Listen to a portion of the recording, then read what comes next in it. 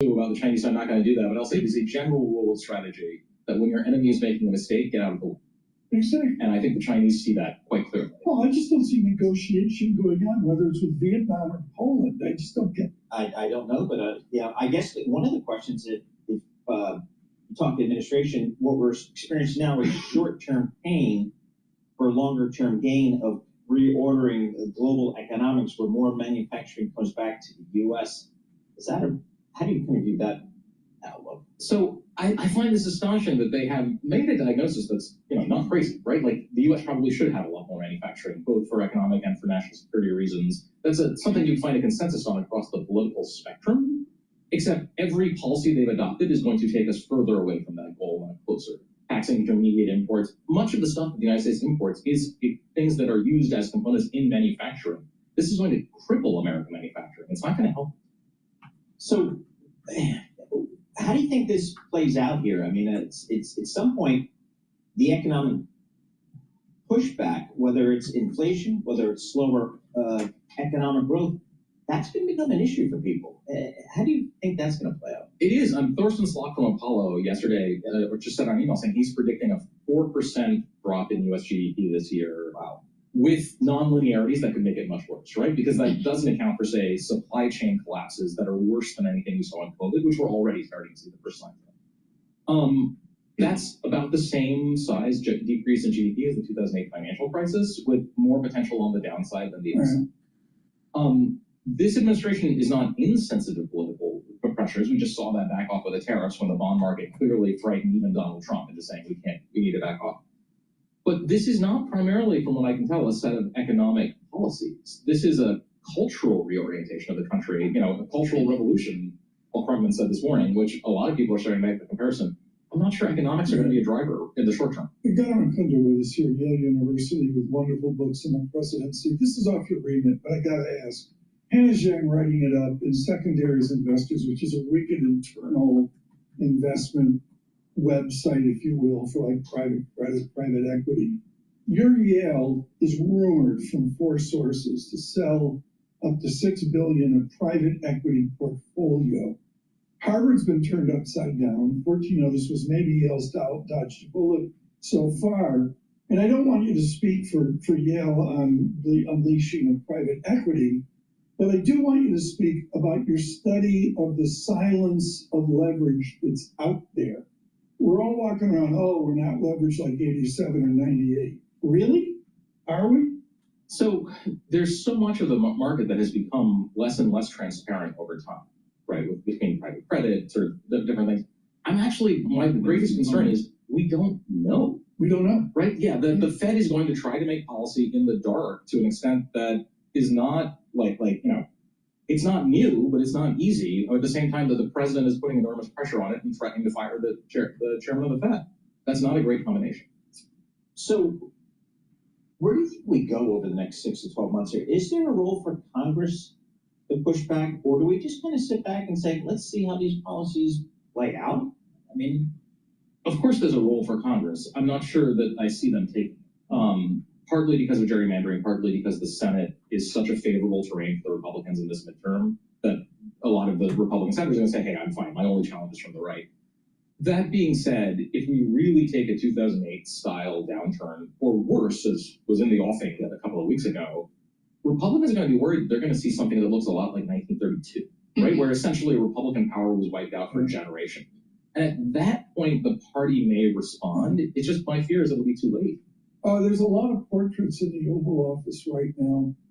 Which is the most important presidential portrait for President Trump? Is it Andrew Jackson or is it someone else I'm missing? So it used to be Andrew Jackson. I don't think he put the portrait up, but he has somehow become obsessed with William McKinley, who he believes that McKinley's tariffs made the United States more prosperous than it's ever been. He says this over and over again.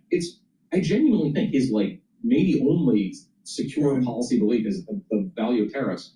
But just know that the McKinley's tariffs, any economist will tell you, were not a success. They were a disaster. And he reneged on them. Reneged may be too harsh, folks, but President McKinley reversed, I believe. McKinley however, was a much more traditional Republican. He was an establishment Republican. He was backed by the Republican establishment. Mark Hanna, the Karl Rove of his generation, was the sort of the power factor. Listen to you. He was the power factor behind Blaine and Maine and all that. Trump is not like. Yeah, I got 1 minute left here. But one day I woke up, folks, in my youth, and I realized I had no clue about late 19th century America. It was unspoken. My grandparents would talk about it. I grew up in a really strange house. So I read the 2-volume Alan Nevins on Grover Cleveland Alexander. I always say that. God, for the gift that he was.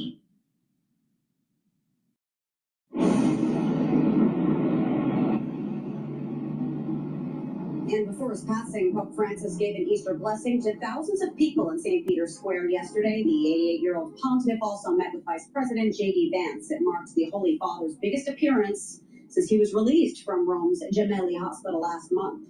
Pope Francis, the first Latin American pontiff and leader of more than 1 billion Roman Catholics, was admitted to the hospital back in February, initially for bronchitis, which then progressed to double pneumonia. He had part of his right lung removed when he was younger and had been hospitalized several times with other health issues, suffering a series of regressions and setbacks, which at one point required mechanical ventilation. The Pope spent 38 days at Gemelli, the longest hospitalization of his 12-year papacy.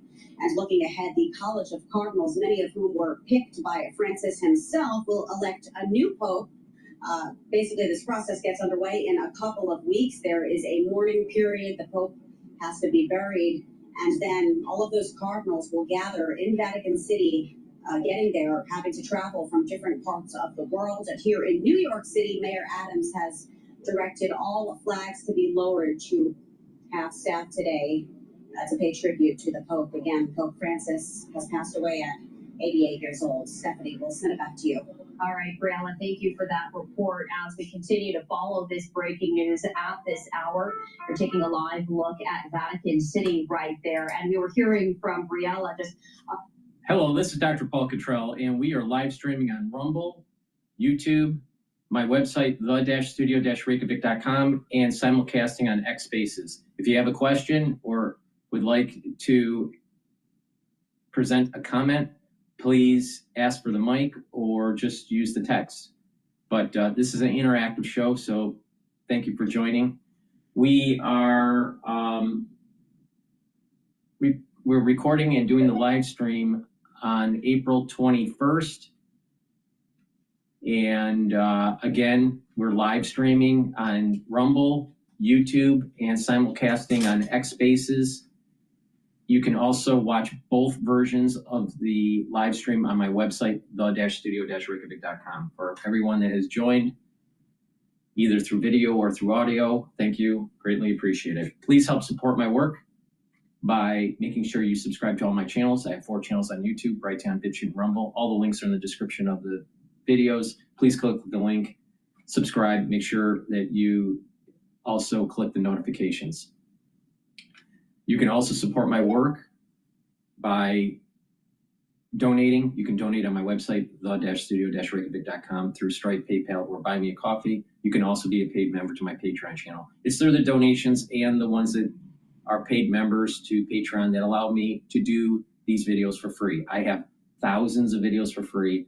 Obviously, for the people that have been watching me, I help you navigate through some tumultuous times, either through health issues or through financial crises or just my opinion about what's going on in international affairs. I have a unique perspective on all these subject matters, way beyond most people. So please go to my store, the-studio-reykjavik.com, and help support my work and help support my health. I have a set of products that if you use them on a daily basis, you will start seeing improvements in your health. I'll tell you how to stack them affordably, and these are things that I do to slow down the aging process and to boost up my immune system. Don't worry about what we went through in 2020 as long as you follow my lead. You don't follow my lead, tough shit. Please go to my store, the-studio-reykjavik.com. A great product to help support my work and to help support your health is the structural nano silver soaps. All right, you can get it in lemongrass. You can also get it in charcoal tea tree.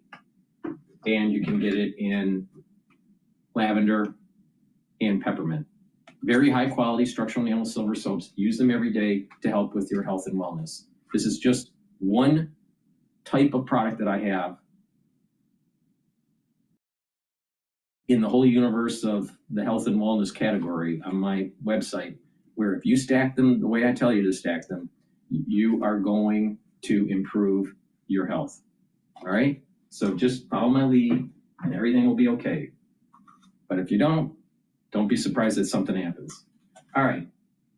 A lot has happened. Pope Francis passed away last night. I was a little surprised that he lasted this long, but I think what happened was the doctors were pumping him up with the medication to just kind of keep him steady, and he wanted to go just after Easter. I think that's what happened. All right. When you're starting to see people near the end of their life, you can kind of give them a little bit of extra time through medication. All right. Not that much extra time, and it's not that great of a quality of life. But I think that's what was going on with him. All right. I was a little bit surprised that he didn't pass away earlier in March. All right. Normally, when you're older and you start getting pneumonia, which he had, they go pretty quickly. What happened with my father, he was in a nursing home for a few years. We put him in the nursing home in 2021, mid 2021, after he crashed and he had ischemic dementia.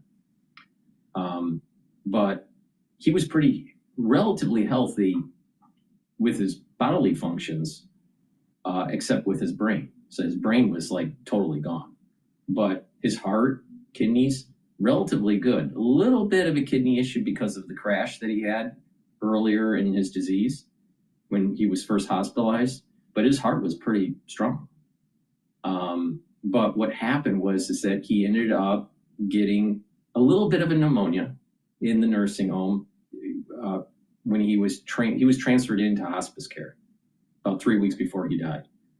And he contracted pneumonia, not that bad though, just I would say a mild case of pneumonia, but it pushed him over the edge and he started having respiratory issues, obviously because of the pneumonia, but also cardiac problems, even though he had a strong heart. So his blood pressure started to go down very low. So he had low perfusion. And you can reverse that temporarily with medication, vasopressors, all right? But because the perfusion was so low, there's damage to other organs. If you have low perfusion for a while, hours or days, you cause organ damage. I mean, you can't recover, and it's just a downward spiral. So my father's case was a little bit different than with the Pope's case. But the point here is that when you get older, you contract pneumonia. You can develop a pneumonia much more easily. You can contract pathogens that cause pneumonia, all right? In my father's case, what happened was because of the way he was eating, most likely he had some food particles that ended up getting into his lung, and he had lower left pneumonia. So if I'm not mistaken, I think the Pope had bilateral. I think it was bilateral. But so it's a little different. But the main point here is that when you get older, you start having a weaker immune system, and you can contract pathogens that lead to pneumonia much more easily, especially when you're in your 80s. Now, my father was 81, and I believe the Pope was 88. So, but obviously the Pope gets probably the best cure on the planet. There's probably only 3 people that get the care that he gets. The Pope, the King of England, and the President of the United States. I don't think anyone else on the planet gets better care than those 3. So I think what happened is that they kind of pumped him up with enough meds to get him over the edge to Easter, and then he went. I don't believe this idea that he was all well without meds and that he just expired right after Easter, you know, because of some sort of holiness. I don't believe that for a second. You know, I think he was pumped up with a lot of meds to just get him over the finishing line, and then that was the decision. That's my take on it. I could be wrong, but I wouldn't be surprised if that happened. All right. So, all right. So let's continue on with what Dolan is saying here. Dolan is the cardinal in New York. The next step really is the path. All right. No, so this is interesting because I was to leave for Rome tomorrow anyway, with about 200 pilgrims from the Archdiocese of New York at the invitation of Pope Francis. This is the Jubilee year, 2025. Pope Francis had invited people from all over the world to visit the city of Peter and Paul. So I said, let's go. Let's take the invitation of Pope Francis seriously. So we start our pilgrimage. Well, I'm leaving tomorrow on that pilgrimage, so kind of providential, kind of opportunity. Is there any schedule yet for? No. We got a text. See how modern we used to get telegrams. We got a text announcing to the College of Cardinals that the Holy Father had passed over, but we haven't gotten any other further information on the protocol. The protocol is pretty well set down, as you know. There'll be some days of mourning, the funeral, continued days of mourning. The Cardinals would then meet in what they call the congregational meetings every day, and the conclave would then begin. So, thank you, everybody. Stick with me. Anybody bring donuts or anything?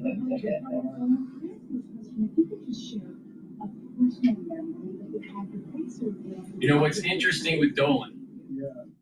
What's interesting with Dolan is that he put in there's an official with Dolan there was an official form that's filled out once you get to a certain age, and if you haven't elevated beyond cardinal, you retire. And he was in the interim where they were waiting to elevate another person in New York to be cardinal, so Dolan would retire. I don't know though, because they haven't picked someone because he will be in the conclave. I'm sorry.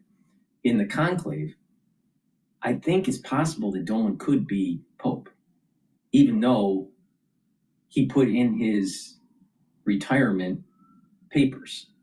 All right. Once you get to a certain age, you're forced to retire within the church if you're not elevated to a certain level. You know, he elevated to the max that he could. The next level is Pope, all right? But no one was picked.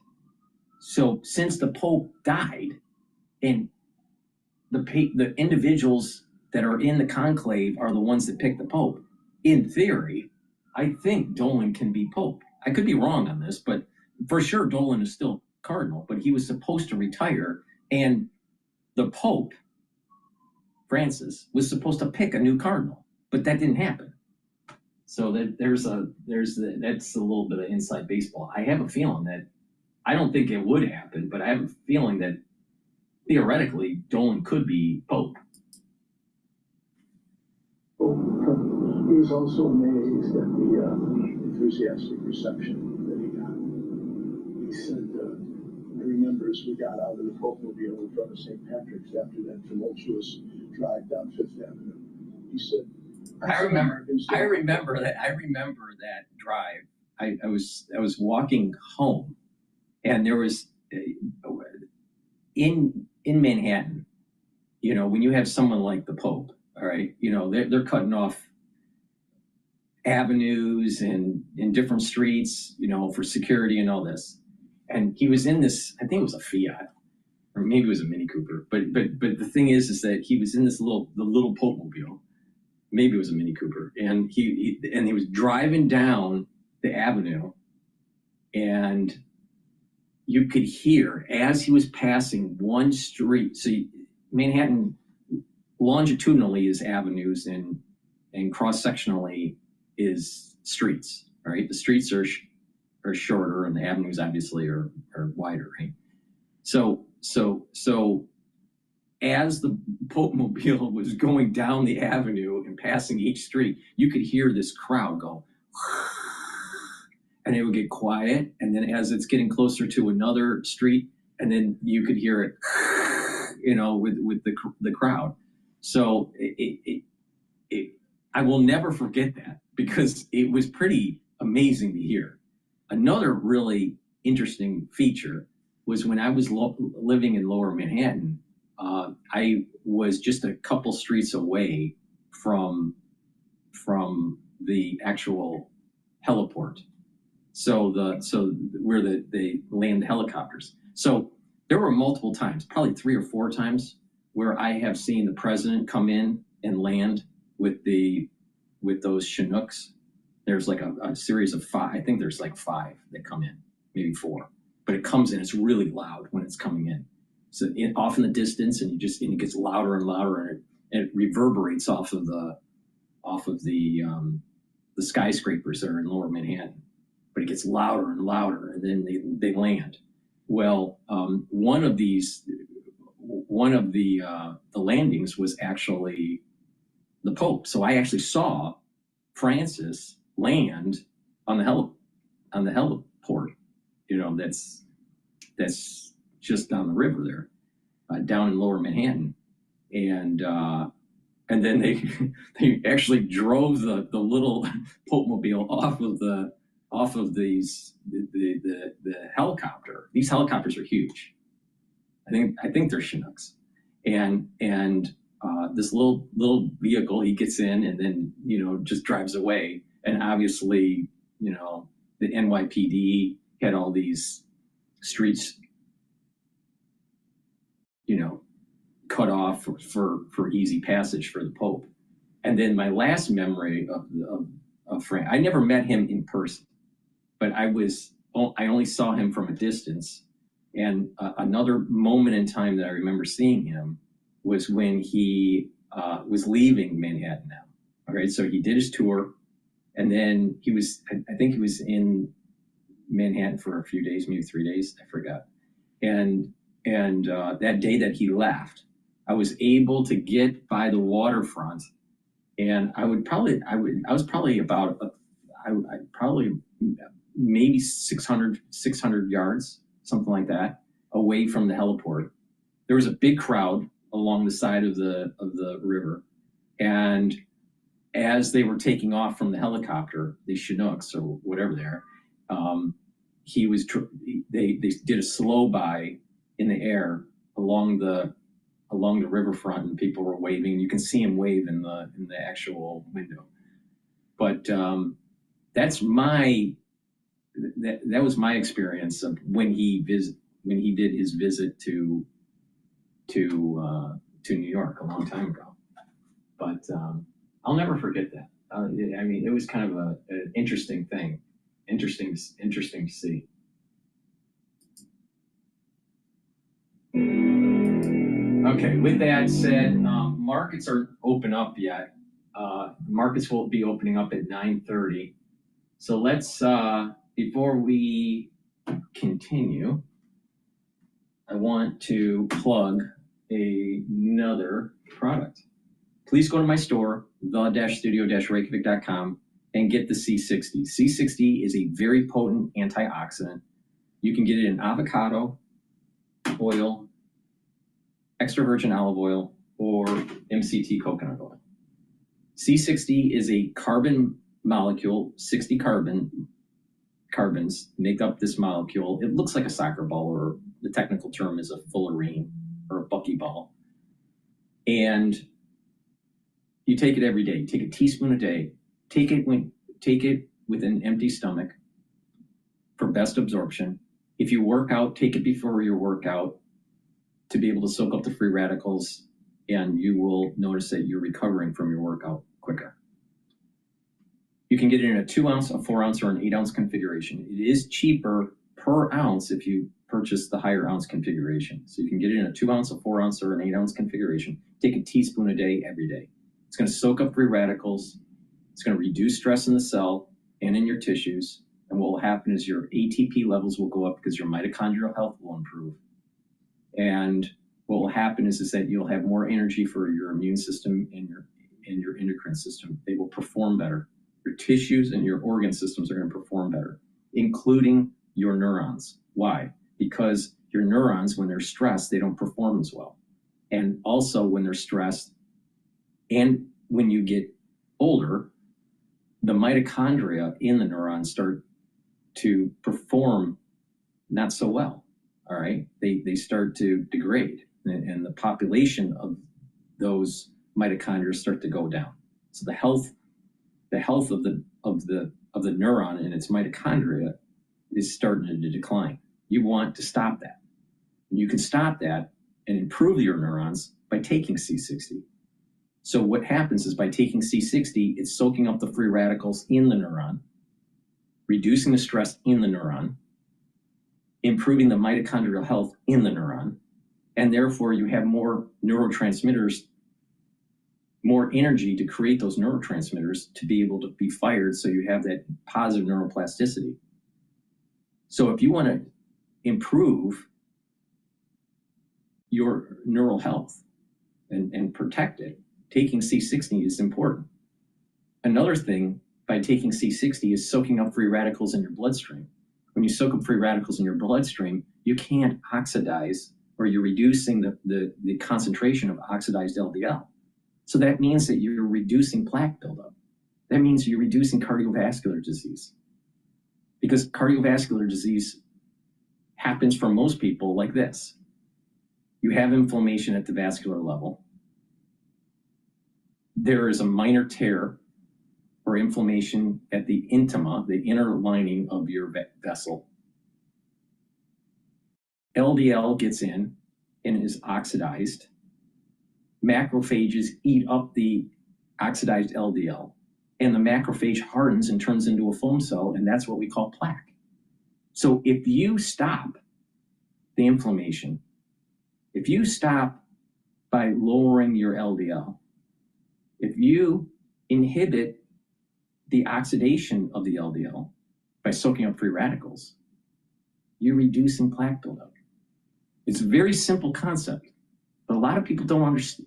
A lot of people don't see the light, right? You know, so guess what? You can help your cardiovascular health if you just follow my lead. And this is exactly what I do. I have a cardiovascular box, a longevity cardiovascular box, where if you take those supplements, you're reducing your chances of plaque buildup. And if you take them over a longer period of time, like a year or 2 or 3, you're going to actually reduce the plaque buildup that you already have. You can't get rid of all of it, but you can radically reduce it. So the bottom line is this: take C60 and it'll soak up those free radicals. And when you soak up those free radicals, a lot of positive things happen for your mitochondria. You'll have more energy. Your immune system will perform better. Your endocrine system will perform better. Your neurons will perform better. And you're soaking up free radicals in your blood. And when you do that, you're reducing the chances of plaque buildup. So please go to my store, the-studio-reykjavik.com, and get C60. All right. Now, if you want to do the pharmacopoeia, what will happen is as you get older, you start, building up plaque, and you didn't realize that you started having cardiovascular disease in your teens. In the United States, you develop cardiovascular disease, asymptomatic in most cases, at age 16. 16 years old. You don't know it, but you have it. And the symptoms start to pop up in your 30s, 40s, or 50s usually, depending on lifestyle. All right? But if you don't pay attention to what I just said, by bringing down inflammation, lowering that LDL, exercising and soaking up those free radicals, what will happen is over time, you're going to get more and more plaque buildup. And when you get more and more plaque buildup, what will happen is your blood pressure will start to go up. You might have an occlusion. You might get blood clots. And over time, you'll eventually have a heart attack or myocardial infarction. All right. So the point here is that you can take 2 paths here. In the United States, most people will have heart disease. All right. But most people have heart disease right now. Some of it's asymptomatic, but I'm talking about the symptomatic ones. So you're either going to take two paths. The path of pharmacopoeia, where you're on statins and beta blockers, and eventually it's going to get harder and harder and harder to manage as you get older. And eventually you will get into early stage heart failure. There's problems with your kidney and the ability to regulate the blood pressure, and it's a downhill spiral. Now, it may take multiple decades to get to that point, but you can take another path. And that other path is actually reduce that inflammation, soak up those free radicals, reduce that LDL concentration and boost up your HDL. And when you're doing that, you aren't going to have all of the problems in your geriatric years with blood pressure regulation, kidney issues. I mean, a lot of people are saying that if you're on decades on statins, that it's not so good. So, you know, you can pick one path, you know, pick one of the two paths. Most people in the United States, that's your decision matrix right there. Pharmacopoeia or listen to me. It's your choice. Okay. All right, let's go back to live now about Pope Francis. Now, what is interesting, and I know the media is making hay out of this, you know, because that's how the news cycle works. We just saw what it's like to be in the conclave, right? You know, well, not in, but the process. When Francis was elevated from Ratzinger, when Ratzinger stepped down, right? Plus, ones that are like Gen X, we all remember John Paul II dying and the elevation of Ratzinger, all right, to Pope status. So if you don't have a goldfish memory, you already know what the process is. But what is amazing to me on these news channels, it's as if no one has ever seen this in, you know, for the last 3,000 years.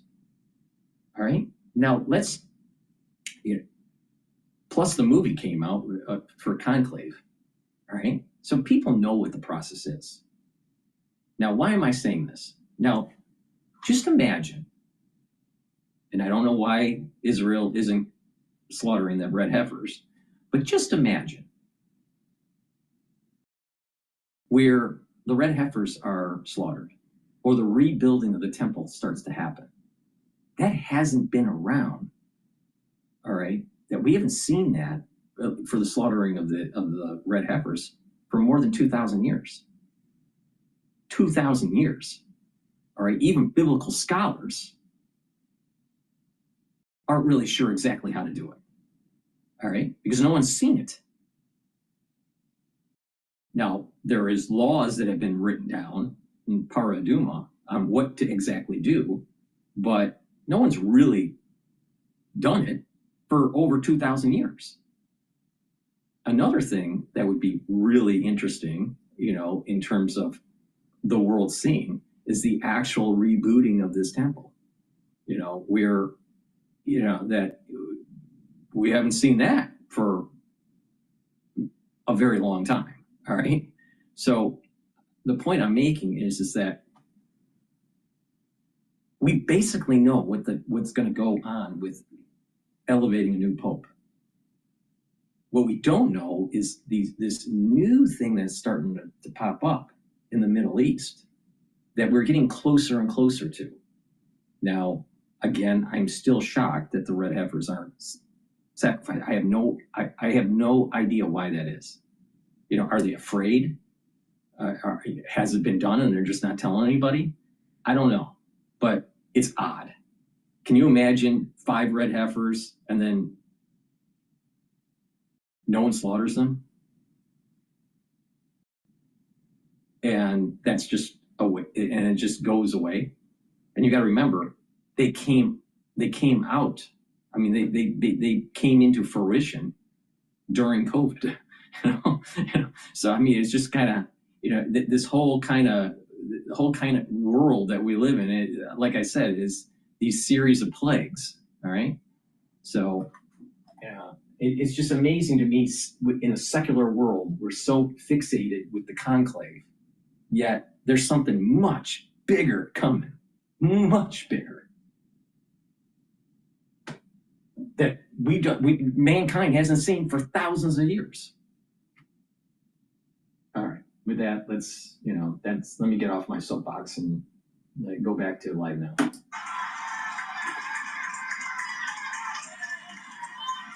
They're just replaying his Easter.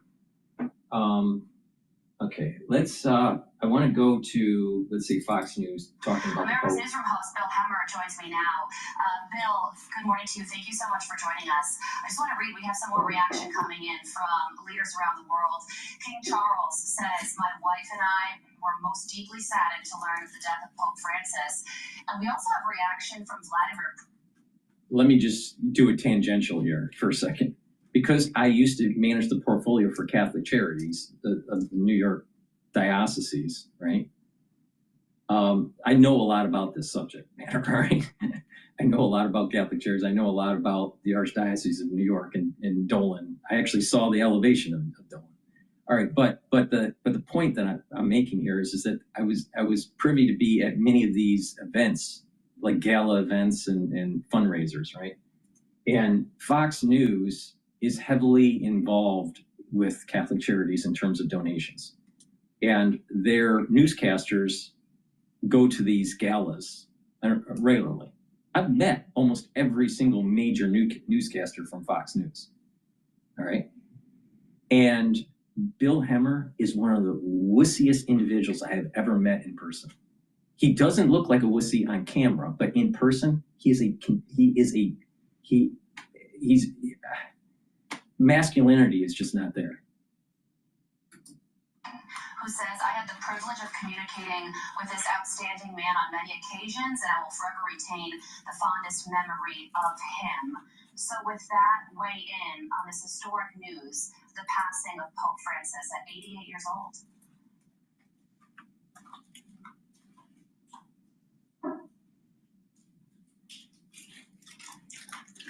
Why isn't it playing here? Hold on, there is a problem with my speaker.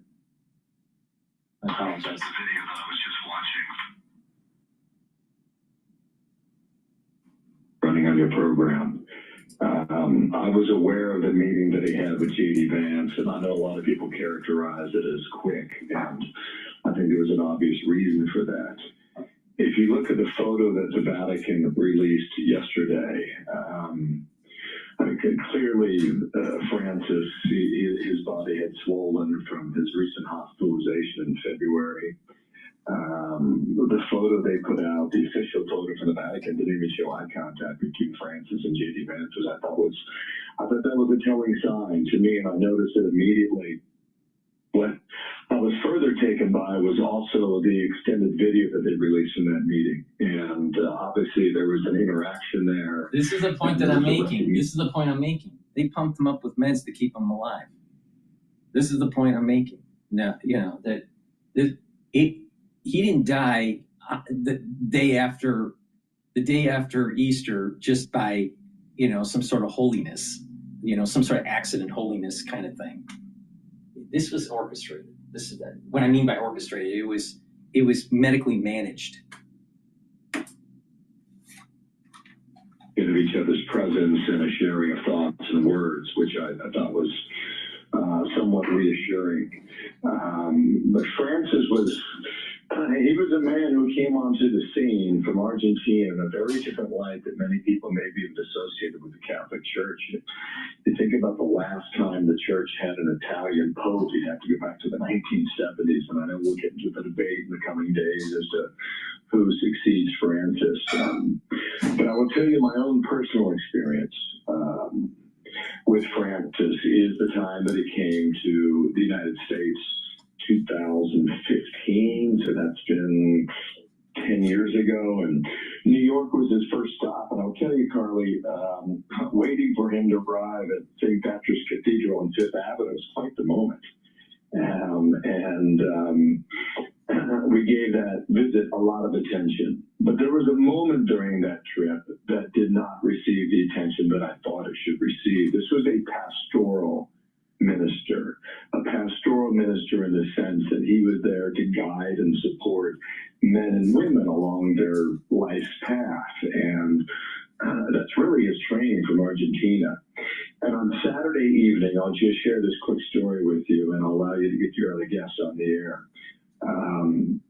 He was in Philadelphia. It was a highly anticipated visit, but it was a Saturday night, and the big splash really came in New York in the days that preceded that. And I felt, as a reporter and as a Catholic myself, watching his visit, that he was the most comfortable when he was in Philadelphia on that late Saturday night, because he had face-to-face interactions with men and women who had come to see him from all over the United States, not just Philadelphia.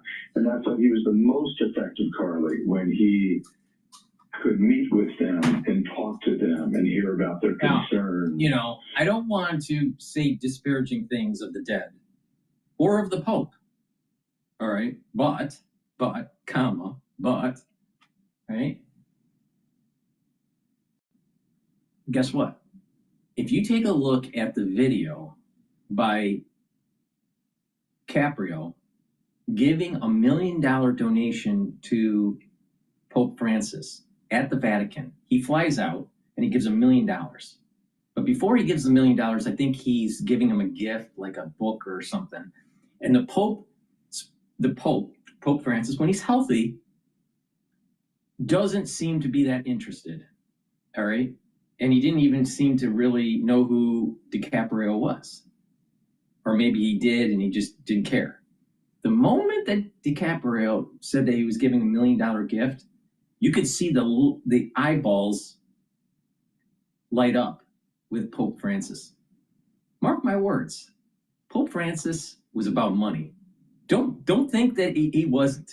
Don't think he wasn't. And not only that, the Vatican had a lot of problems with finances. All right? There are documentaries about this. All right, that you can watch on Amazon Prime, or they might even be on YouTube. But the point here is that the Vatican had money issues. The Vatican had problems with the legal, with all those lawsuits. And Pope Francis was not as, humble as you think. You don't believe me? You don't believe me? Just search on YouTube about Leonardo DiCaprio, giving $1 million gift to Pope Francis, and watch that video and you'll see exactly what I'm talking about.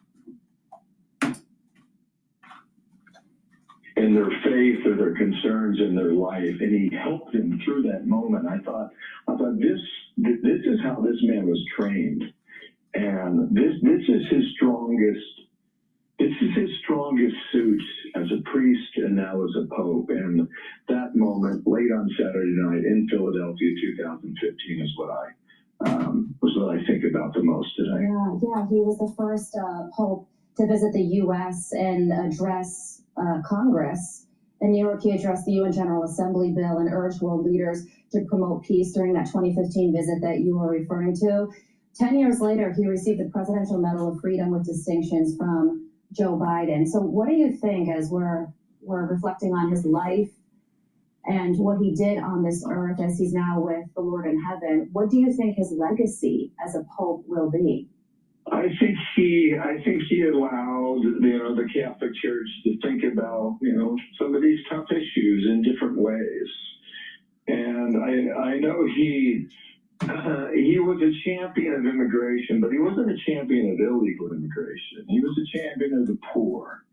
And I thought he did a very good job of taking that into the opulence that is Vatican City. And I know you've mentioned that he chose not to live in the Basilica there in St. Peter's, which must be one heck of a place to live your life, by the way. And he chose to live in different housing. I thought that was emblematic of who he was. And not to draw a lot of contrast with him and Benedict, but I remember this story too, that Benedict wore the red shoes, and Benedict, who was Joseph Ratzinger from Germany at the time, and he chose to wear regular shoes. And a lot of people outside the church may think, well, that's no big deal.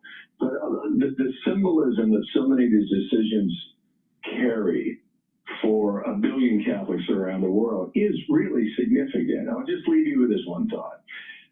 Once we get past the funeral for Francis and we get into the conclave that was shown in Hollywood over the past year and a half, there's going to be there'll be a lot of wagers as to who should succeed him. And I would just offer one thought in this. There is going to be a lot of pressure to bring the church back to Italy. There's going to be a lot of pressure to elect the next pope as an Italian. And the reason I mention that, Carly, is because I covered John Paul II, and I've covered Francis, and Benedict's resignation as well. And there's always a debate as to the weight of the Italian aspect of the Catholic Church. And if you think about it, Pope John Paul II from Poland, 1978, I think he was elected. I think it's going to be a battle. I think it's going to be a battle between the conclave that is wanting to bring it back to Italy, a representative of Italy, one of the cardinals from Italy. There's that group. And maybe it's 60, 70%, but I'm willing to bet that there's about a 40 or 30% group within the cardinal college, if that's what they call it, whatever. But within that population of the cardinals that will be in the conclave, that they actually want to pick someone that is black because of a woke. The question is will there be a woke policy within the conclave to counteract what's going on in the world, especially in Trump America, all right? Because there is this push around the world of an anti-woke agenda. Now, what is interesting is an anti-woke agenda does seem to align with conservatism, but you do have a group that is supporting the church that is left to center and wants some sort of woke policies, So it would not surprise me that there is a group within the conclave that wants a black pope. All right. So I think there's two battles here going on. Now, the group that probably wants a black pope, if that is even possible, because I do believe there are black cardinals, is probably only 30 or 40% of the cardinal population, while 60 or 70% are probably, more leaning towards bringing it back, to an Italian cardinal. That's my take on it. What do I know? I'm Jewish, but I'll tell you, I would not be surprised that whoever they pick will have some element of a wokeness about them. A very powerful moment right there as we take a live look at Vatican City. But that was a moment that happened just moments ago at the New York Stock Exchange. I'm sorry, I wanted to go back to new Fox News. Good 45 years plus, where you had a pope from Poland, and you had a pope from Germany, and you had a pope from Argentina. Where will the next pope come from? And there will be a strong push to pull somebody out of Asia. And that's the reason why I say black pope, because it's the white dude, and there's going to be I would not be surprised that the next pope has some sort of woke agenda. Maybe even out of Africa, or perhaps even the wonderful man that we have on Fifth Avenue in Cardinal Dolan, a person who I think is an amazing communicator. And I think I think if the church went with, given the problems we've had in the American Catholic Church for decades, I think that's a strong reason why they did not lean toward Cardinal Dolan. But I'm telling you, he is a man who could carry this church forward in a way that many people do not see. But I have seen him, and I know his ability to communicate to people of all walks of life. He would be a strong, strong selection. On the other hand, I'll just leave you with this thought, is that there's going to be a big push to get an Italian back as Pope after going to Poland and after going to Germany and then Argentina. So, Bill, we were talking earlier in the show about how Pope Francis sat down for an interview with 60 Minutes. And in it, you could tell that he had a sense of humor. And there was one joke that he told during the 60 Minutes interview. He was talking about immigration. And these are his words. He said, Irish brought whiskey, Italians brought the mafia. And then you could tell that the moderator was a little taken aback. And he said, it's a joke. Don't take it too seriously. And, you know, that's something that he had that probably worked in his benefit. And Cardinal Timothy Dolan certainly has that sense of humor as well. So unique perspectives. Final thoughts to you as we cover this together. It's Easter Monday, and I hope everybody had a great Easter celebration with their family and close friends. And I certainly did back home in Cincinnati, Ohio, and I would just say, you know, this story will develop. We'll take it piece by piece, and I guess my final comment before I see you in person later today, Carl, would be, if I had a vote, it'd be Timothy Cardinal Dolan. Bill, thank you so much for joining us. You will be picking up the reins. Can you imagine? Can you imagine Dolan becoming the Pope? I don't think that's going to happen. I think it would be hilarious, but it would, I don't know, placate to maybe some of the woke out there because New York is quote liberal. But I'll tell you, I think that there's probably a big push for, I think Hemmer is right. There's a big push for an Italian to come back as Pope, or even, to have a black Pope elevated. I think there's a push for that too. I don't think Dolan is going to be elevated to Pope status. I'd be shocked. But okay, let's continue on. In Eastern time, we appreciate it. Thank you, Carly. Jonathan, back out to you. Just final thoughts in the last 30 seconds that we have. We will have time to discuss who will be the next Pope. We will have time to discuss also all the funeral rites. But let me tell you, Pope Francis, in his last minutes of life and hours, he taught us what it means to live and to die. And he did it beautifully. Amen to that. Both heartbreaking and joyous news. Jonathan, thank you so much. Fox and Friends starts right now.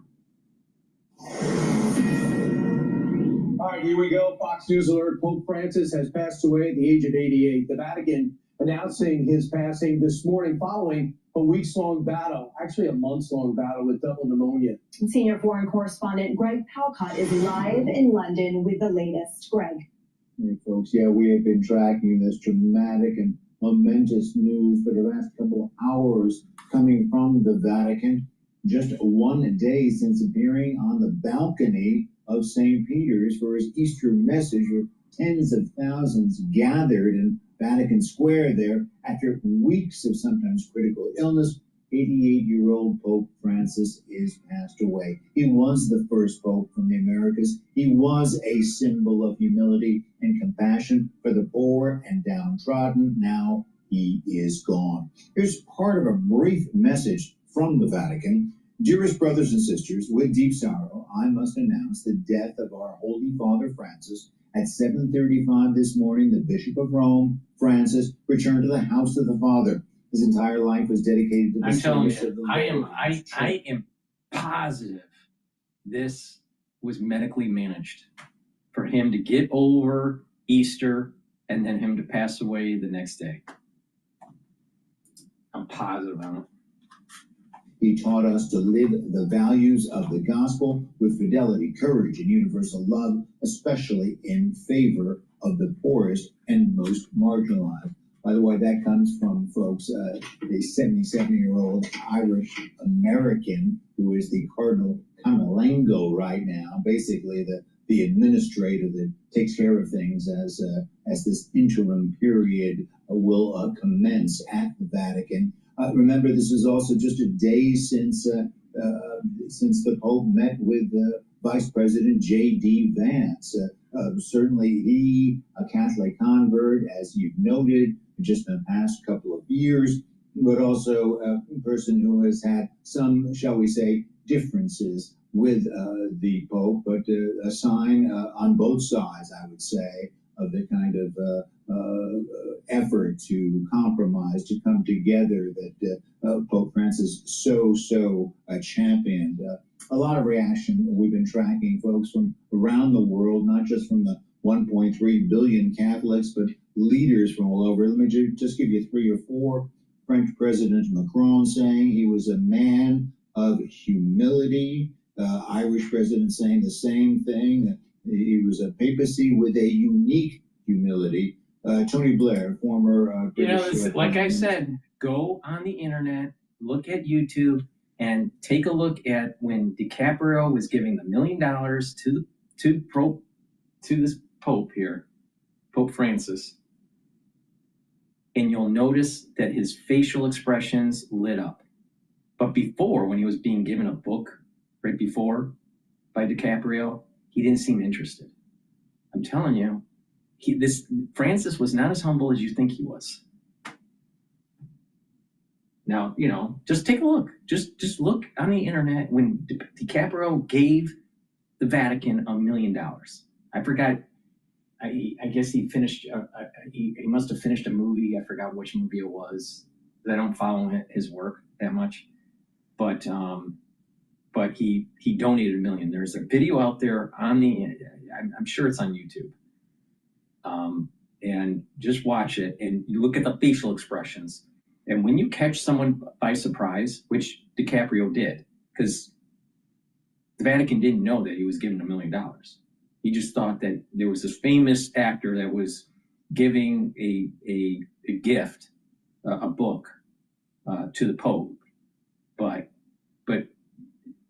when you catch someone by surprise, you get their essence of their soul.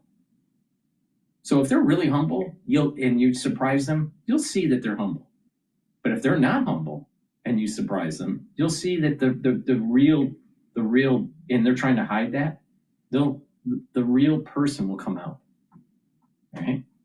And that's what happened with Francis. So don't believe the bullshit. We're calling him an extraordinary and devoted servant. The White House itself showing in a post a picture of the Pope and President Trump, simply saying, rest in peace. Again, this Pope filled in after the 2013 resignation from Pope Benedict XVI. He was voted in after... Now think about it. Was Ratzinger stepping down or was he pushed out? And who was running the show in the Vatican? Was there some sort of coup that was taking place between the Jesuits and the non-Jesuits during Ratzinger's reign? I wouldn't be surprised that it was a little bit more complicated.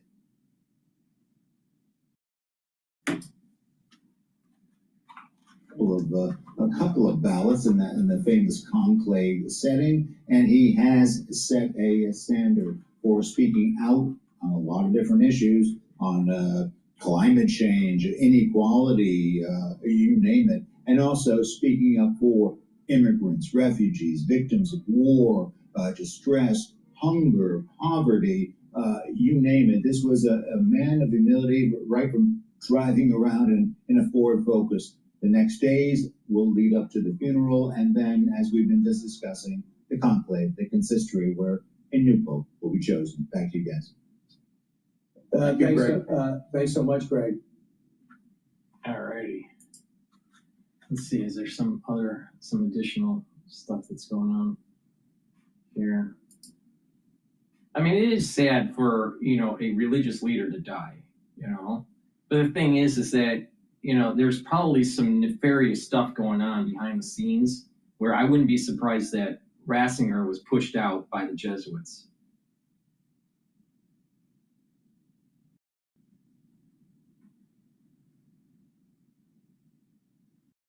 Let's go to CBS News here. Stop letting handover be a headache. With Kahua's asset-centric approach, you gather accurate asset data as you build. So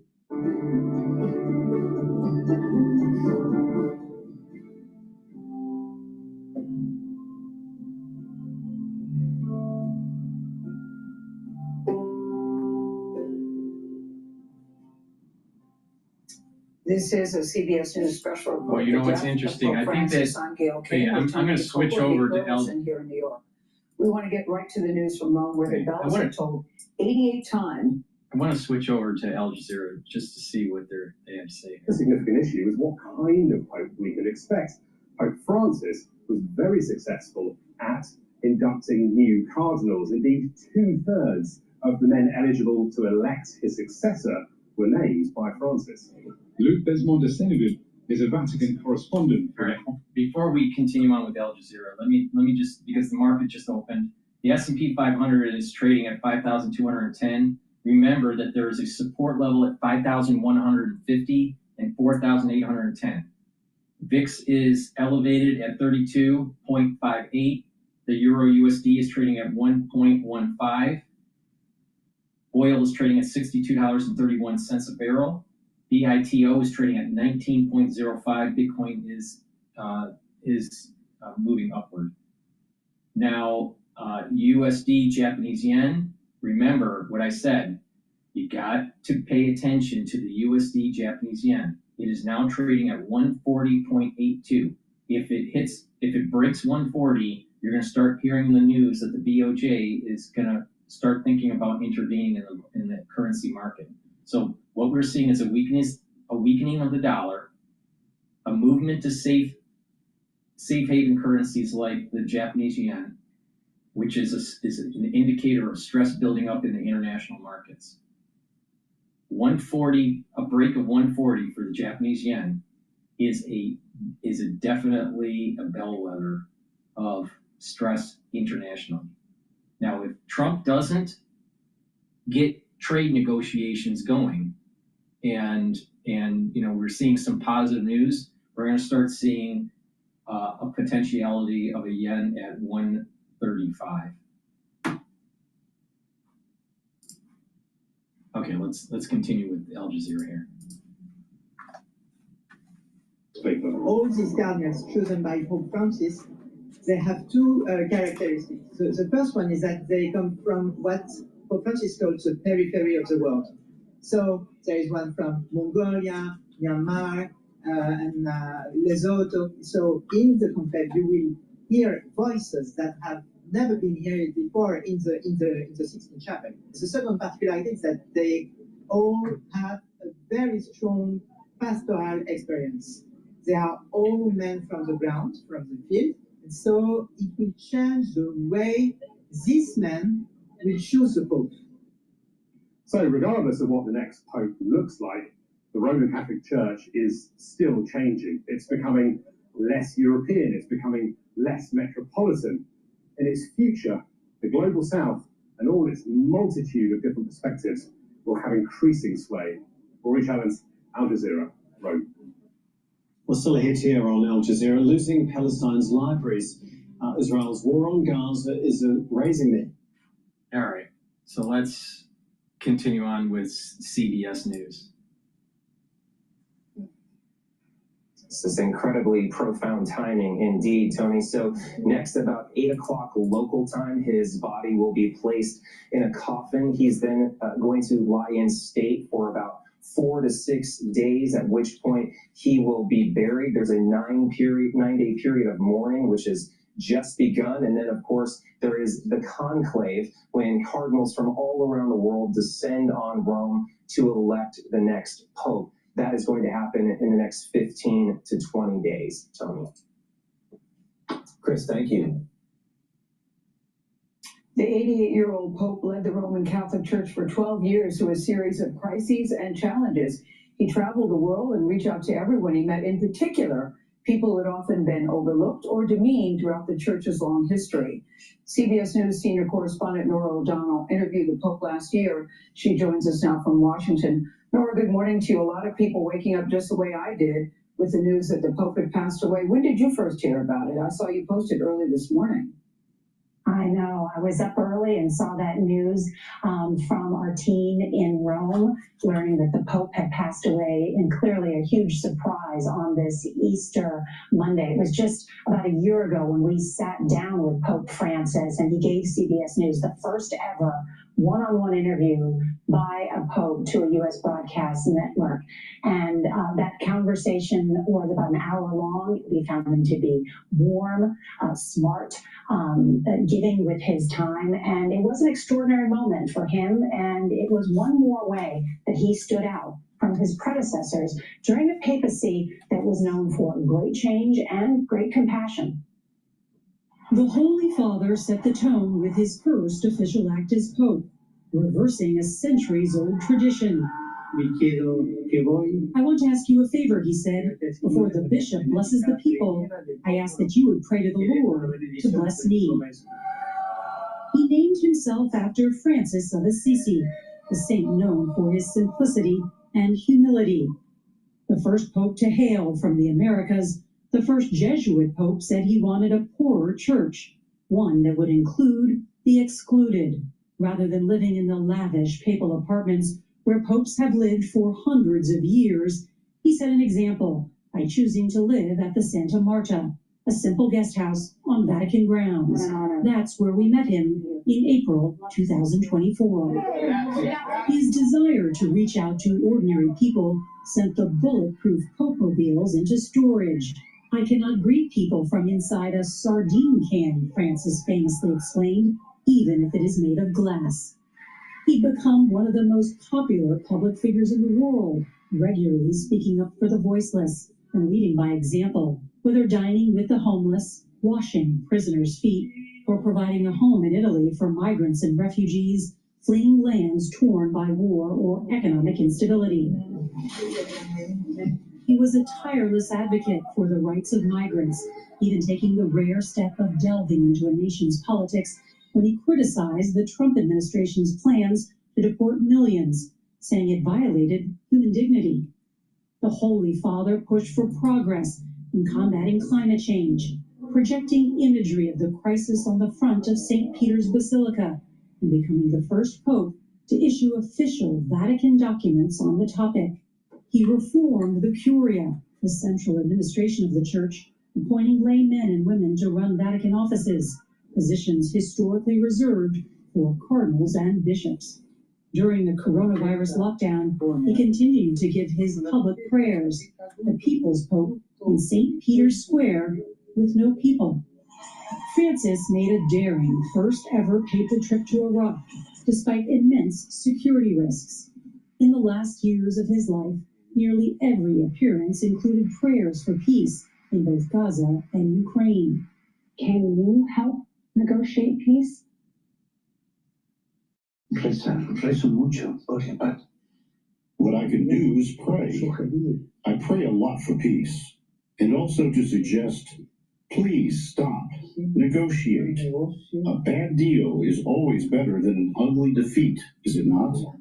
Over time, his papacy began to be defined by a topic he did not choose, the wave of clerical sex abuse scandals that stretched to the very highest levels of the Church. He was accused at first of being tone deaf in his slow response to the crisis.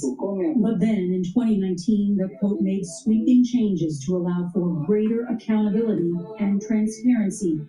Francis abolished the top-level confidentiality of pontifical secret. You have said zero tolerance. No, it cannot be tolerated. When there is a case of a religious man or woman who abuses, the full force of the law falls upon them. In this, there has been a great deal of progress. A few weeks after we interviewed Francis, it was reported that he used a homophobic slur in 2 private meetings. But in his more than a decade as Pope, he voiced support for bringing the LGBTQ community into the church. That push started aboard a papal flight just months into his tenure. Who am I to judge, he said. While he may have received widespread credit for changing the tune of the church, as one Vatican reporter puts it, the lyrics remain the same. Despite drawing fire from church conservatives for being too liberal, he reaffirmed church doctrine opposing gay marriage, but allowed those in a same-sex union to be blessed. The Catholic rules for pretty much everything from birth control to ordaining women were unchanged. Hailing from South America, Pope Francis's simple style was a product of his humble beginnings. Jorge Mario Bergoglio was born in 1936 in Buenos Aires to an immigrant Italian railway worker and a housewife. As a young man, he lost part of a lung to an infection, worked at menial jobs, and studied chemistry. Ordained at the late age of 32, he made visiting slums and caring for the poor of Buenos Aires a fixture of his ministry. Francis claimed he only brought a small bag to the conclave that elected him because he expected to be going back home to Argentina.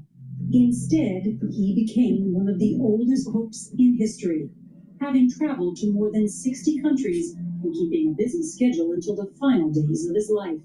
But he wasn't immune to health issues, using a wheelchair since 2022 and spending weeks in the hospital in 2023.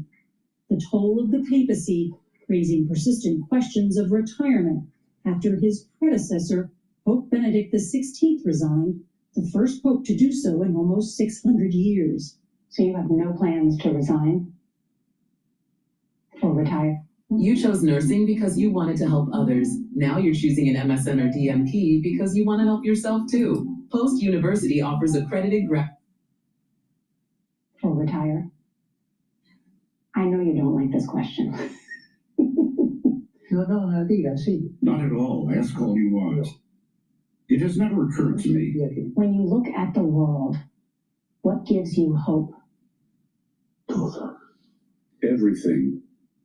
You see tragedies, but you also see so many beautiful things. You see heroic mothers, heroic men, men who have hopes and dreams, women who look to the future. That gives me a lot of hope. People want to live, people forge ahead, and people are fundamentally good. Fundamentally good. I believe that too. Nora, I loved his expression when you asked him about retirement. I thought that was priceless. As you said in your piece, he was a pope who made big changes to the papacy. So do you think that made him controversial? Because a lot of people thought that he was more inclusive than many of his predecessors. That is true, Gail. I mean, Pope Francis was a lightning rod on a number of these issues, but he was also trying to make the Catholic Church more inclusive. You know, there are about 1.4 billion people around the world that say they are Catholic. About 20% of Americans associate with the Catholic faith. But yes, they have to make it more inclusive because the conservative movement within the Catholic community is shrinking. So that means funds for the schools, the churches, even the Vatican are going down.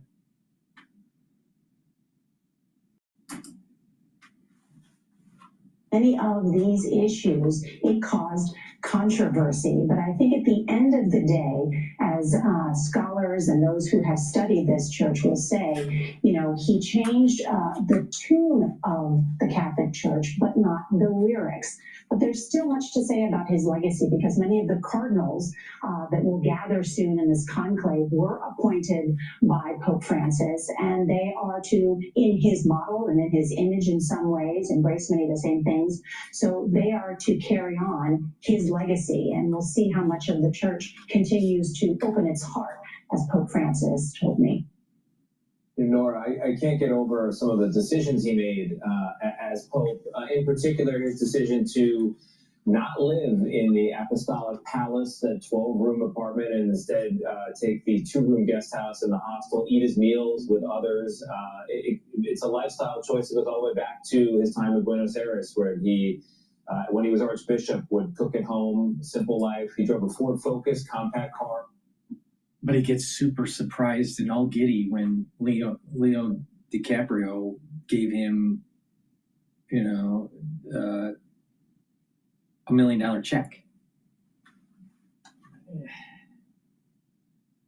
He wasn't as humble as people think he was. None of these big, you know, every aspect of his life, from what he wore to what he ate to where he lived, was humble. Could you talk about that for a bit? Yeah, I mean, when, you know, look at what he's wearing. I mean, not the red regal robes that normal popes wear. Instead, the plain white cassock, that silver cross, not a gold cross that we might usually see on cardinals. And that's in part because he was the first in so many ways, not only the first pope from the Americas, but the first Jesuit pope. And I covered that conclave, you know, some 12 years ago, and I had a guess that he might call himself Francis. He's the first pope to be called Francis after St. Francis of Assisi, who is known for his humility and modesty, and that has really been the hallmark of his papacy. And that's in part why the Holy Father spent so much time talking about migrants during his papacy, because he talked about the globalization of indifference. He asked people to think about why migrants leave their home. They are fleeing war, injustice, poverty. And so that is why it's led him to clash with the current administration, but all war, injustice, poverty. Majority of the ones that are coming over to the United States through the porous borders of the Biden administration and previous administrations, they look well fed. They don't look like they're starving. Most of them are just males at you know, at a war age, a military age. Some of them are families, but all of them look well fed. And not only that, makes you wonder, when you're walking imagine buying a pair of new shoes. I mean, I'm all kidding aside here. Buy a pair of new tennis shoes and try to walk the number of miles that it is from, let's say, South America to Texas, whatever that number of miles are, all right? Your shoes would be destroyed, all right? So where are they getting the new shoes? Who's giving it to them? See, who's feeding them? This huge caravan of people, you know, and sometimes it was 10,000 people or more in these caravans. That's a big move. Who's feeding them? Who's clothing them? Who's giving them new shoes? You ever wonder that? Try to walk, and not, you know, on a treadmill or whatever, and use the same shoes and see how long they last. You'd be surprised that you'd probably need another pair. So the point is that it's an orchestrated invasion. It's not that they're running away from a war-torn area. What it is they want to get the lotto. They want to win the lotto. And winning the lotto is being in the United States. All right? And they want the free smorgasbord of social policies. I think will be one of his defining moments. Tony and Gail. Really well played. Thank you, Nora. No, you know, the way I see this, John Paul II was probably the best pope in modern era. All right, why? Because he was willing to go toe to toe with the communists. All right. Ratzinger, he seemed like a scholar. He had kind of like a scholarly aspect to him, but not really probably not a good manager. All right. And the charisma wasn't there. Now, did Francis have charisma? But I'll tell you, when you compare Francis to John Paul II, you know, Francis just didn't have it. And let's go back to Rome, or let's go to Rome and talk with John Allen, a longtime observer of the Vatican. He is editor of Crux, a Catholic news website. Good morning. Good morning, Nate. So we're all aware of the health complications that Pope Francis was dealing with. Given that and him defying doctor's orders and making a string of surprise appearances, including the Easter holiday yesterday, what was your reaction of the death of Pope Francis? Well, Renee, I have to admit I was completely astonished.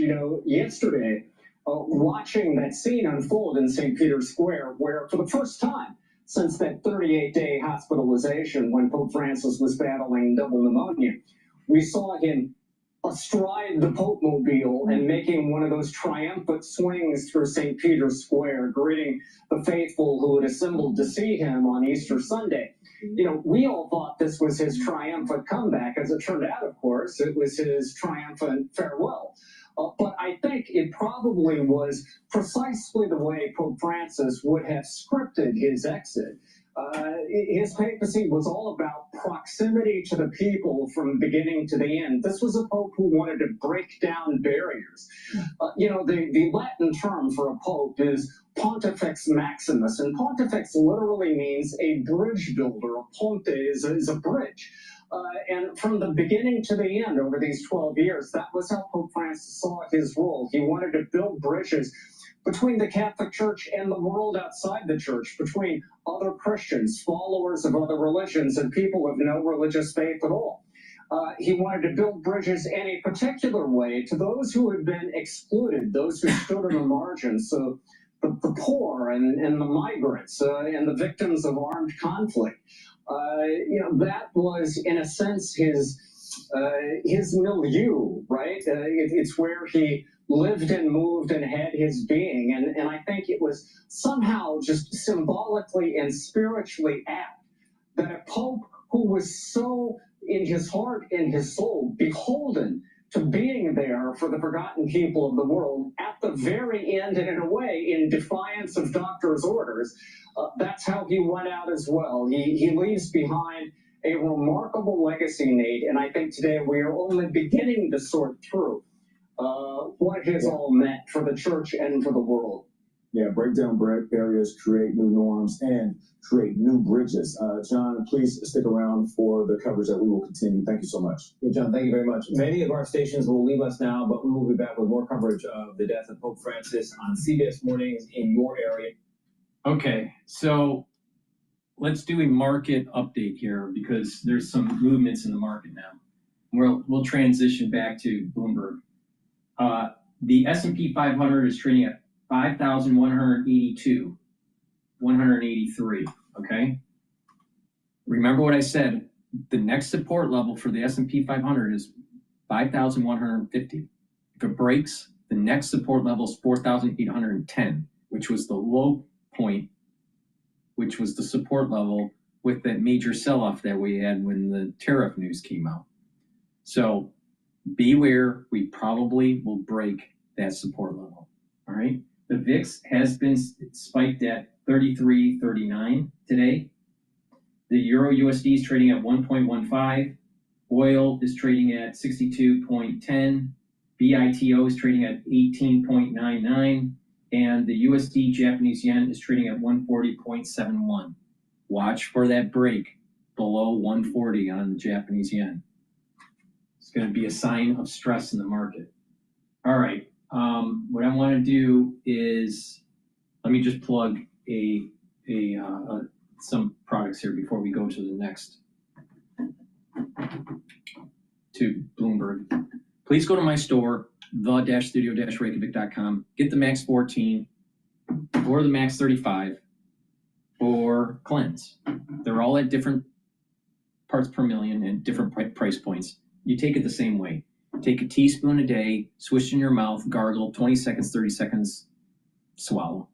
All right? It'll boost up your immune system. If you're not feeling well, take a tablespoon or two a day. Do the same thing. And then once you're feeling better, go back to your maintenance dose. But you should be doing this every day. Very important. It's part of a 4-pillar protocol that I have called the CORE. And that CORE protocol is the Max 35 or Max 14 or Cleanse. That will boost up your immune system. C60, which I talked about earlier, soaks up free radicals. Turmeric ashwagandha and lignans bring down inflammation, helps with your immune system and your cardiovascular system. And taking Boomer Boost to rev up your metabolism and to shoot up your energy levels.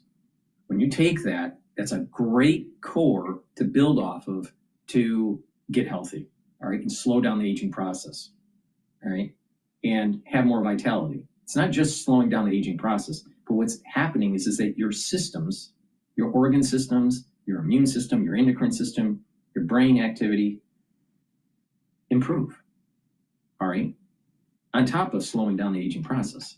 And what's the most important is the vitality of the years that you do have, that you have vitality, all right? Please go to my store, the-studio-reykjavik.com, get the Max 14, Max 35, or Cleanse. They're all at different price points and different parts per million.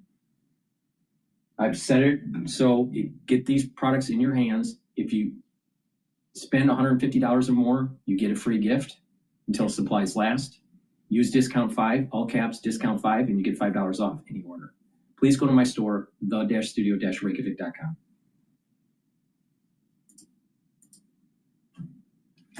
Strong guidance over the past month. This is according to Citi, so that will be quite interesting. All right, let's take a look at some of the stocks on the move today. We're joined now by Bloomberg's Isabel Lee. Isabel, you're looking at TSMC. Yes, we have shares edging slightly lower. That's after the company's Arizona subsidiary posted a loss. So the company also listed the challenges of ensuring, quote, expert control compliance by its customers. So this comes months after the company's AI silicon was found to have flowed to Huawei via intermediaries. So again, it highlights the U.S.-China trade war. But overall, we have TSMC keeping a bullish outlook for 2025. So that's interesting. It is interesting. Also, like ...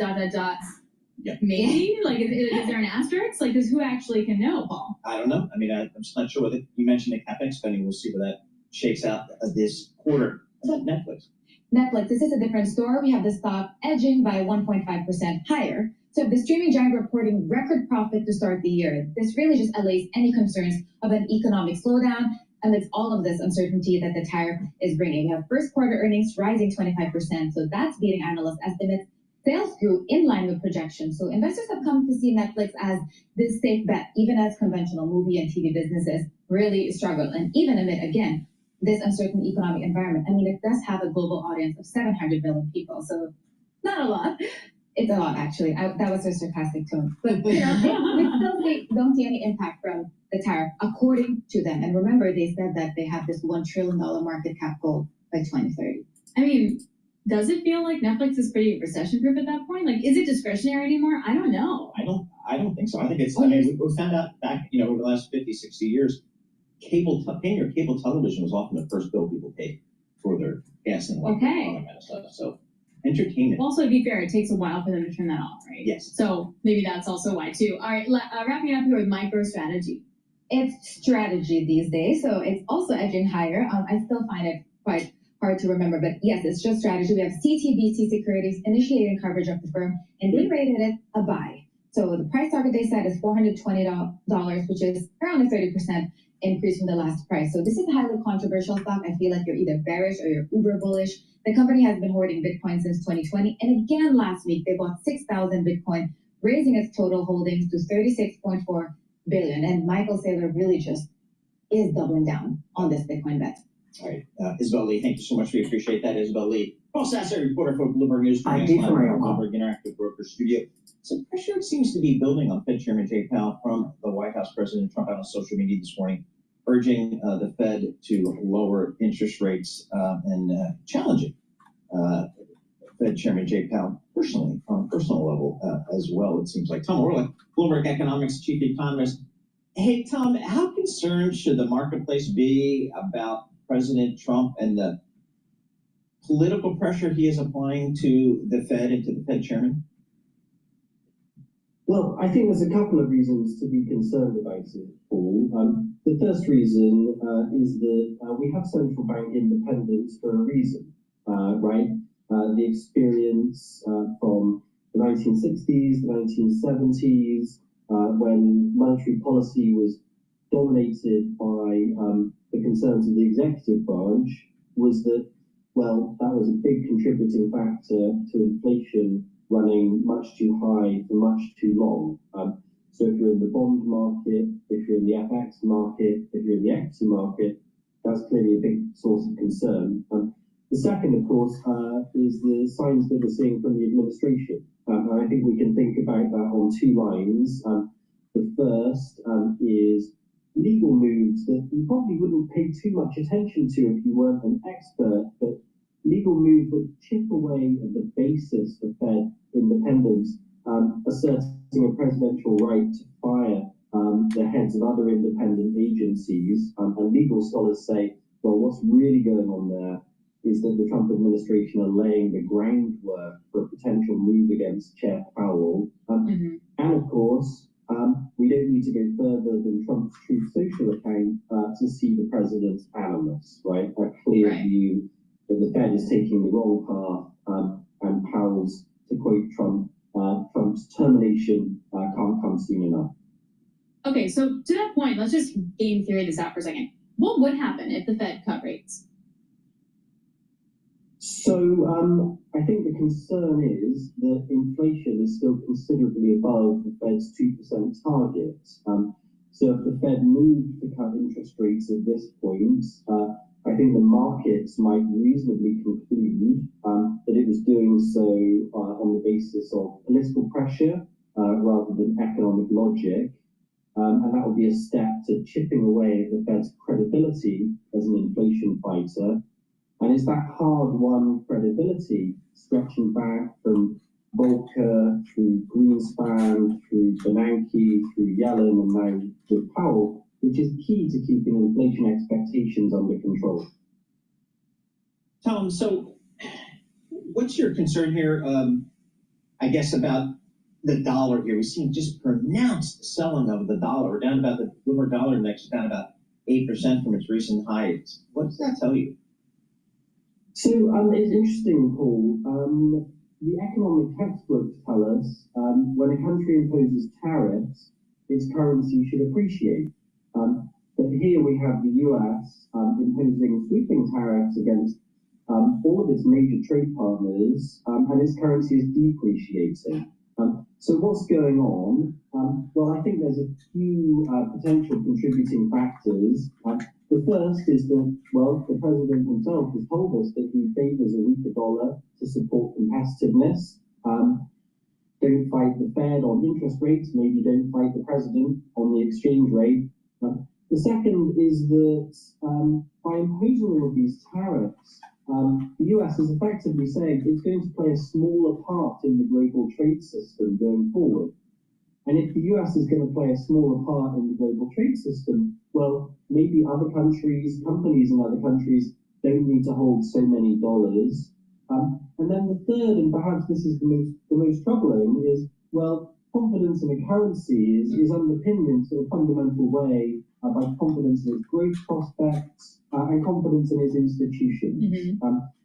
We really can't draw too many conclusions from just a few weeks of dollar decline, but certainly the contrast between what the textbooks say, tariffs mean a higher dollar, and what's actually happening, tariffs combined with a weaker dollar, do suggest that perhaps the markets are starting to have a little bit of concern about US longer-term growth prospects and potentially about US institutions. So, Tom, to that point, when we talked about what happens if Powell does cut rates, I mean, that's a very margin marketing thing to kind of do, right? Then you have high inflation. Can you grow your way out of it? You mentioned the dollar and the question marks around the dollar not following rates higher, for example. You worked in Beijing for many, many, many, many years. Is it fair to say that the U.S. is trading like an emerging market? So I think that's I mean, I certainly appreciate the analogy, Alex, and I think some of the dynamics are sort of pointing in a kind of similar direction. But I think we need to think about magnitudes as well, right? And we also need to think about the credibility that the US has built up over not just years, but decades, right? So do some of the dynamics here have a kind of echo of things that we've seen in emerging markets over the years? Yes. Are we in the type of extreme situation in the United States that we've seen in, for example, Turkey in recent years? No, we're still quite some considerable distance from that extremity. All right, Tom, thanks so much. Always appreciate getting a few minutes of your time. Tom Orlick, he's a chief economist for Bloomberg Economics. He is based down there in Washington, D.C., trying to get a sense of kind of where we go from an economic perspective here. We had a guest on earlier this morning, Drew Mattis from Metropolitan Life. His recession call is now at 60%. And they started the year at 30%, but it's tied directly to the tariffs and kind of where the policy goes on the tariffs. But all we know is $1. Okay, so we're going to go to Sky News about Trump increasing the amount of funding that's potentially going to be pulled from Harvard. But before we do that, I would like to do a product plug here. Please go to my store, the-studio-reykjavik.com, and get these very high quality deodorants. They're dual purpose. You use them as a deodorant for males and females, but it'll also help to detoxify your body. You can get it in citrus or in peppermint, lavender, and tea tree. Very high quality deodorants and bars that will help to detoxify your body. Has no aluminum, no baking soda. Very high quality ingredients from the Himalayas, essential oils from the Himalayas. All natural, very high quality. So please go to my store, the-studio-reykjavik.com, get a few bars for your household. If you spend $150 or more, you do get a free gift until supplies last. Please go to my store, the-studio-reykjavik.com. Also, you can save money by using discount 5 and you get $5 off.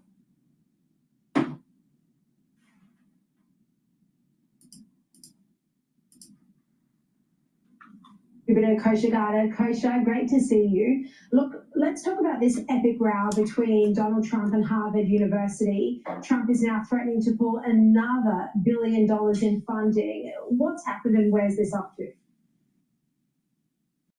Yeah, so this issue is only heating up, or sort of a standoff of sorts between the preeminent university brand in the world and the Trump administration. And what undergirds the whole thing, because there's a few layers to it, what undergirds it is cut and dry financial picture, really, because the U.S. spends about $80 billion a year in subsidizing higher education. It is one of the U.S.'s top categories, and they do lots of good work, research, they run hospitals, all sorts of things. However, when we're at $36 trillion in debt, and you're looking at the level of spending cuts that this administration is looking to do, that gets called into question. And within that, Harvard specifically gets about 10% of that, $8 or $9 billion a year. So that's one question, and they're a very wealthy university with a huge endowment fund, lots of money in their own pockets. And then when you layer onto that, there's other questions around violations of the Civil Rights Act. Have they been discriminatory to students of different backgrounds? And also Jewish the students. political ideology that everybody knows that they do. And Jewish students, for sure, became a flashpoint, as well as others. So he's putting all that together and just taking this fight to Harvard, and it's going to be very interesting to see. Now, I created a post on X. And I asked the question, and I suspect that it's somewhat part of the calculus for the Trump administration. Why is he going after Harvard? Especially in the news cycle with the tariffs, all right? And people would say, how's it related? Well, who's the big elephant in the room when it comes to tariffs? China. Where are funds flowing into as conduits into the United States? Elite institutions, Ivy League and Ivy League Plus, from sovereign nations, including China. There's a heavy collaboration that goes on with China and Harvard. I would not be surprised that Harvard is being targeted by Trump because of their involvement with Wuhan. Tangentially. There's aspects of Harvard's research that ties into different departments within Wuhan University, right? Not just biological, but also, other initiatives. Healthcare, some of it is spatial temporal data sets. the point I'm making is that there's a woke agenda that's being projected from elite institutions that I think hurts America because it's withering away God, country, and family, but also their affiliation with certain sovereigns and how that affiliation could jade their decision making when it comes to technology transfers and partnering up with certain research institutes within these sovereigns, like Wuhan, and helping them. And that then what happens is that those sovereigns, like China, end up taking technology that ends up hurting the United States in the long run because it has a military application. All right? We need to really pay attention to this. Now, the problem that we have had since, some people could say going all the way back to Nixon, but let's not go back that far. Let's just say at the very beginning of 2000, where China was pushed as having a favored status with the United States in terms of trade with the World Trade Organization.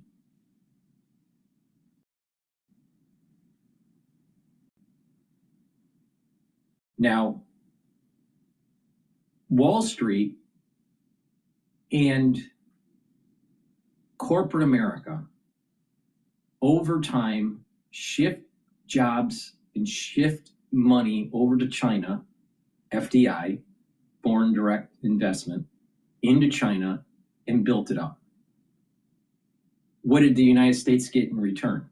Cheaper goods, lower cost to make goods for these multinational corporations, and also a country that was buying the debt of the United States government through the treasury market. But over time, that builds up their PLA, the People's Liberation Army, right? So the CCP, that's the politic, has, we're building up their military to the point where now we may have to go to war with China. So you have lots of people on Wall Street that made money doing this, and lots of multinational corporations profiting from this supply chain. And you also had universities that were getting funds from these institutes to be able to train individuals, students or scholars, and do technology transfer. So they were getting technology transfer two ways: through the universities, our universities, like Harvard, and through foreign direct investment from our multinationals and building up a supply chain there. So did Harvard do anything illegal? No. Did Harvard build up willingly or unwillingly a technology base to help with the military industrial complex in China? Yes. And there's the problem. So I would not be surprised that Harvard is being targeted because of their heavily involvement with certain sovereigns like China and even some Middle Eastern countries, pushing an woke agenda and also helping, especially China, with technology transfer. And they made money on it. And Harvard made money doing this. That's my take on it. Powerful institutions, Harvard versus the U.S. government, play out in the weeks to come. Well, anti-Semitism at Harvard has been appalling. Let's talk about U.S. Defense Secretary Pete Hegseth. There's new revelations that he reportedly shared sensitive military information in another Signal chat. This is a private messaging app, this time with his wife and advisors. What's he saying in his defense over this, Kosha? My take on this: Hegseth is, at least with this particular incident, with this whole Signal chat it's looking like amateur hour. All right. His wife should not be in the communication stream of what we are doing with the Houthis or any military operation. He needs to start battening the hatch and, becoming a little bit more cognizant of the importance of keeping secrecy. And I'm shocked. I'm literally shocked that he is willing to share this information with people that aren't part of the operation or the government. All right. Now, should he be kicked out as the defense secretary? No. But he needs to be reprimanded in public. Stop the amateur hour horseshit and get to business, win wars, kill the enemy.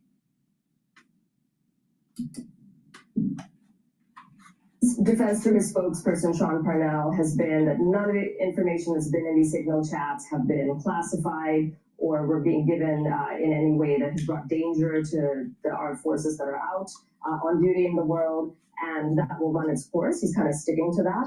I think, look, this isn't great for him. It was a difficult and controversial figure who barely got confirmed. He is going out against a lot of protected interests, so there are people who have the knives out for him as well, and any such misstep gives an exposure point to them. But I think this battle will continue, and for now, it does seem that Trump does have his back for now, and he does serve at the pleasure of the president. Mm-hmm. We end tonight where we started. The Vice President, J.D. Vance, actually met briefly with Pope Francis over the Easter weekend. Of course, this was one of his last, if not his final official meeting before the leader of the Catholic Church passed away. Let's continue on here. I want to see if there's another video about this issue about the $1 billion additional funding pull from Harvard. No. Okay, let's go back to Bloomberg here. That would suggest taking the market back down to that, 48.35 level we saw a couple of weeks ago on the bond market, benchmark 10s, perhaps yields, backing up into that 4.5% neighborhood. So, again, now that you've got the players back in their seats, I think you've got to sort of let this play out and see where the support levels, technically speaking, play out, and if there's any policy news that comes out of Washington. We saw the Federal Reserve last week basically tell us that there's no Fed foot. They're not in any hurry to change policy. They're going to be very patient and wait to see if there's a confluence of the solid hard data and the sloppy soft data. So that would suggest to us that we're not going to see anything out of the Fed before the June meeting at the earliest.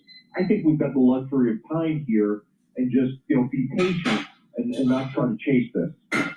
Phil, one could argue the weakness in the equity markets in the U.S. dollar is a reflection of the economic uncertainty caused in large part by the tariff discussions and the tariff news. Just to remind the audience, we're doing a live stream on Rumble. We're simulcasting on X Spaces, but also live streaming on YouTube with the dashboard. Now, the ones that have the dashboard, take a look at the big move that's taking place on BITO. That's the long Bitcoin ETF. It's now trading at 19.25.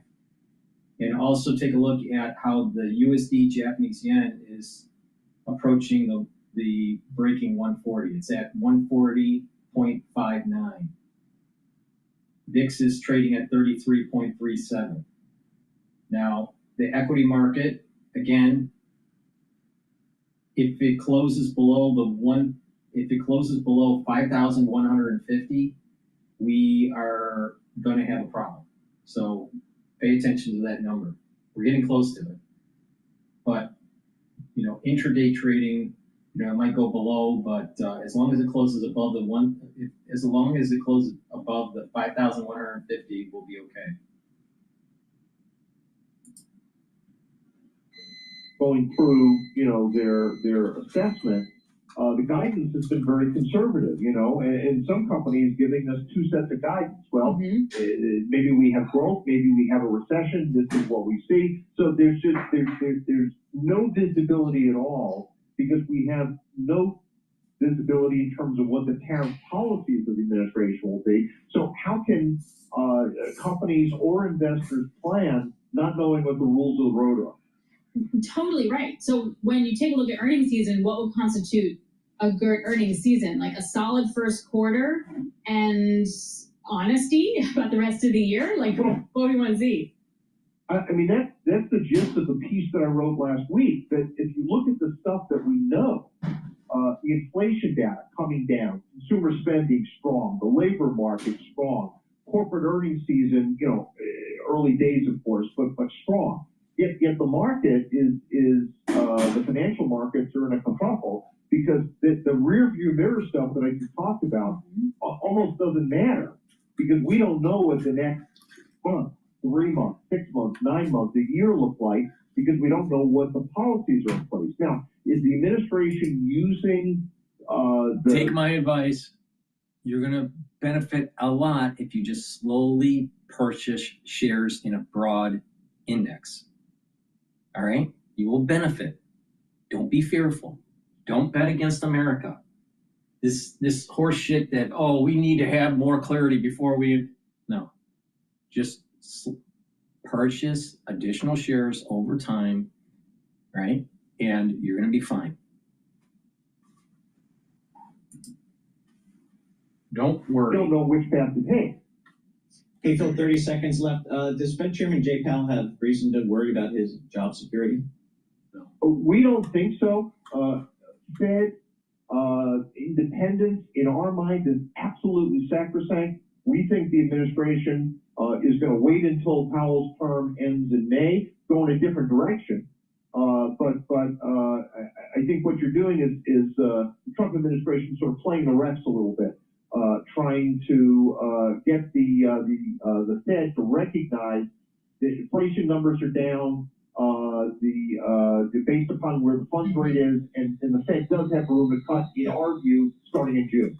All right, Phil, thank you so much. Appreciate that. Phil Orlando, Chief Equity Market Strategist and Head of Client Portfolio Management at Federated Hermes, joining us there. All right, what we're going to do is we're going to go to MSNBC, and they're talking about the reckless and dangerous Hegseth. So it's going to be, very negative, because MSNBC hates Trump. But before we do that, please go to my store, the-studio-reykjavik.com. We're going into the allergy season. You want to mitigate any irritation that you may be getting through this season. It's very important to mitigate that irritation.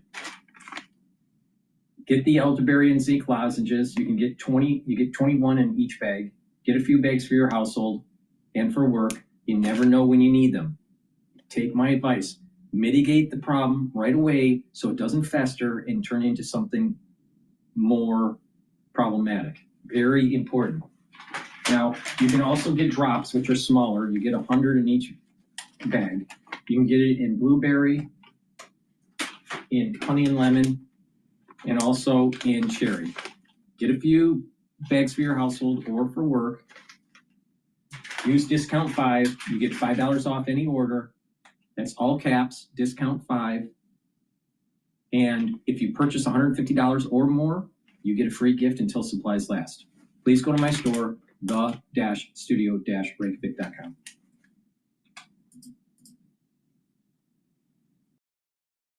Franklin University makes it possible. We're Phoenix Energy, a family-owned oil company focused on unleashing American oil from North Dakota and Montana. We've already sold over 2. This morning, Defense Secretary Pete Hegseth reportedly used his personal phone to disclose information about U.S. military operations in Yemen. This is a different group chat situation. This is another Signal group chat where he shared sensitive information to sources with knowledge of the matter. Tell NBC News, 13 people were in the chat, including Hegseth's wife and brother. The sources say Hegseth sent the messages after an aide warned him to not share sensitive information on Signal. Okay, this comes a month after the editor-in-chief of The Atlantic, Jeffrey Goldberg, revealed the Trump administration accidentally added him to a Signal group chat about Yemen attack plans. National Security Advisor Mike Waltz has taken responsibility for creating that message chain. According to the New York Times, the other group chat was started by Hegseth. The secretary shared essentially the same information in both groups, including the flight schedules for the military jets that targeted the Houthis. Oh my gosh. The information was reportedly sent to both chats at roughly the same time. What's going on here?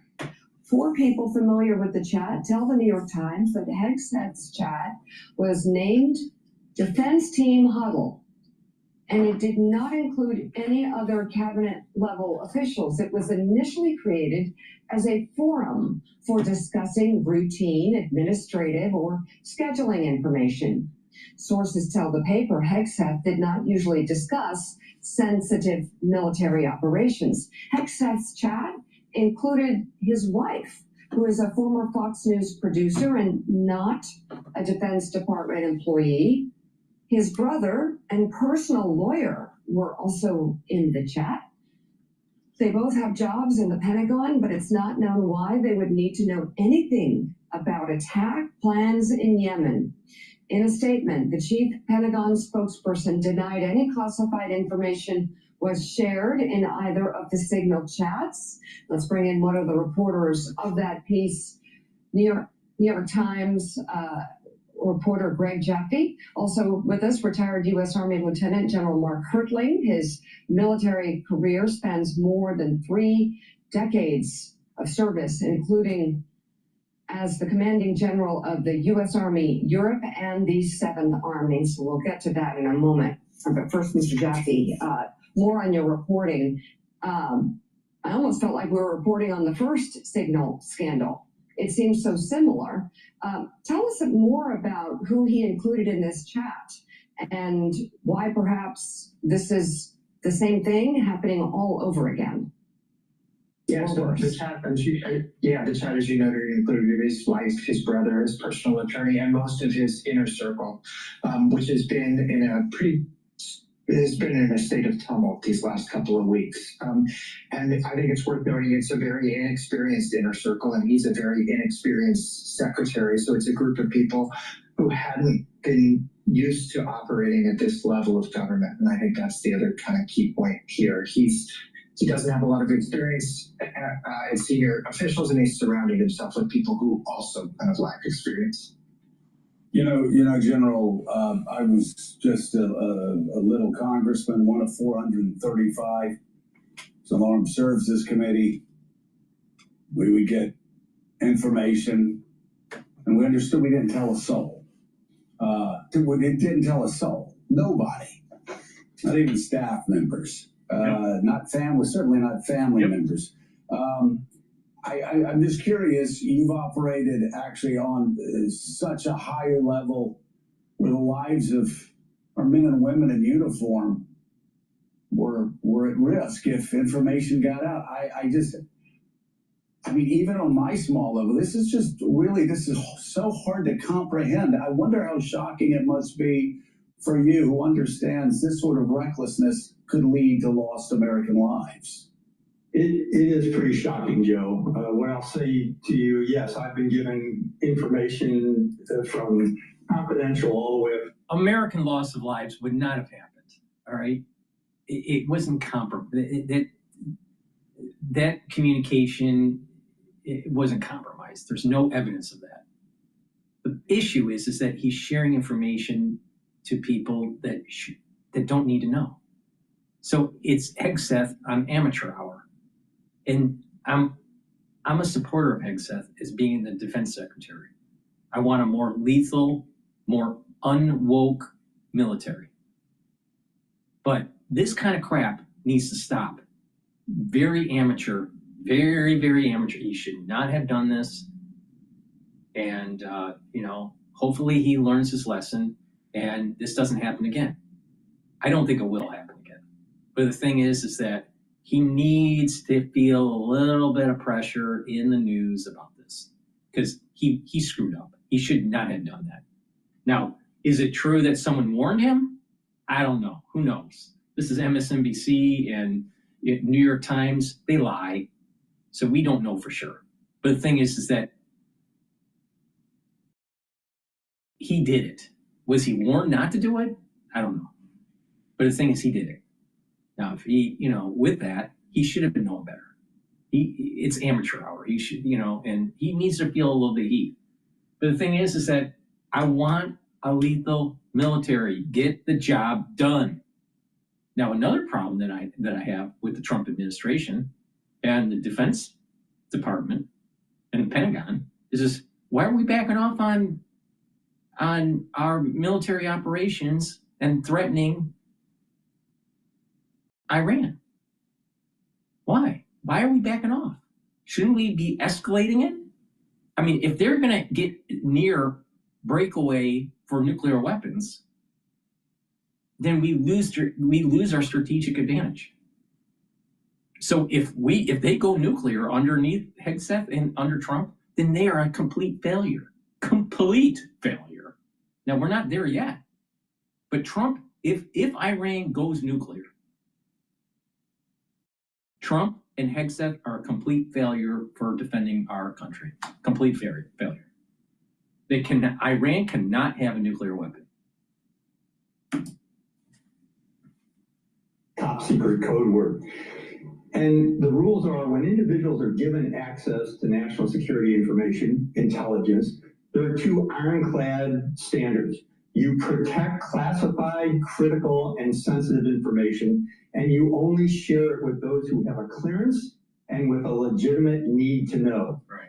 And you certainly don't share it with your wife, your family members, or those you're trying to impress. Doing anything else betrays trust, and it violates the standards that all military personnel and most government officials learn. When someone with access to sensitive information passes it to a favored journalist, a friendly voice in the media, a spouse or a family member, someone without clearance, without a key role in the operations, and without a need to know, that's not patriotism, that's performance politics. It's reckless and it's dangerous. It risks operations, it endangers lives, and it weakens U.S. credibility around the world. It also sends the key message that keeping our nation secure is optional, and the people that are doing this truly fully don't understand what our enemies can collect from a resource like a Signals app on a private phone. It's just amazing to me. It's infuriating, and I think most people who have clearances understand the same thing. Well, and General, here we're starting with the semantics game again with the initial statements from the DoD that this was not classified information. Have you ever known the scheduling of an operation, when fighter jets are going to be taking off, when they're going to be making their strikes? Have you ever known? That's not the argument. Was it classified or not classified? Because the defense secretary can classify information or declassify it, so it doesn't matter. What is important is that he does not communicate with people that are not in the circle of need to know.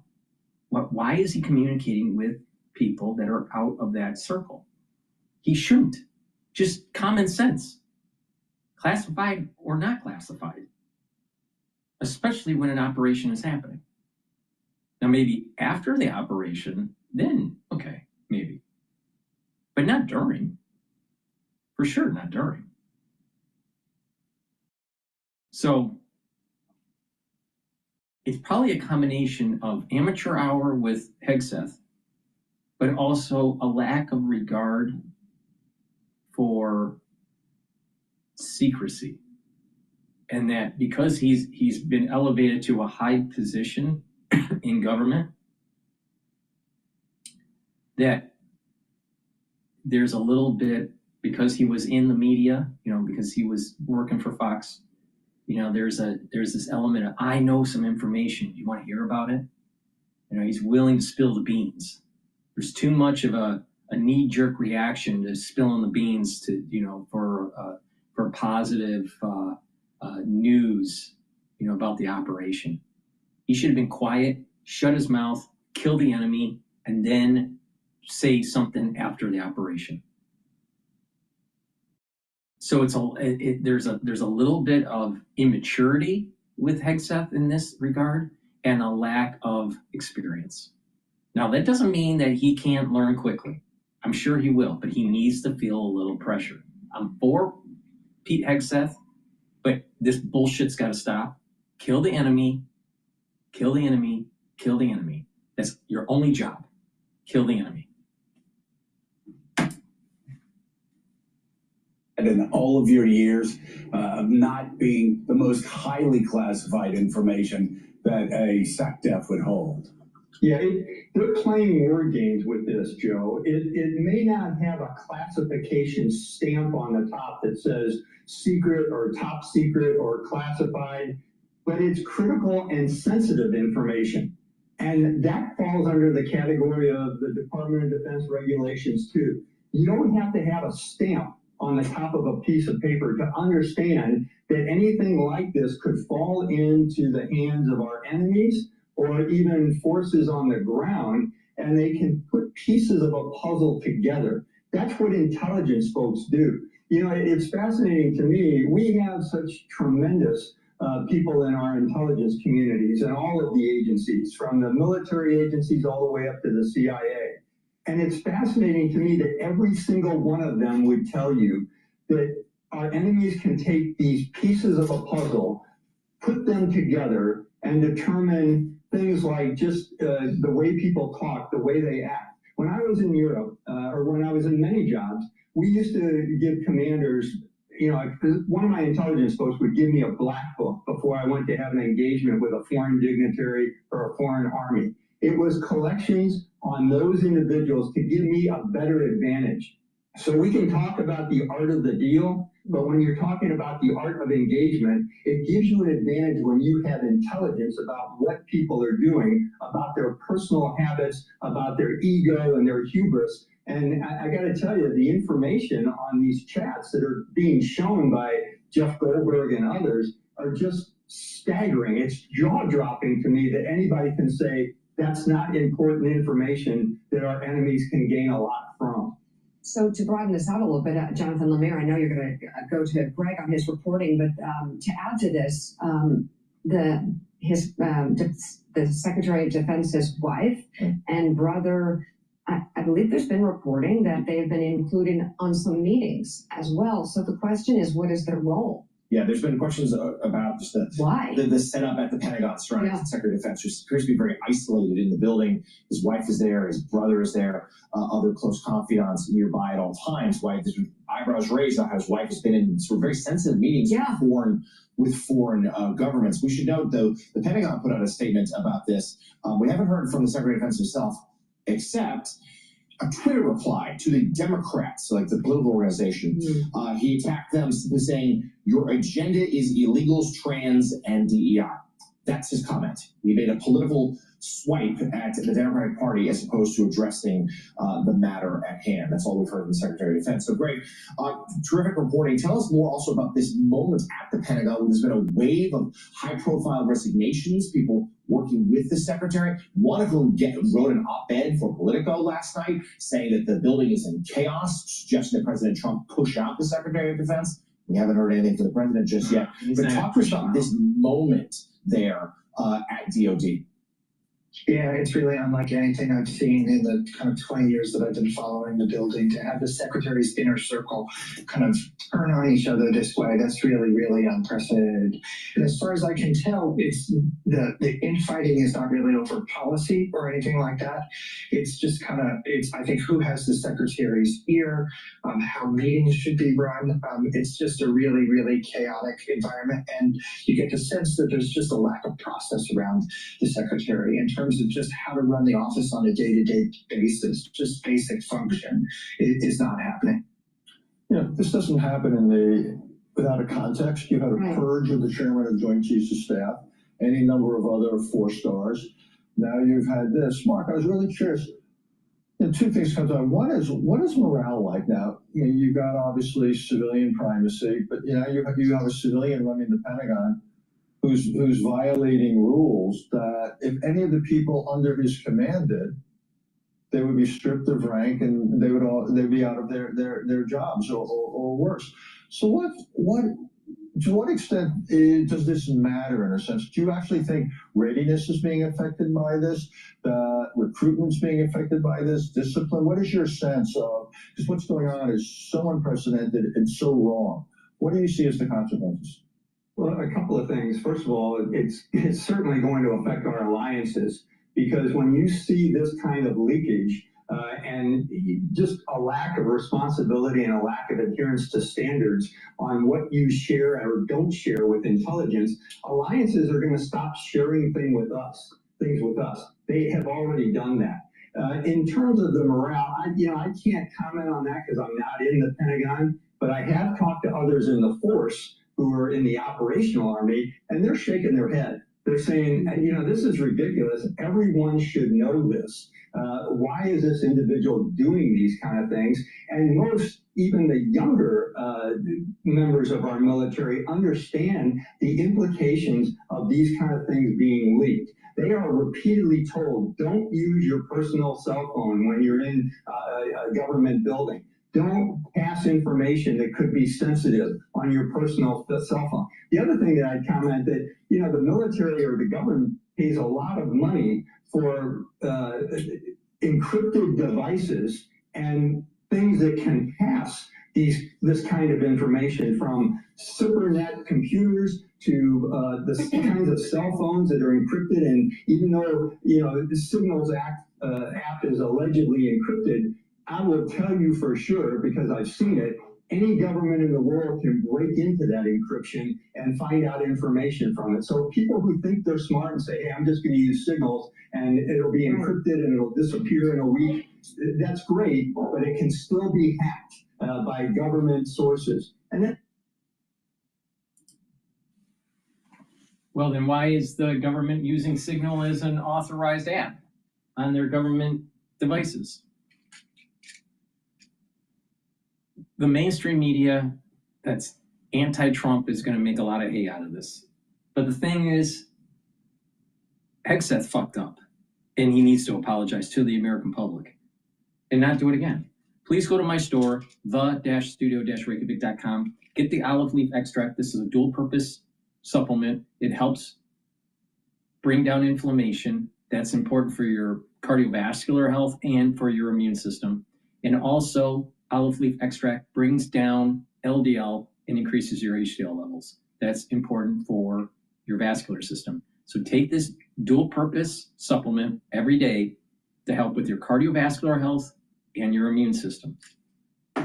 Another great supplement that you should be taking from my store, the-studio-reykjavik.com, is the probiotics. You can get it in the veggie cap or in the powdered form. I prefer taking the powdered, but you can take the veggie cap if that's easier for you.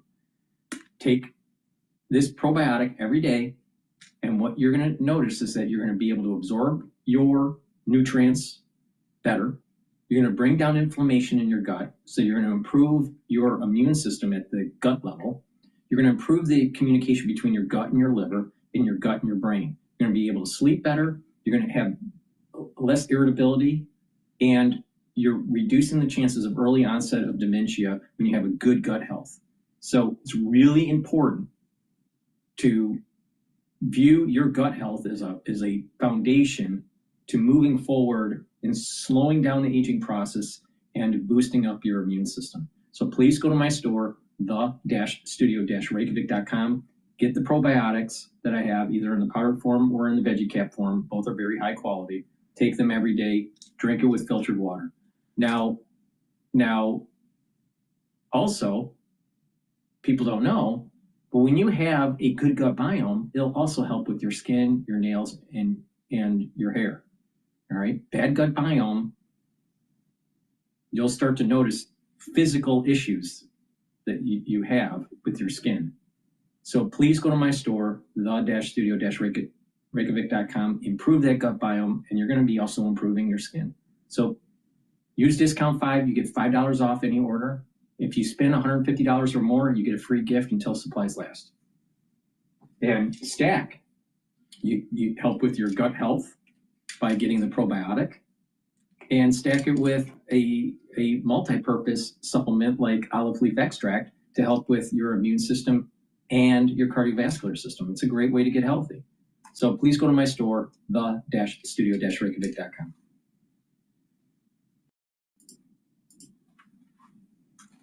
Else buy it, in which case, like if Bing bought it, Microsoft bought it, wouldn't it be the same problem? You're exactly right, and that's exactly the issue here, is that selling off Chrome as a browser, right, it doesn't necessarily solve the actual anti-competitive harm that's part of this litigation, right? So that's exactly why my colleague Jennifer Rhee and I are thinking that's not going to be a remedy we see here in this case. And I'll give Jennifer Rhee a plug. She's in the courtroom right now. We'll be updating absolutely on this litigation as it rolls out. Don't you love how Jen and Dustin, like, they're like super excited about antitrust, but like they make me kind of excited about it. The only people in the world. That's like a skill set in and of itself. I mean, so it's tough to go against the U.S. government. It is. It's also tough to go against Google. They get some deep pockets too here. I mean, is there an expectation of how Google's going to work in this new sandbox we have here? Yeah, well, I'll say, and first of all, I'll say, no matter what happens here, we're looking at years of appeals either way. So keep that in mind too, right? That's also part of the sandbox. Maybe a change of administration down the road too. But there's been so much talk about this administration, whether or not it'll be tough on big tech. I think in a lot of ways they have said they will be, but we're still kind of scratching our heads here. How does that roll out? What does that look like? How do we address the elephant in the room that's AI with regard to regulation too? So, I think still a lot of reading of the tea leaves as to what the sandbox looks like in terms of what Google's playing in. All right, really looking forward to how this all evolves. I think it's going to be super fascinating. Justin Teresi, Bloomberg Intelligence, antitrust, litigation, and policy analyst. I've heard that Bing is better. Not to like totally bail on Bing, but really? I've heard it's better. I don't know anybody who uses, no one uses ChatGPT. And when I was down at Duke, I found that all the kids use it. For everything. Instead of Google, right? I don't know. That's a good word. I can get to that. But they use it for everything. Interesting. All right, generational, man. For our listeners in the U.S., here's a reminder. You can listen to us via satellite radio on SiriusXM channel 121 across the world's only global audio business network, coast to coast, 24 hours a day. Bloomberg Radio on SiriusXM channel 121 is presented by Oracle. Stay tuned for the latest market news and industry research. The next hour of Bloomberg Intelligence starts right now. Happy Monday.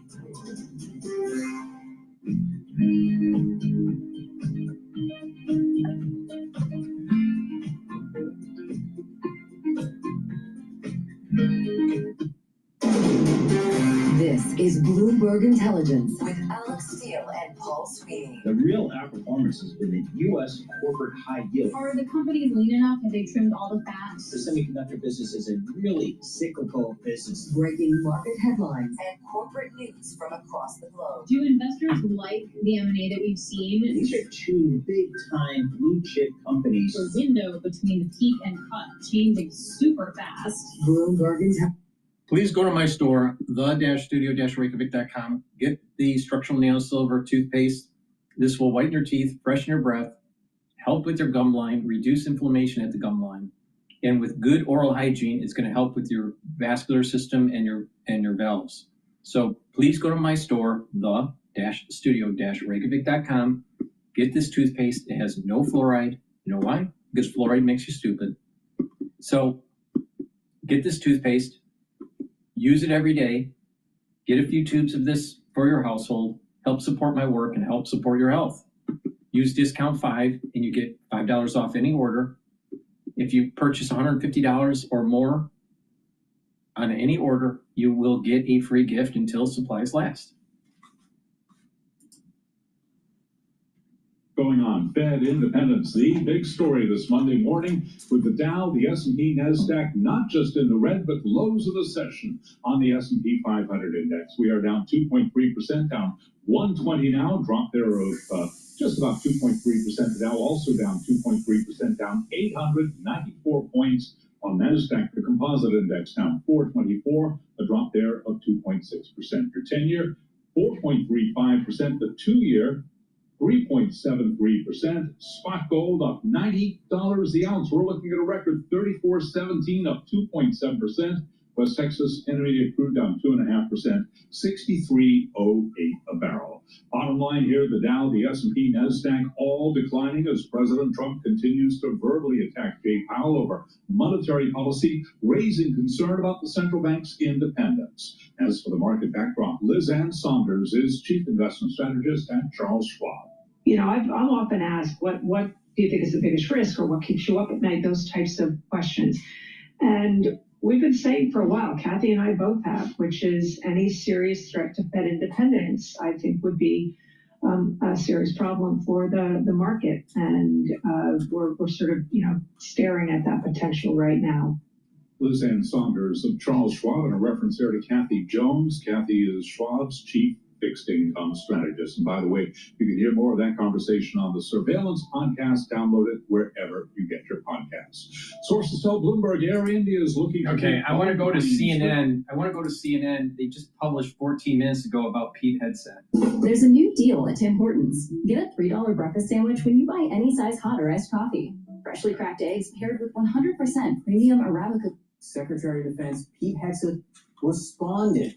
The embattled Defense Secretary just spoke, seeming to attack some of his closest former advisors and the media after we learned overnight that he shared detailed military plans in a second Signal chat. This one included his wife and his brother. Let's get right to CNN's Natasha Bertrand in Washington for the latest on all these very new, very significant developments.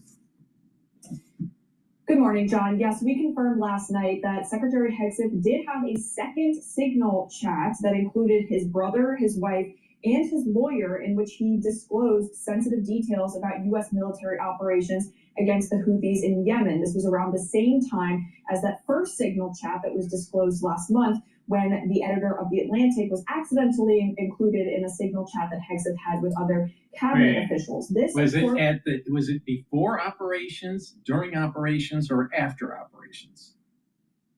They weren't clear with that. Is different. It was on his personal phone, and we are told that this was a group chat that was set up as part of his confirmation process so he could kind of strategize with his closest allies. But he continued using that chat, we are told, after he was confirmed as Secretary of Defense, and ultimately he did end up sharing information about military plans with the people on that chat, many of whom, including his wife, did not have an obvious need to know about these military operations. Now, Hegseth did issue his first public comments about this just a few minutes ago from the White House at the Easter egg roll. This is what the media does. They take anonymous sources from disgruntled former employees, and then they try to slash and burn people and ruin their reputations. Not going to work with me, because we're changing the Defense Department, putting the Pentagon back in the hands of warfighters, and anonymous smears from disgruntled former employees on old news doesn't matter. So two things, John. First, neither Parnell, his spokesperson, Sean Parnell, his spokesperson, nor Hegseth there are actually denying the substance of the story, that he did have this Signal group chat that included his wife, his brother, and his lawyer. They are instead blaming it on disgruntled former employees, which is the second point here. Dan Caldwell and Derek was there Summit, disgruntled employees? That needs to be confirmed. And was it after, during, or before the actual operations? officials that Hegseth fired last week, they actually were some of Hegseth's closest advisors over a decade. And one of the officials that left the Pentagon last week, John Olliott, who was until last month Hegseth's top spokesperson, he is saying publicly in a new op-ed that he wrote in Politico last night that it's been a month of total chaos at the Pentagon. And he said it's hard to see Defense Secretary Hegseth remaining in his role for much longer. John? Yeah, that statement from the secretary right there, the immortal words of Ben Bradley and all the president's men, and a classic non-denial denial right there at the White House. Natasha Bertrand, thank you very much. Okay. I'm just looking down as he said, returning the Pentagon to warfighters. John Elliott actually said in the past month, what they have been going through is not returning the Pentagon to warfighting, but just it says the Pentagon focus is no longer on warfighting, but on endless drama. That from his former spokesperson. Joining us right now. So it is disgruntled. It's all about disgruntled. They were talking from disgruntled individuals. Thank you so much for being here. I mean, I recall you saying after the first Signal scandal broke that It should remind everyone that complacency invites catastrophe. And now news of a new Signal group chat and new controversy. What's your reaction to this? Well, this would be a good news day to accept Hegseth's resignation. I mean, all the news is about this extraordinary pope that we just lost, and so it might be buried. I can't imagine how he survives this. His key staff, as you just reported, has been fired by him. Some of them were on the second call. There are rumors that there may have been as many as 20 calls on unsecured platforms. I mean, that is, I don't know what you call it, tradecraft 0.1. You don't do this. And I can't imagine that Congress will defend him at this point. I wonder if the president will defend him. He's embarrassing the president. So I think there are two questions. One is when he resigns, but the second one is who will accept the job, who is really competent, given this history and given the chaos at the Pentagon. Let's just look at what Marco Rubio said. He just said that this draft executive order taking away half his department, this draft executive order was in the news the last 2 days, is fake news. So what this looks like is cabinet secretaries don't make decisions. They are made somewhere else, Project 2025 or who knows. And I can't imagine that the capable people out there who are Republicans who could run the Pentagon would want the job. One thing we know, just the latest this morning, is coming from the White House press secretary saying that the president still has full faith in Pete Hegseth. We know with the president that can change quickly, but that is the first response from them on this latest Signal chat. On top of this, you have a top advisor until basically days ago of Pete Hegseth, a former Pentagon press secretary for Hegseth, calling this whole thing a month of chaos. This is this op-ed that Natasha Bertrand was just referencing, and two parts I want to pull out.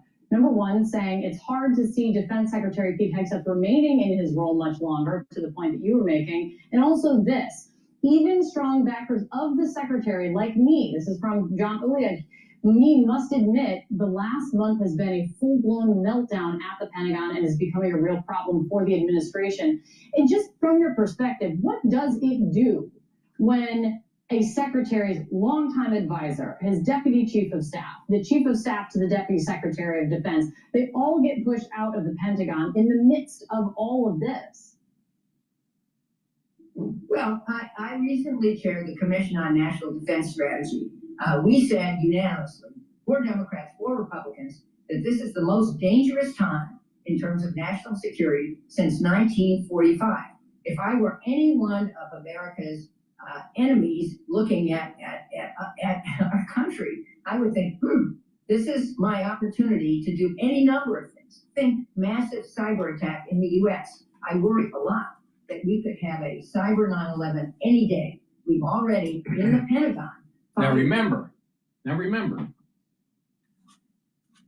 since November of last year, I stated that because Trump is trying to reorganize the national security state and truncate powerful positions, truncate budgets, reorganize it where they're more beholden to the president and not some sort of deep state establishment or administrative state, they're going to be kicking and screaming. And then I was concerned that they were going to blame Hegseth, and I said this months ago, Hegseth, the FBI director, Cash,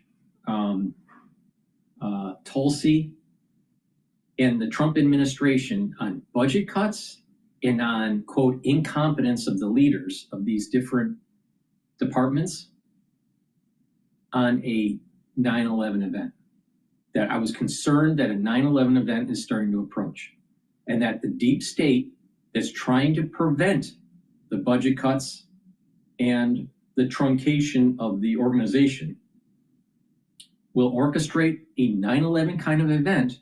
So they go to Congress and say, we need more money, and that we lost our eye on the ball because of budget cuts and, you know, firing, you know, important individuals that were institutionalized, all right, that were inculcated within that particular department, especially the CIA, and asked for more power and more money, just like what happened after 9/11. The administrative state, that national security state, they received more power and more money.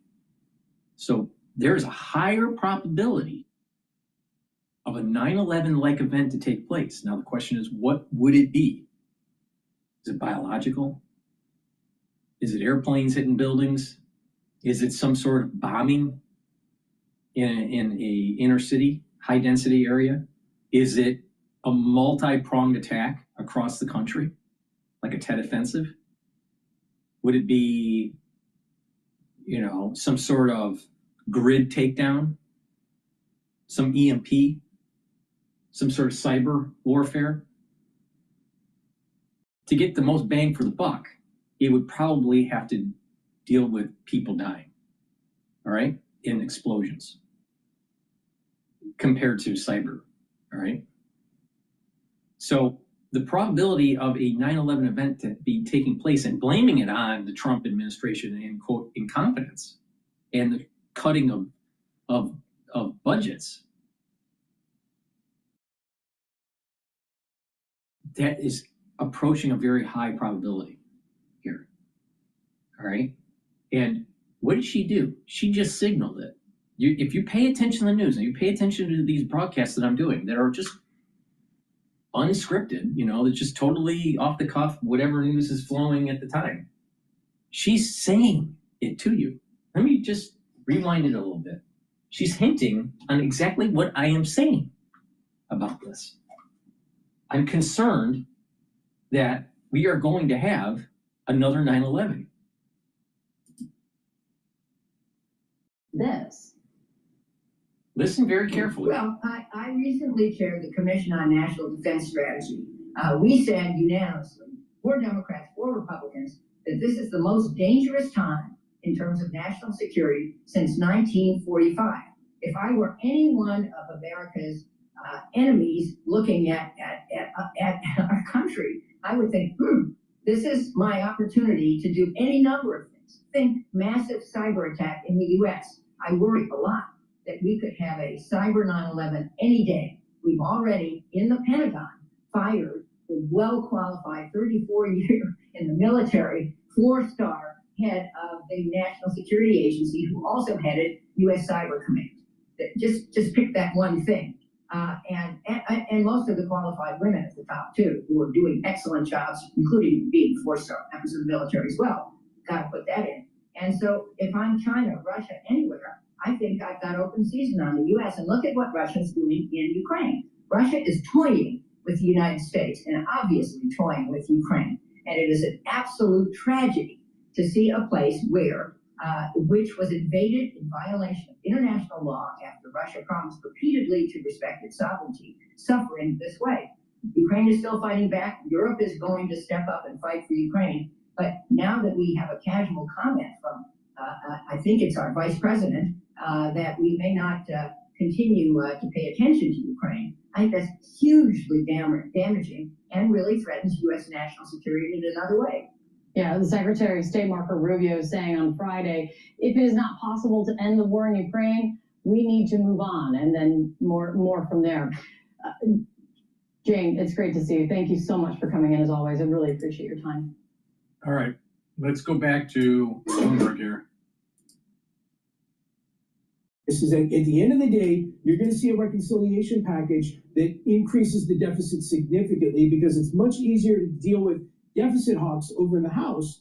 President Trump can come down to the House and say, are you going to block my deal? Than it is to actually force Republicans to vote on things like cutting Medicaid, where their constituents are going to feel the impact almost immediately. We think that's going to happen probably around the July-August timeframe because the debt ceiling is included and that X date is right around that. Who in the White House right now is running policy most closely with President Trump? Do we have an idea? You know, there's a lot of different ideas on this, and I still go back to the idea that, you know, President Trump runs policy by committee. We've seen this with the tariff debate. You have, Howard Lutnick, our Commerce Secretary, still going out there and actually. The S&P 500 is trading at 5,154. Remember what I said, that we have a 5,150 support level. If it breaks, then the next support level is 4,810.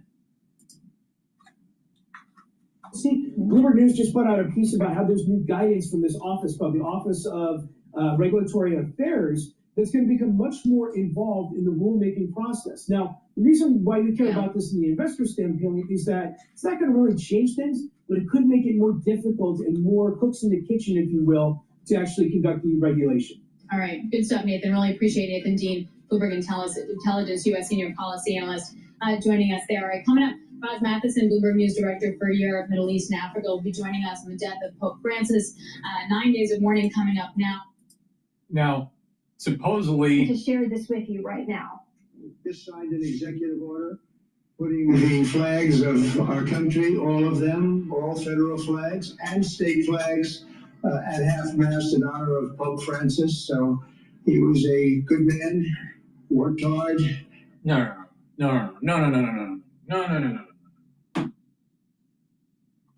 The flags should be only at half-mast for, some sort of, because of the military,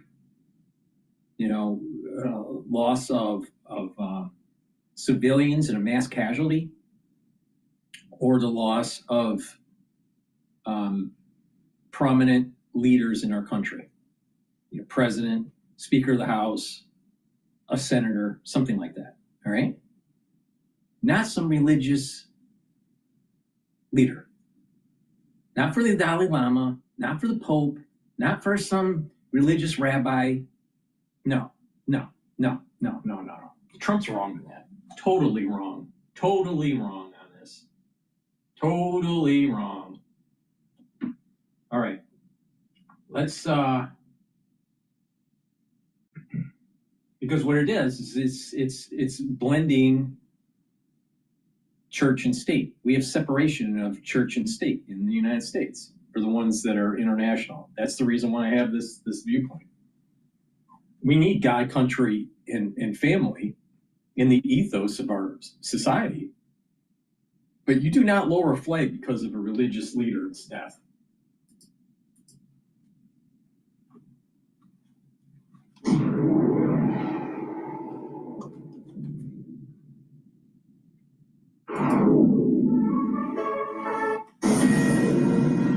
Timothy Cardinal Dolan in New York, reacting to the death of Pope Francis just moments ago.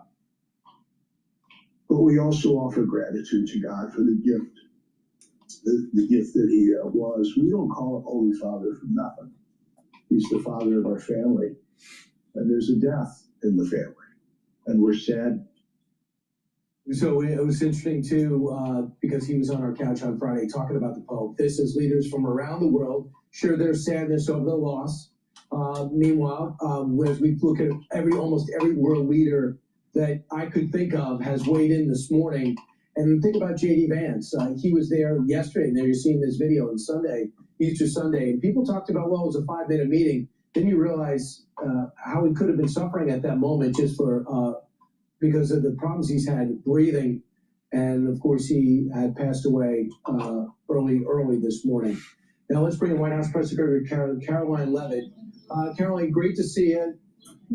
Your thoughts that might have been relayed to you. Do you have any chance to talk to the Vice President about his last meeting with the Pope? I spoke to the Vice President's team this morning, and they expressed how excited and grateful they were for the opportunity to have met with the Pope just yesterday. And of course, we know the Pope has gone to be with the Lord this morning, and I spoke to the President about that as well, and he has put out a statement to say God bless the Pope and all those who loved him. He touched millions of lives throughout his tenure as the head of the Catholic Church, and so it's a solemn day for Catholics around the world, and we are praying for all of those who loved the Pope and believed in him. Caroline, absolutely. We were shocked to find out in the morning, and obviously we changed the format significantly for this Titanic news event. But the one you do not do half staff of the American flag for a religious leader, period. I don't care who it is. It's wrong. is happening is Easter Monday traditionally is an Easter egg roll at the White House. This is Melania is going to be there. It's always great to see the First Lady. Some members of the cabinet are going to be there. I don't think you're going to need a giant man dressed in a rabbit outfit to direct the president on where to walk. That'll be a little different from past years. But also, I think it's significant. You're going to have a corporate feeling to this in a way, correct? Corporations are taking part in this. Well, that's actually always been the case, Brian. It's just that the legacy media has picked up on it now because it's the Trump White House and they criticize everything we do. This is going to be a traditional Easter egg roll. The First Lady has overseen the careful coordination of this event alongside the United States Secret Service and the National Park Service as well. And the President and First Lady will be welcoming thousands of people to the White House South Lawn today to roll the eggs, but also to partake in many other celebrations and festivities. So it's a joyous day for families who are traveling from all around the country to celebrate Easter Monday with the President and the First Lady. And you'll be hearing from both of them later this afternoon. All right. I didn't actually take it as a negative. I think when corporations are helping out a children's event, I think it's a positive. But Caroline, let's talk about what's happening with this Kilmar Garcia. He is over in El Salvador, and evidently the senator did every Sunday show, Van Hollen did every Sunday show to make sure everyone knows that he is okay. Watch. Who did pay for this trip? This was an officially cleared, congressional trip, cleared on a bipartisan basis. Yes, like every other trip like the trip. Taxpayer dollars were paid for this horseshit. Like the trip that 5 Republican members of the House took, like the day before when they went into CCOT. I can tell you, so that's yes, it was an official trip. Right, that was an official trip. I don't know if any more will follow. What do you think people should know about the person that Senator Van Hollen visited? They should know the truth about this man. He is an illegal alien, a foreign terrorist, and a criminal MS-13 gang member who violated our country's laws by coming here in the first place. And shame on Senator Chris Van Hollen and the entire Democrat Party who wasted Easter Sunday going on every television show in the country to advocate for the return of an illegal criminal gang member. There is a litany of evidence proving this individual's ties to MS-13 that has been confirmed in 2 different courts. There have been multiple law enforcement officers who have affirmed his MS-13 gang affiliation, and this is who the Democrat Party is advocating for. It is ridiculous. The president, this White House, the entire administration will continue to focus on deporting these illegal alien gang members and criminals from our nation's interior and enforcing our country's immigration laws. That's what the president was reelected to do. And I would add that the overwhelming majority of Americans continue to support the deportation of illegal criminals. A recent CBS poll showed that 89% of the American people support deporting illegal criminals from our homeland. So the president will continue to do that while Democrats continue to trip over them. For the ones that are watching the S&P 500 dashboard, the low point of the intraday trading is 5,150.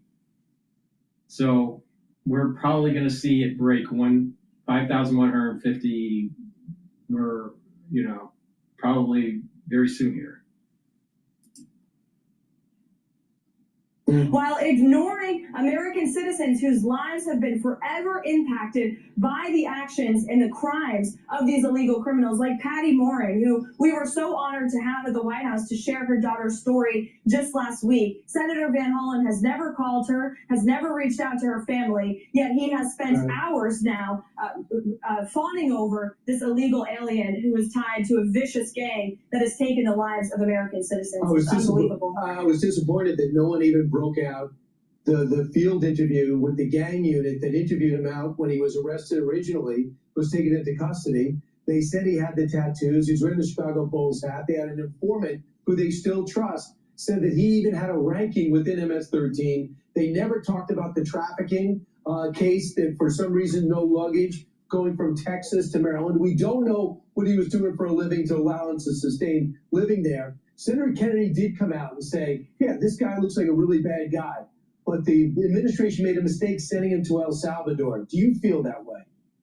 We did not make a mistake. We have always maintained that this was an individual who needed to be deported from our country. The president swore to the American public he was going to deport illegal criminals, and especially those who have been involved in violent gangs like MS-13 that have terrorized American communities. And so to the Democrat Party, who thinks that they are going to bring this foreign terrorist back to the United States of America to live a peaceful and happy life, that is never going to happen. Not only is this an MS-13 gang member, but he is also an illegal alien who broke our nation's laws to come here. And not only is it a slap in the face to the American citizens whose lives who have been put in danger, or in many cases lost at the hands of these illegal alien criminal gang members, but it's also a slap in the face to the millions of legal immigrants who came to our country the right way, waited their turn, and paid their dues. We have a legal immigration system for a reason. The president is going to continue to uphold that. It's very hard for me to play devil's advocate with this story because I feel passionate that he does not belong here, but I do try. I want to end with this. Front page of the New York Times, Secretary of Defense Pete Hegseth back in the news about staffers had to be dismissed, and a second signal chat that took place. Where's the president stand on this?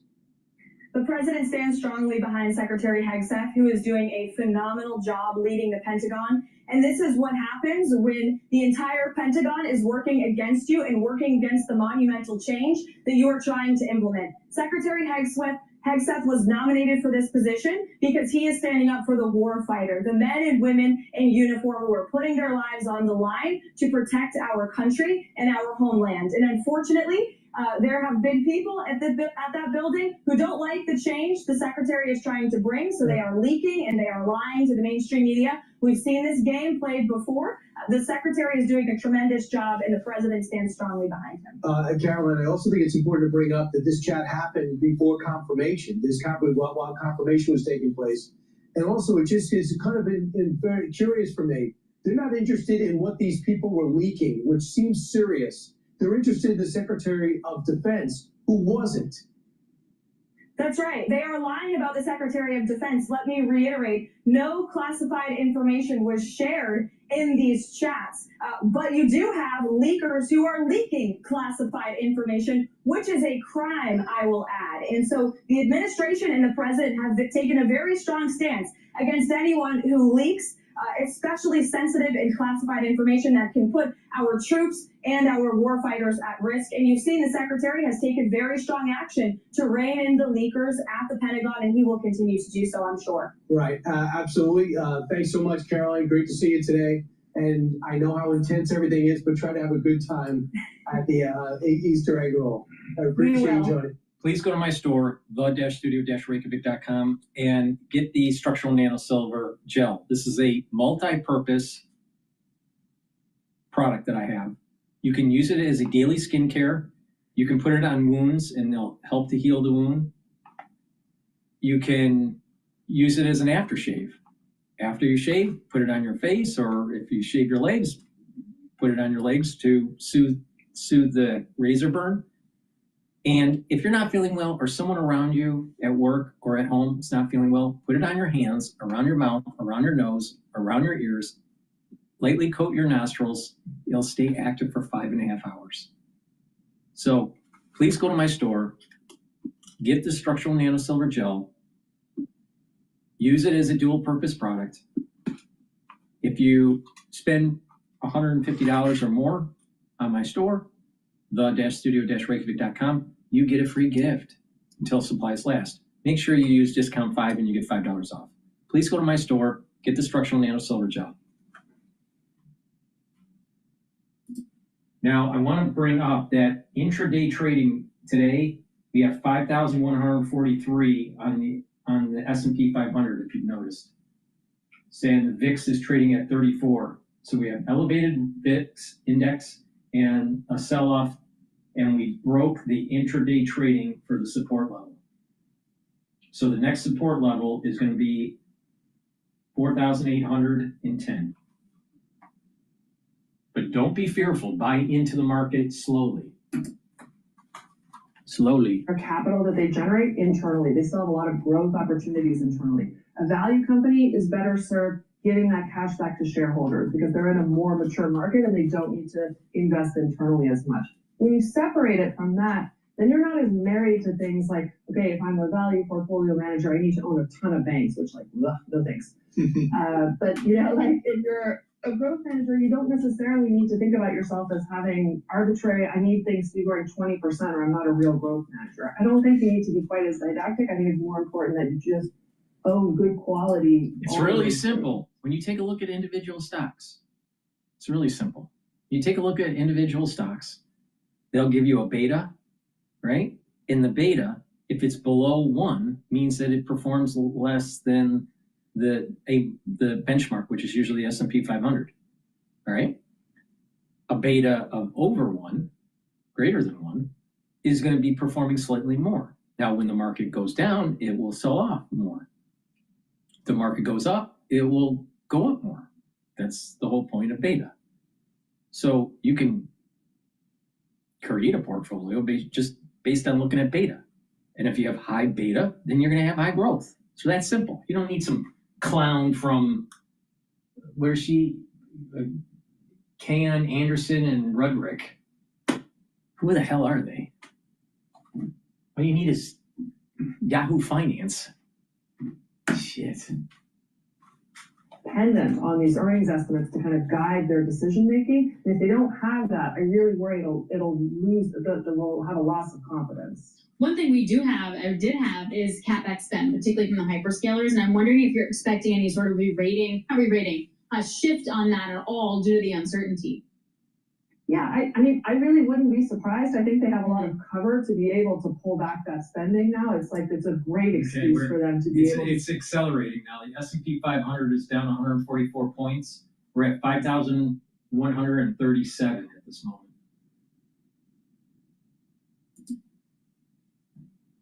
And I think it would be a positive thing because I think until we have a lot more clarity on how we're going to. Europe, the UK, I believe, is off today because of Monday being a holiday, bank holiday, I believe. So if that is the case, then the liquidity in the market is less during the opening of the New York session all the way to the close of the London exchange, which is, I think, 12 o'clock New York time. So there's actually less liquidity in the market because of the holiday.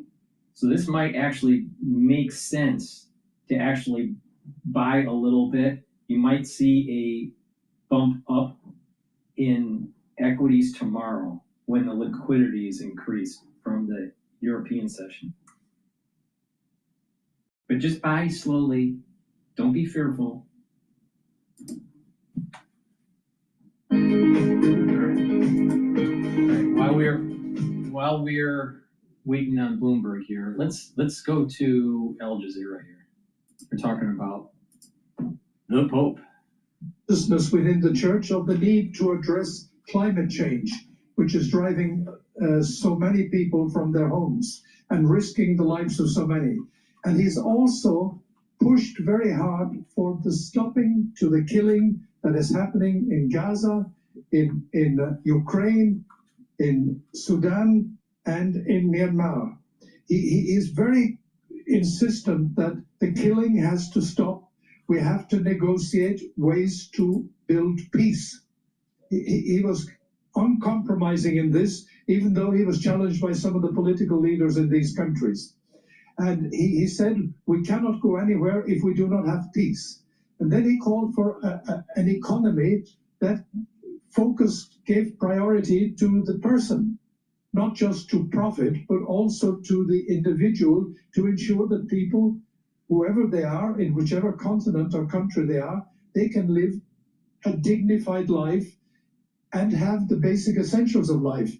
And this, of course, contrasted with some of the economic direction that our governments are pushing. And Mr. O'Connell, from the outset, he also projected a message of tolerance, especially to those who have been excluded from full participation in the church for some time, hasn't he? But he did that while tried to balance that agenda with the conservatism of the fast-growing Catholics in Africa, in Asia, even Latin America. How do you think he did in walking that line? When you work on cars as much as I do, you learn what matters most. And for me, that's trust. But his last trip to Africa, when he went to the Democratic Republic of the Congo and to South Sudan, he was in a wheelchair. Now, in Africa, leaders do not appear on wheelchairs, and people who are on wheelchairs are kind of consigned to their home. And his was a liberating message for many people in this situation. And he was telling the church leaders there and the followers of the Catholics and the other Christians that you have to show solidarity. You have to realize that the other person, whatever the condition of the other person is a child of God and a brother and sister to you. And this message of the fratellanza, they call it in Italian, but it means kind of brotherhood, siblings, all. He was very strong on this. And he was also very strong on some people, like in some African countries, the LGBT people are excluded. And he said, they too are children of God. They are not criminals. And when he went to Asia, I saw how the people in Asia respected him greatly because he respected the followers of all the other different religions. Hindus, Buddhists, traditional religions, Muslims. No pope in history has built a relationship of friendship with the Muslims as Pope Francis has done. Mr. O'Connell, it's great to get your unique insights on this. Gerard O'Connell joining us live from Rome. Thank you. Thank you. China says it will retaliate against any country that makes trade deals with the US which hurt Beijing's interests.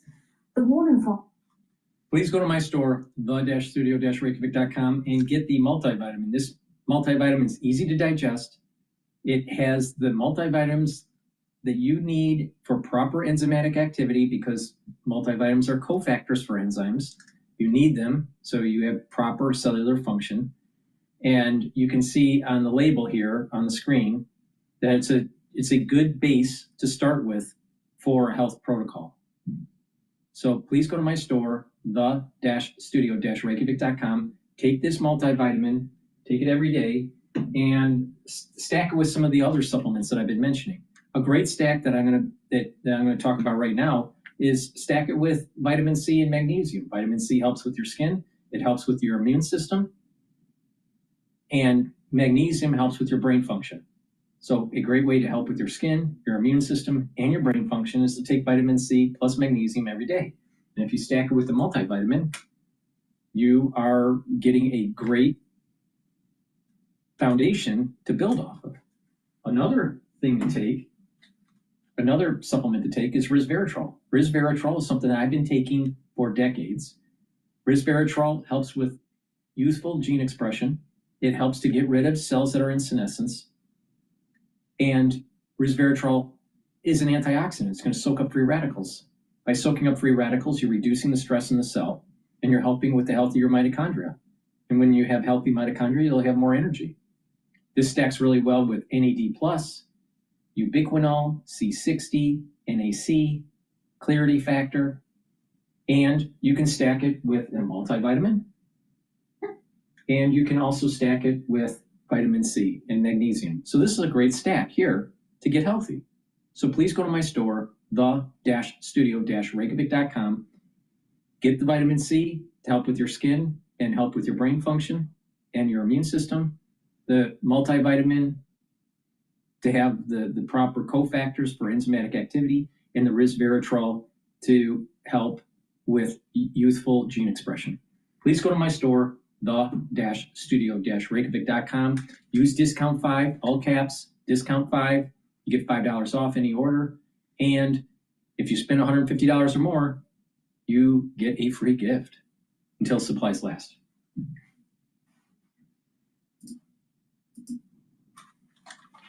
And according to a new letter from Transportation Secretary Sean Duffy. And Chipotle Mexican Grill, taking its menu to the country that inspired its cuisine, the burrito chain plans to start opening outposts in Mexico next year in partnership with Alcia, a restaurant operator that also runs brands such as Domino's and Starbucks in Latin America. Chipotle down now by 5.7%. And shares of Yum Brands, parent of Taco Bell, which tried such an adventure a few years ago. But right now, we've got Yum Brands trading lower by 1.8%. For on-demand news 24 hours a day, subscribe to Bloomberg News Now, wherever you get your podcasts. I'm Charlie Pelleton. That is a Bloomberg Business Flash.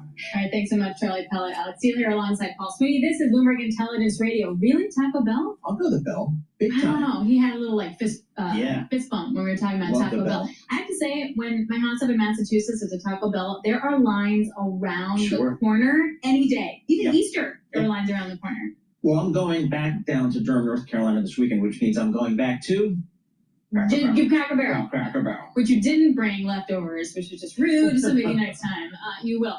All right, let's get checking on the markets. You have the Nasdaq down 3 full percentage points. You got a big earnings week as well. 24% of S&P companies will be reporting first quarter earnings this week. Want to get the latest with Gina Martin Adams, Bloomberg Intelligence chief equity strategist, a very busy one at that. What's going to be a highlight for you this week, Gina?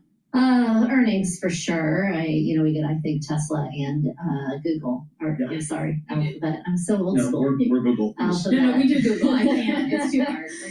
This week, I think we get a decent amount of industrials earnings, as well as a little bit of the communications segment as well. So we're starting to really roll into earnings season. We had less than 10% of earners reported as of this morning, but we'll get close to 30% by the end of the week. So it'll be all about earnings for us. I think there are some economic data points to watch this week as well, but generally the biggest thing is earnings. And I think the biggest thing inside earnings is sales. This has been the biggest surprise so far, is how many companies are missing top line.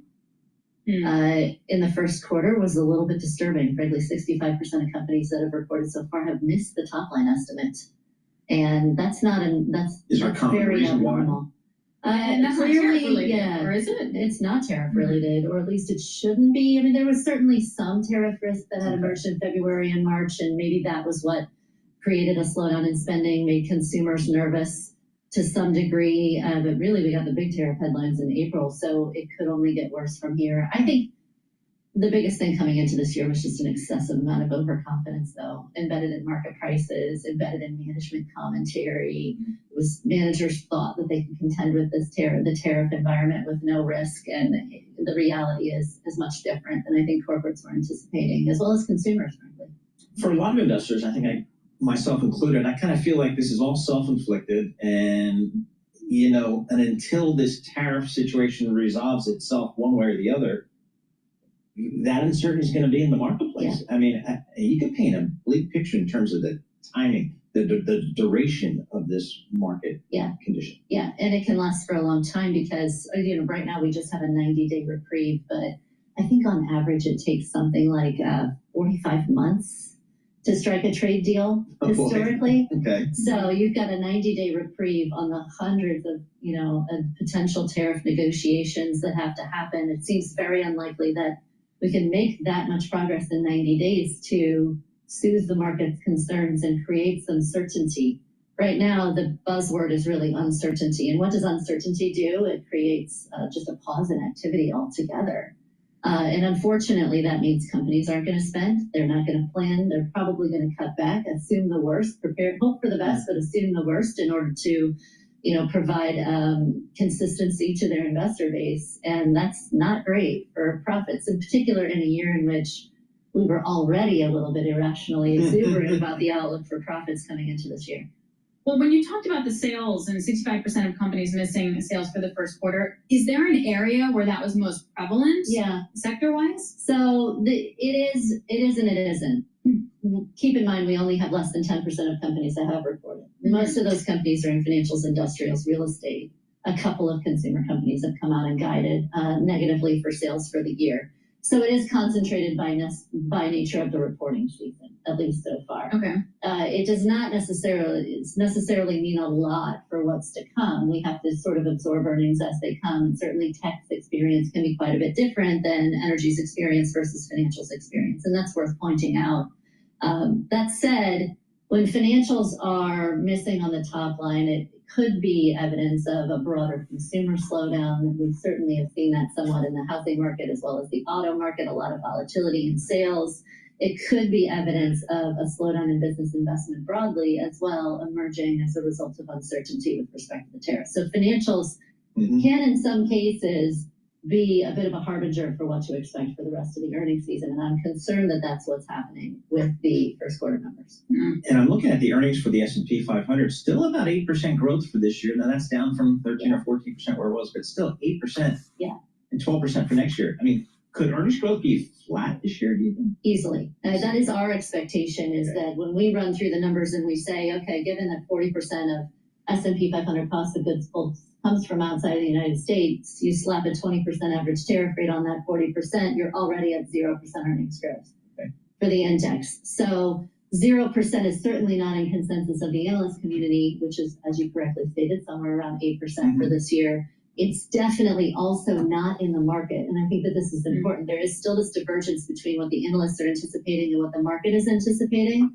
And when we run through the numbers of what the market is priced for, even at our lows back in April, in early April with Liberation Day announcements, the market was still priced for something like 15% earnings growth to emerge. It's very difficult to adjust market expectations that rapidly, even after a 20% drop in stocks. We were still sitting at irrationally high expectations for earnings growth, at least what our models would suggest. Also, just taking into account next year's earnings, as you were saying, like 12%. I mean, how? Like, what? I mean, the uncertainty there, it just seems totally bananas in terms of how you even model that at this point. Before I let you go, industrials, I'm actually much more interested in industrials in terms of their CapEx spend and their sales. Best guess when we get this week. Yeah, I think it's going to be really tough for industrials to give us a lot of disclosure. I think Delta is a great microcosm, right? Delta came out and they gave us numbers and they said, here's some scenarios for how things might go. Sure. That is probably the best case scenario, is you get a bunch of scenarios coming from companies as to, if we fall into recession, here's where things could go. If we get some tariff resolution on the upside, here's where our upside prospects are. Because companies don't have a lot of certainty to contend with. They know what happened in the first quarter. They can give you some evidence of where things were pre-Liberation Day. But going forward, they're very caught. And I think that respectfully results in a lot of uncertainty coming out of the companies themselves. They'll have to scenario plan. It used to be a lot more fun to talk to you. I know, I'm sorry. Jeez. I'm sorry. So serious, you can see, right? I know, after 2 years of being incredibly optimistic and seeing some really great upside, it's definitely changed. All right, let me talk about a stack here that will help with your bone health. All right, it's really important for males and females, especially once you hit age 40, and women that are postmenopausal. Now, taking D3 and K2 together will help you to absorb calcium. So you need to take calcium in either through milk or through a supplement, and take the D3 and the K2 together. It's the MK7 molecule, and do resistance training. But also within your vitamin profile that you take on a daily basis, make sure you take in magnesium. By taking in magnesium, you're going to have a higher efficacy for D3. In addition, magnesium helps with brain health. So there's a dual benefit with magnesium. Now, you can get that magnesium through my vitamin C plus magnesium supplement, my magnesium and zinc supplement, or the Boomer Boost that I had, that magnesium is in there. So there's 3 ways you can get it from my store. Now, taking D3 and K2, do some resistance training. All right? And also do exercises that will add a little bit of vibration into the muscle, and that helps stimulate bone formation, bone matrix. You have 2 types of cells, roughly, that help with bone formation, all right? One type of cell is osteoclasts and osteoblasts. Osteoclasts are cells that eat bone. Osteoblasts deposit bone. When you get older, you'll have more osteoclasts than osteoblasts. When you're younger, you have more osteoblasts, so you're building bone. But when you get older, you have more osteoclasts. So what you want to do is create a signal through supplementation and resistance training and vibration that actually switches to more osteoblasts, okay? So you can do that by taking the D3, the K2, make sure you take magnesium in part of your profile of vitamins, and do this resistance training. So you're lifting weights, all right? But you're also doing a vibration exercise where you're doing calf lifts, and make sure you don't have your shoes on and you want to be on a hard floor. And what you do is you lift up and then down and have your heel hit the ground. And what will happen is you do that 50 times each day, every day, all right? What will happen is that you're building up your calf muscle, which is good, because what that is doing is it's pumping, and that's pumping the blood flow, your venous blood flow back to your heart and strengthening that musculature. But it's also sending a vibration through the bones to deposit more bone matrix. So you're doing the resistance training, and so the body is signaling heavier weights are on the bones and therefore produce more bone matrix. But vibration helps too. And so you want to do these 50 calf lifts a day. Make sure your heel hits the ground and you're feeling that vibration through the leg. Not too hard, just moderate. But that vibration through the leg, all right, into your hip and up your spine. And what that will do is it'll actually strengthen the bone over time by taking the D3, the K2, the calcium, the magnesium, the weight training, and these vibration exercises. And that way you are maintaining and building bone density, all right? And you're reversing that osteoporosis.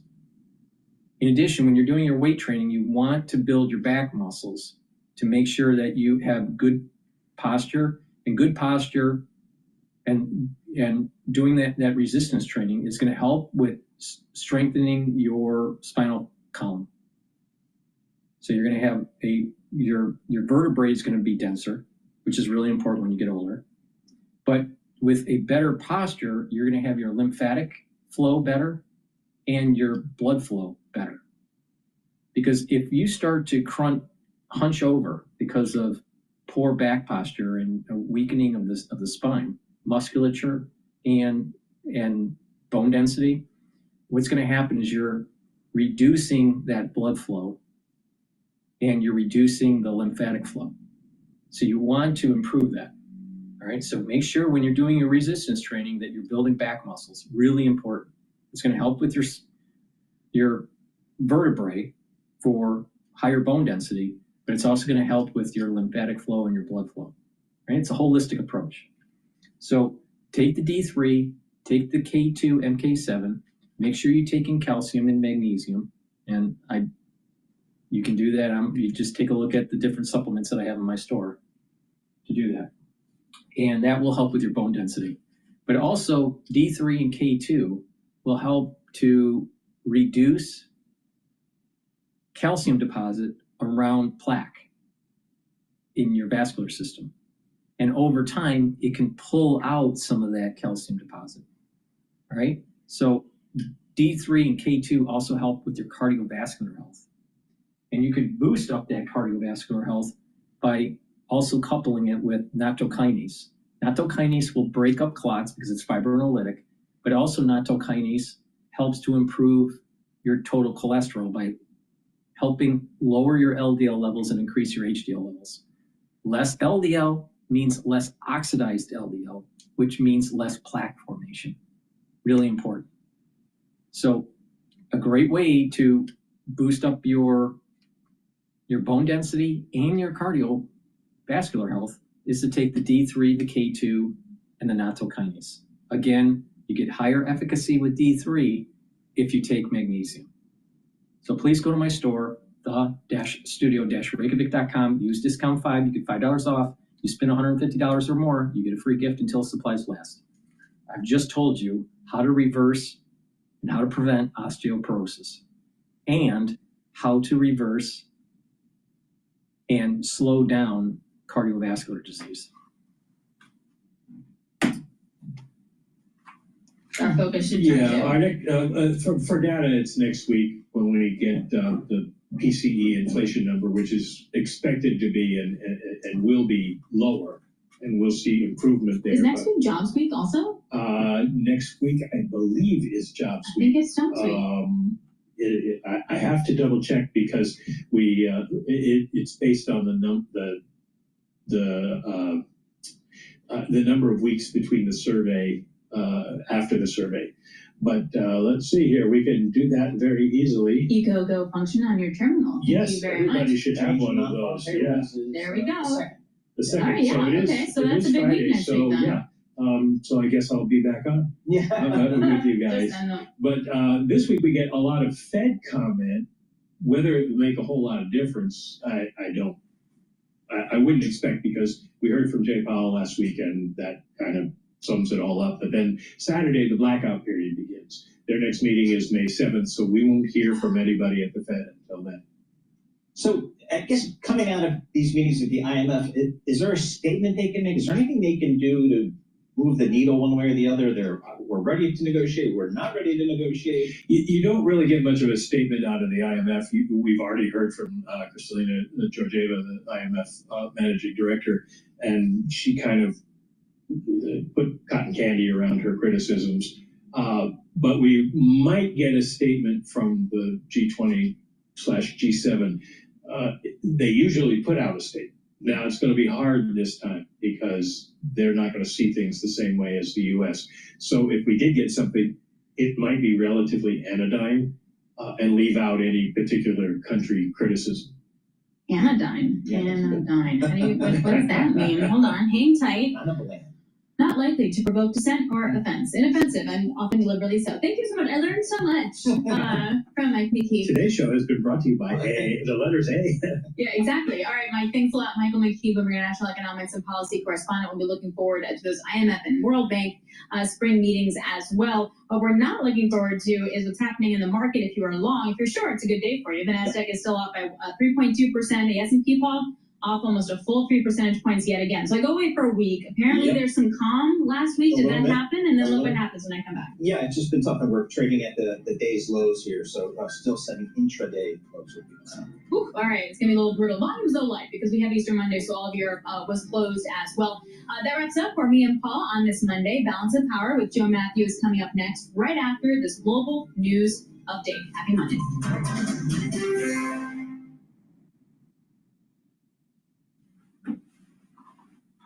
All righty. CBS should be coming on board here.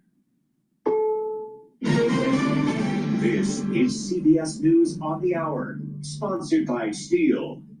I'm Peter King. The Trump administration and Pope Francis have had many public disagreements, but the president has ordered all flags on federal buildings to fly at half-staff in his memory. He was a good man, worked hard. He loved the world, and it's an honor to do that. Francis is being remembered as a generous man of heart and spirit. CBS News consultant Monsignor Anthony Figueroa. Even in death, he said, we can continue to love, we can continue to give of ourselves, and that, I really believe, is what Francis wants us to do. The Vatican announced the Pope's death early this morning, weeks after he was hospitalized for 38 days with double pneumonia, just today after his last appearance in public at St. Peter's Square. Just last year, CBS News correspondent Nora O'Donnell had a wide-ranging interview with the Pope. He's heard here through an interpreter. When you look at the world, what gives you hope? Everything. You see tragedies, but you also see so many beautiful things. You see heroic mothers, heroic men, men who have hopes and dreams, women who look to the future. That gives me a lot of hope. With the Pope's death comes speculation about who his successor should and will be. A conclave to elect a new pope is probably 3 weeks or so away. Monsignor Kevin Irwin is a New York priest and former dean at Catholic University School of Theology and Religious Studies. When he was hospitalized, the cardinals began to think, who's going to be next. Before the conclave, there are several days of meetings of the cardinals where they give speeches, and that's kind of the beginning of real discussion about who it should be. Defense Secretary Pete Hegseth is downplaying reports that he included his wife and brother in a secret chat about U.S. attacks on Yemen using the Signal app. Instead, he blames the media for reporting. We're changing the Defense Department, putting the Pentagon back in the hands of warfighters, and anonymous smears from disgruntled former employees on old news doesn't matter. The president says he still stands behind Hegseth. It's Marathon Day in Boston. The men's division has a winner, as seen and heard on ESPN. John Kerr is the man who is going to meet the moment in Boston. Champion of the 129th Boston Marathon. Career is from Kenya, joins his brother Wesley as a Boston Marathon winner. They say investing is a marathon too, but it's become too much for some investors to bear right now. The Dow is down nearly 1,100 points. The NASDAQ has lost 509. This is CBS News.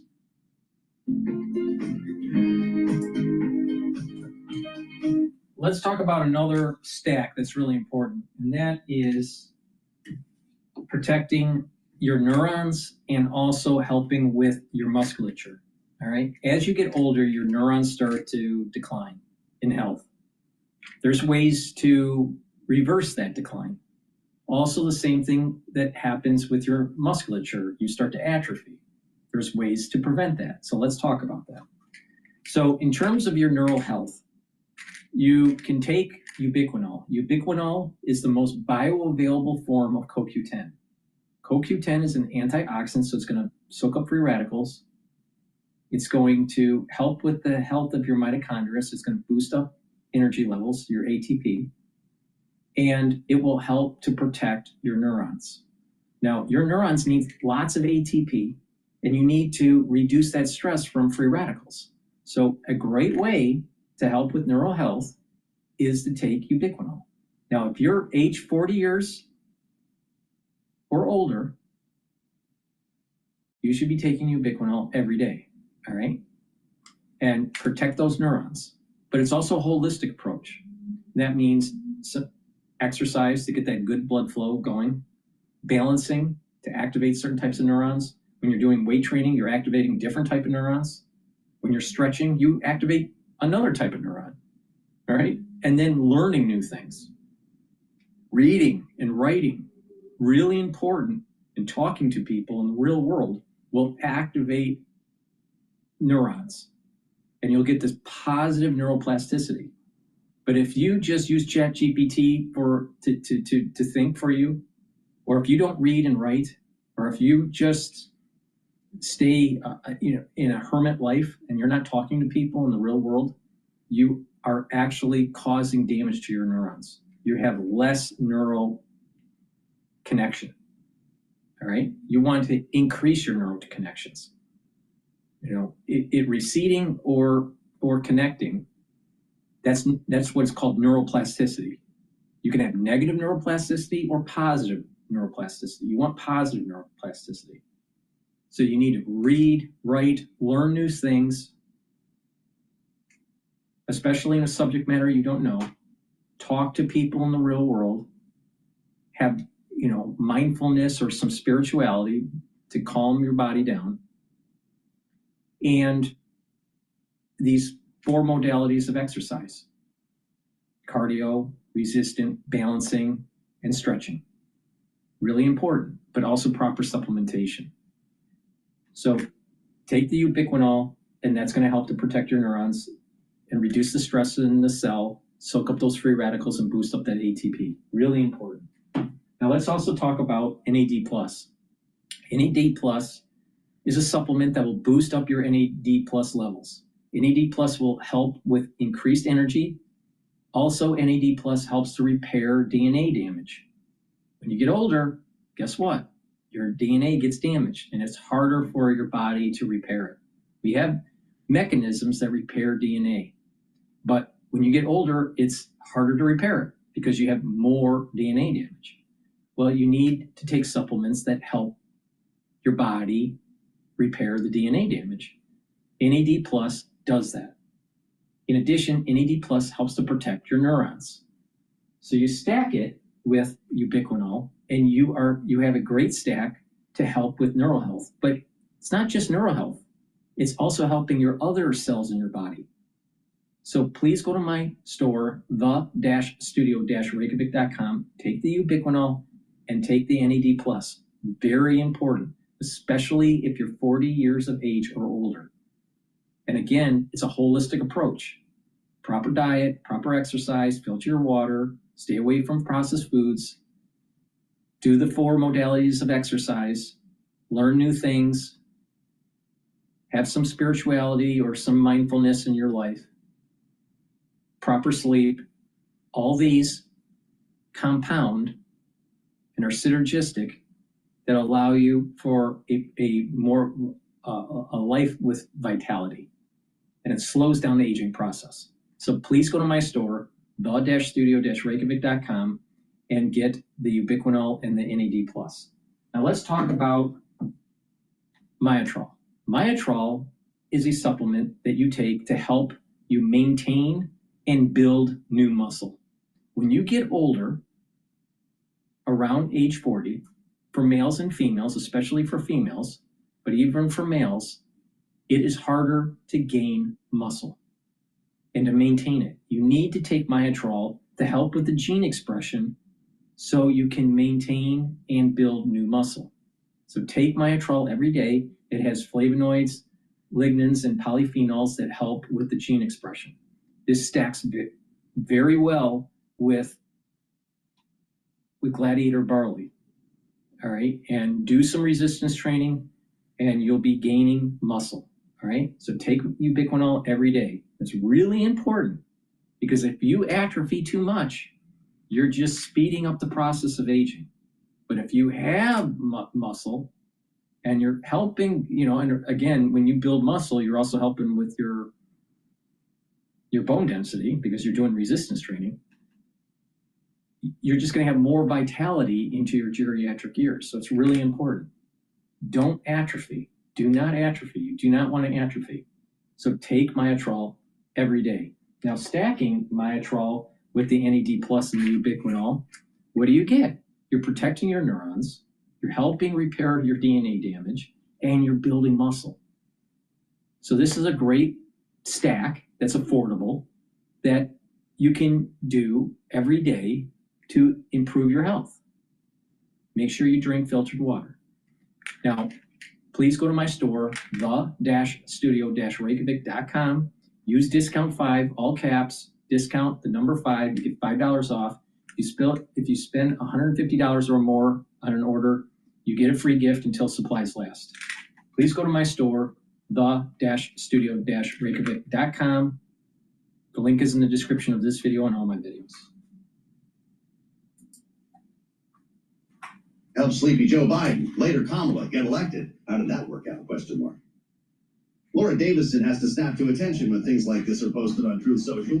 As our Bloomberg politics editor here in Washington and with us at the desk now to help make sense of all of this.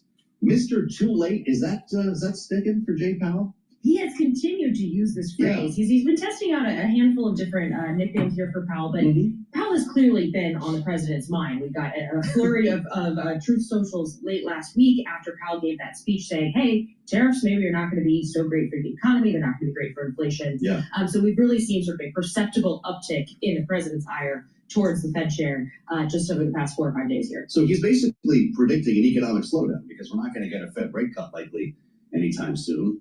Everybody goes to work, they see the Dow's down 1,000 points. What's the political implication of that? Well, it gives Trump a little bit of cover if there is an economic downturn for whatever reason, whether that's related to interest rates or whether that's related to tariffs or uncertainty in the economy generally. He can say, look, he's basically setting Powell up to be the fall guy here. Look, it's not my policies. This is the Federal Reserve chairman, which then, he does have the ability to pick the new chairman in a year. Yeah. So there's lots of discussions on, who are these names that are coming up? Could he have someone like a shadow Fed chair? This was an idea that was floated a couple of years ago. Basically have someone sort of pulling the strings, sort of weighing in, giving a separate signal to markets on where monetary policy is going.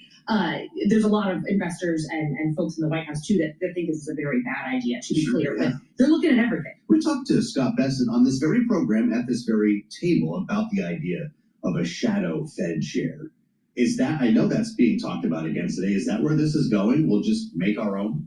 It is something that they're discussing. I don't know how likely it is that it actually comes to fruition. I think that you have a lot of people in the White House who say, look, that this is going to be really freak markets out, really freak investors out, and that's not the right direction to go. You also, if you do appoint someone, that person then probably loses a lot of credibility when it comes to actually being the Federal Reserve Chair. So that you may not find a lot of people willing to sort of take that job. Fair enough. Yeah.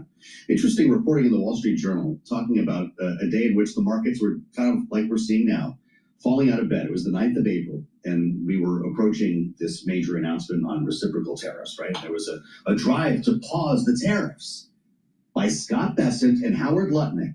And they had to wait to find out when Peter Navarro was going to be in a meeting with Kevin Hassett so they could get the boss alone. What does that tell us about where we are in this argument and the consistency within the administration on tariffs? It really shows that these factions are forming, and that you have sort of the folks who come from Wall Street who are very sensitive to markets and less on the tariff train, essentially, are trying to get the president, get him to make these decisions when other people are physically not there.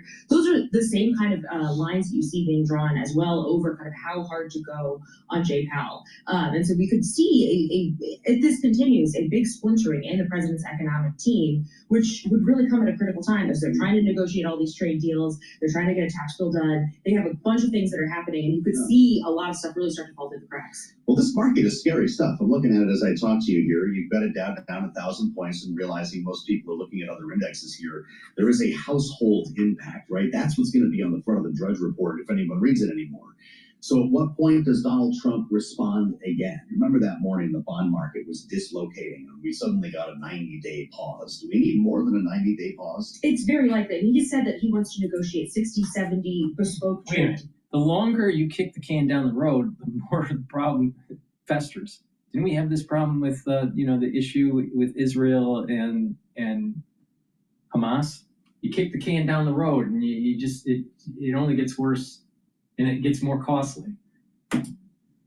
Hopefully Trump doesn't cave in. That pause, the extension of a pause, if it comes, it will come, on day 89. Great, which the market loves here, right? The Easter egg roll today. I don't know if you were over there playing games on the White House lawn, but he was out there with the First Lady and the Easter Bunny.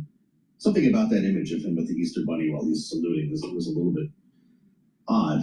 He seemed to be having a good time. He was smiling, he was laughing. First Lady seemed happy. This doesn't seem to be, or is it impacting him on a personal level? It's he had the grandkids there, he had everyone there. It was, but it was an interesting split screen there. You had Trump. He made a handful of remarks. He did briefly mention interest rates in the economy and egg prices before going down the stairs and on the lawn, and was. He also referred to military enlistment. Why would he want to do that today? Well, I think his Department of Defense head, Pete Hegseth, is maybe not having one of his best days. Not at all. After this new news about the signal chat he had there, where he was not only first signal chat with the Atlantic editor, now there's another signal chat where his wife was in it, as well as some other personal aides, where confidential information, it appears, was shared there. Capaccio's on his way over from the Pentagon. I guess, is he going to make it, James? Do you think he's going to make it? You never know exactly with Anthony Capaccio, but he's going to be here. He does this for a living, covering this agency. Are we going to be covering the Department of Defense with a new secretary at some point soon? People are asking if he'd ever get the job. Then it was the signal flap to begin with. Now we're doing it all over again. 4 of his lieutenants have been shown the door for leaks. What's next?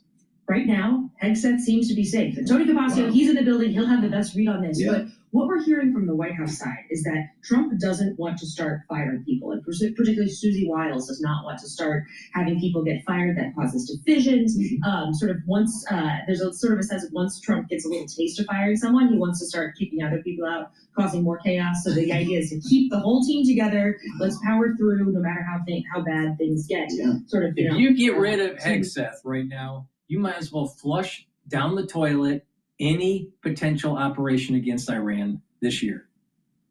You probably also would have to flush down the toilet the possibility of being able to do a counteroffensive with President Xi with Taiwan. Because look at how long it took for Congress to confirm Hegseth. I mean, plus, you got to get, you got to get acclimated. Once you get confirmed, you have to be acclimated with the systems, and and it's just no way. It's almost like the deep state is trying to chip away at Trump, and unfortunately, sometimes Trump is too stupid, with his management style, and it lets it happen, just like he did with the first fucking administration.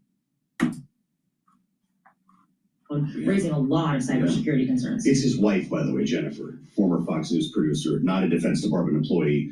They are married. She was on this along with a couple of others here, his personal lawyer, and another who has a job at the Pentagon. Unclear why they would be privy to this information, though, correct? That's still an open question. That's still an open question. The White House has said that they're investigating this first signal chat situation. It's possible that they will also announce an investigation into this situation as well. But it is looking like Hegseth is going to be able to keep his job. Of course. Cameras, He has to. Say that he and President were on the same page. You never check someone's appointment, like in Outlook, to see if they were busy in a meeting to do something else at that same time? Did you ever try that? Absolutely not. You've Don't never tell done my that before, bosses right? I've that. never heard of anything like that. It seems like Mr. Besson and Lutnick started something new. That's amazing. Laura, thank you as always. Laura Davison, the best of the business on the fastest show in politics. We'll have a lot more with Mr. Kapaz. Let's go to Al Jazeera and their take on Hegseth. He's not denying the specifics of the fact that he shared a signal chat with a group of people on which certain defense issues were discussed. However, he's lashed out at those he says have been leaking information, members of the media, basically everybody who disagrees with what he's done. He's been supported by President Trump. He's had words spoken in his defense by the press secretary. This is what the Secretary of Defense has to say. What a big surprise that a few leakers get fired and suddenly a bunch of hit pieces come out from the same media that peddled the Russia hoax. And as they peddle those lies, no one ever calls them on it. See, this is what the media does. They take anonymous sources from disgruntled former employees, and then they try to slash and burn people and ruin their reputations. Not going to work with me, because we're changing the Defense Department, putting the Pentagon. Yes, I love this game. IXL is actually a learning app, but it's so fun. He calls it a game. I'm crushing. Yeah, you are. Just in the last few minutes, Donald Trump has once again said Pete Hegseth is doing a great job. One official, he isn't. Are there people within the Pentagon and the deep state that want to get rid of Hegseth and stop this restructuring of the Pentagon? Absolutely. But the thing is Hegseth should not give them reason by having a signal chat with his wife. She doesn't need to know. Now, did he do anything illegally? Probably not. But the thing is that it just doesn't look good. And that is amateur hour. And that's what some people in Congress they were worried about with Hegseth. And you know what? It was it was something that he should just not have done. He should have had better common sense, right? Even if it's everything above board.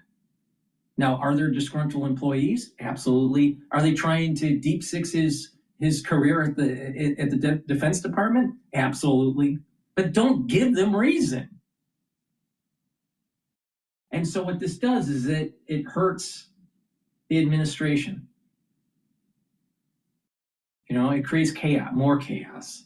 You get normal chaos with Trump, but you don't need additional chaos.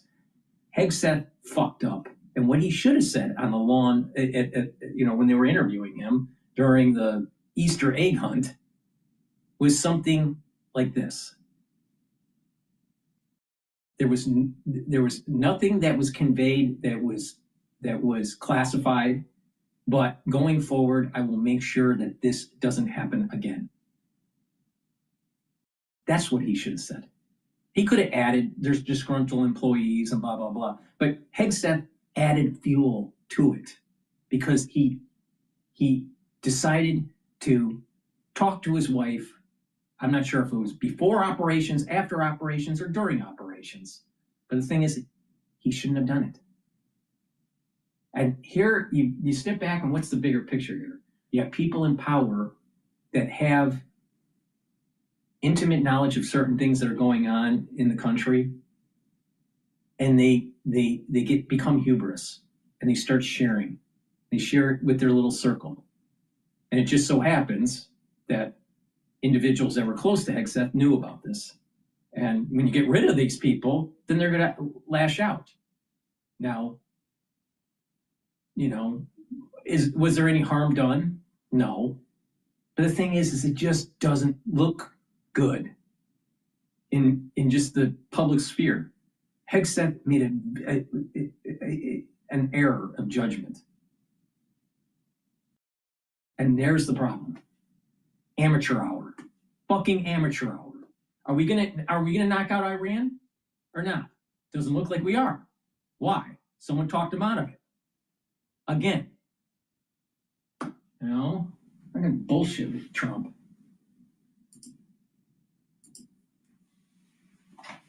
That's set to go into effect next month.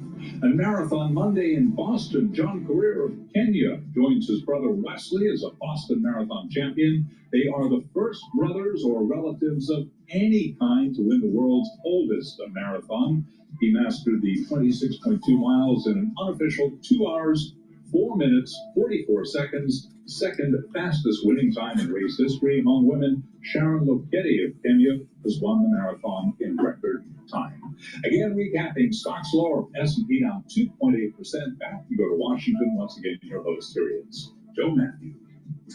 All right, Charlie, thank you so much. Watching Wall Street for us every day here on the fastest show in politics, the great Charlie Pellet, the voice of Wall Street and the New York subway. We need you now, Charlie, and we'll be back shortly to see how things are playing. This has everything to do with Washington today. Boy, it's like last week or the one before it on rerun. Day 90, by the way, if you're playing along in your home game of the second Trump administration, with another 1,000-point drop in the Dow after the president takes to Truth Social to call Jay Powell a loser. Now, if you're trying to clean things up. All right, so we are trading for the S&P 500 at 5,133. So we broke the support level of the 5,150. If we close below that support level, that is not good news. Now, that doesn't mean that you won't have some sort of maybe 1 or 2 day rally, but it's possible that we retest the 4,810 mark for the S&P 500.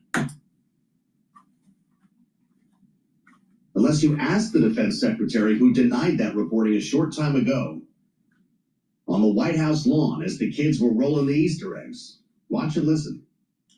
This is what the media does. They take anonymous sources from disgruntled former employees, and then they try to slash and burn people and ruin their reputation. That probably is 100% true. Comma. You shouldn't fucking talk to your wife about fucking operations. Dumbass. I mean, I suspect he wouldn't have had the horn playing if he was at the Pentagon, right? You get full soundtrack over there. Everybody seemed to be in a great mood at the Easter egg roll. Even Don Jr. was there blowing the golden whistle. First Lady was there holding hands with Donald Trump. Not exactly the forum you would expect to find the defense secretary in today. Here's a quote for you. There are very likely more shoes to drop in short order, with even bigger bombshell stories coming this week. That's what a guy named John Elliott left the Defense Department last week, former Defense Department official. He was responsible for one of the 2 hit pieces, taking an op-ed in Politico there to refer to the Pentagon in disarray. Tony Capaccio makes his living over there at the Pentagon and sees all this stuff up close. Was prolific with us about the first signal chat, and he's back now with another. Here on the other side of the river, Bloomberg Pentagon reporter Tony Capaccio. You got a big following online. People always look forward to you coming over here. Maybe it's because I'm usually calling you about a very large and controversial story. It's flattering, but it doesn't go in my head. No, I don't know about that. But you wonder, you start hearing the questions, how long is it going to last? This is like a rerun here, and the White House is digging in. He says basically that it's untrue, it's fake news. The White House says they're going to stand by their man. We just had 4 very important departures at the Pentagon the end of last week. You can't deny that part. This is a big problem. Right. And not only they happened Friday, so he had 3 people. Mm-hmm. 2 of them were very close to him. that worked for him at the Concerned Veterans for America. Excuse me. Dan Caldwell not only worked there, I didn't realize this, but he actually helped vet people for Hexeth when Hexeth was confirmed. He was a handholder. It's a who selected people who would work for Hexeth. Very close, very close. So Friday he came out with a Twitter feed criticizing the removal. A joint statement for the three people. Friday at midday or late afternoon, the New York Times comes out with a story about the second signal channel. And then at 7 p.m., John Elliott's editorial was posted on Politico. It seemed pretty coordinated, like the Revenge of the Jedi, if you're a Star Wars fan. But these guys were shown the door, presumably for leaking already, right? So they've got more to leak. That's you saying that, not me. Okay. Were they not alleged to have been, or is that simply... No, they're alleged to have been leaking. I'm not going to put two together on these stories, but your viewers are smart. Well, you have to be careful who you fire sometimes. It all comes out. The 7 p.m. Political thing was kind of it showed me it was moderately coordinated. Dan Caldwell, Darren Selnick, Colin Carroll, and the aforementioned John Elliott. What's he talking about with more bombshells to drop this week? I kind of know, but I'm not going to say. Really? Yeah. I don't think it's this week. How long does this barrage continue? So I think here's a couple things. He's at the Easter egg roll today. Yeah. I think a lot of Washington is going to be wondering what rolls next. Okay. From the shoulder up. In 2 weeks, he'll be before the Senate Armed Services Committee on a military posture hearing. This may be his make or break moment because he's going to get shot at from various venues. And the president's chief of staff, Susan Wiles. Susan Wiles. Yeah. Susan Wiles. And she's going to be watching that closely because she's done kind of a key, from what I understand, to his survival. If she thinks he's a liability, he could go. One thing I want to make the point, though, too, it's a good thing the United States doesn't have a national security crisis at the moment. Panama and the canal issue is not a military crisis. Going after the Houthis is not a military crisis. It's a good thing there's not a major crisis where U.S. troops are heavily involved. Except before we heard the remarks we just heard on the lawn, took to Twitter. This was on Easter night, 10:45 p.m. This is Easter. Your agenda is illegals, trans, and DEI, all of which are no longer allowed at DOD. My take on this is that someone in the Pentagon is trying to, I don't know why, prevent Trump from hitting Iran. Now, why? Now, I could be wrong on this, but it just seems as though you muddy the water, have everybody pay attention to a nothing burger, but it prevents people from actually executing strike packages against Iran. That's what it seems to me. That's that were shared with the Atlantic. Flight schedules for the F-18 Hornets targeting the Houthis in Yemen. That's not fireable. It's not fireable if you're this administration, but that's a key piece of information. If you're a more sophisticated adversary than the Houthis, who could have intercepted that and cued their air defenses to shoot down those non-stealthy F-18s. 4 guys are shown the door like this. Several of them, at least, close to Pete Hegseth until now. What does that do for morale inside the Pentagon? My understanding that the words I'm hearing, this is a clown show. Clown show. Yeah, this is one exact quote. From a business standpoint, from a Bloomberg audience standpoint, Colin Carroll's demise is particularly interesting because he was Stephen Feinberg's chief of staff, his handholder, his scheduler, his funnel for information about a building he knows nothing about. But my understanding is that Mr. Feinberg is being fire-hosed with information, and so he's absorbing and learning. But he's going to be out there on his own. From the Bloomberg audience standpoint, this is the key kind of appointment they should be watching in terms of who the next chief of staff is, because Mr. Feinberg's policies could have major impact on companies. On procurement. On procurement, acquisition, the lash up with Silicon Valley. This is a kind of a key constituency for a Bloomberg audience and the defense industrial base in general. Fascinating. Are we on the verge of an announcement? And I'm not trying to change the subject here, but I wonder if this could actually turn our focus at the Pentagon, the announcement of the next generation Navy fighter jet. No, I don't see there as a correlation. My understanding, I was following this pretty closely until about a week ago. It's held up at the Pentagon level in terms of funding issues. Okay. How do you pay for the 26th to the 30 budget?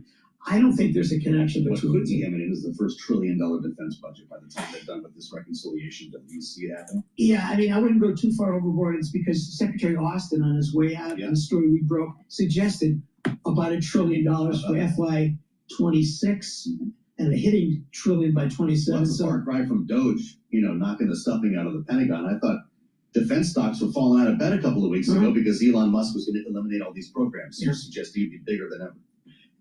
It was Austin's idea, and the Trumpies are following it. Okay, well, we'll see. I guess what Pete Hegseth has to say about that. The testimony that you mentioned is important. It's 2 weeks away. Roughly 2 weeks away. You're either going to see some real bad stories between now and then, or something actually move, something change in the leadership of the Pentagon, no? My sense is you'll see more bad stories, but this is going to be a theater. Chairman Wicker is probably going to have to show some tough love and lay into him. Yeah.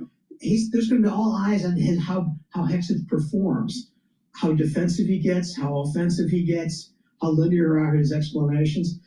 He's going to take a lot of slings and arrows of outrageous fortune. Is that what they say? Well, yeah, if you're getting poetic on us now. You wonder where Donald Trump is with all of this. They tend to have Caroline Leavitt, press secretary, somebody go out and say something nice.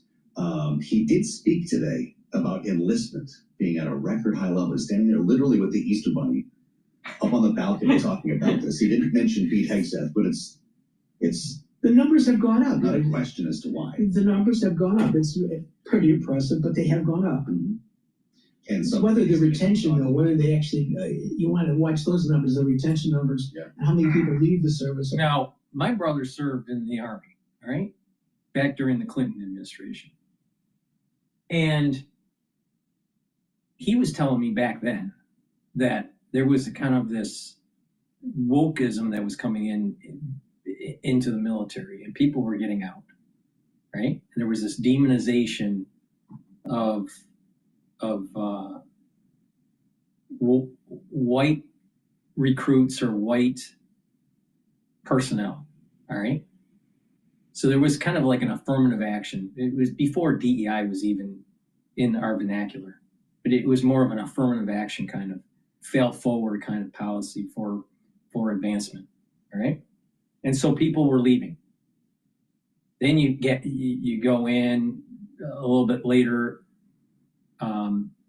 in the timeline here, and then you start having female recruits, and and then the supercharging of DEI and all this, all right? So back then there were many people that there was a surge of individuals going into the military right when the Gulf War, Desert Storm, Desert Shield, right?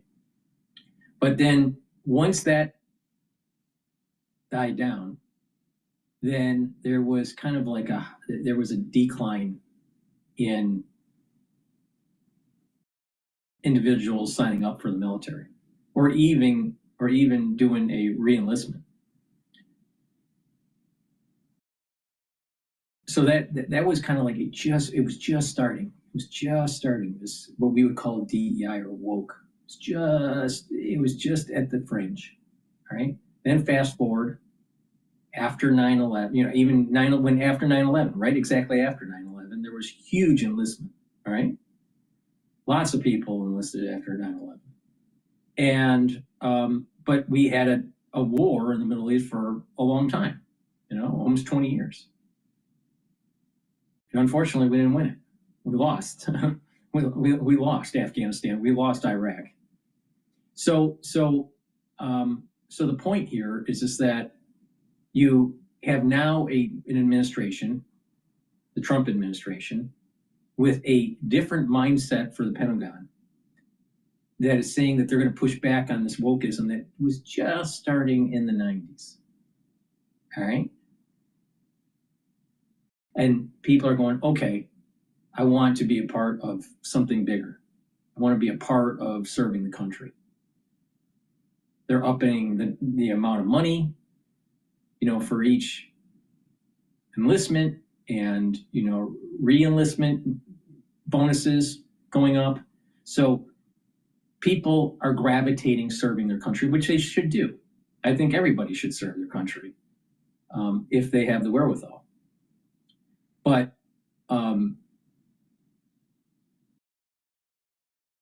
so it's really a change of mindset where you have individuals saying, oh, it's actually going to be based on merit.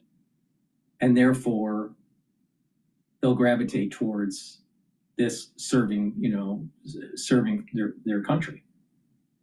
But when you have a mindset of it's about DEI, it's about woke, it's about, something other than the country, and you have idiotic generals getting lots of medals and not winning wars, guess what? You got a problem, and people leave. So I think that Hegseth, even though it's amateur hour with him, with certain things, I think his strategy on pushing woke out of the military and making the military more lethal is the right idea. It's about merit. And so recruitment is going to continue to be high, independent of this signal issue with his wife. All right? I think the recruitment is not just high because of Hegseth, but it's really because of Trump. It's more so probably with Trump, but there's probably a little bit of that composition, a little bit of weight related to Hegseth and his strategy to get woke out of the military. But this thing has been a long arc. It's going all the way back to the 90s. And they've just been chipping away at it. They're just been, and typical white dudes that are serving their country didn't want to do it anymore because they were tired of being demonized. Now, I know this for a fact because that's what my brother saw in the Army.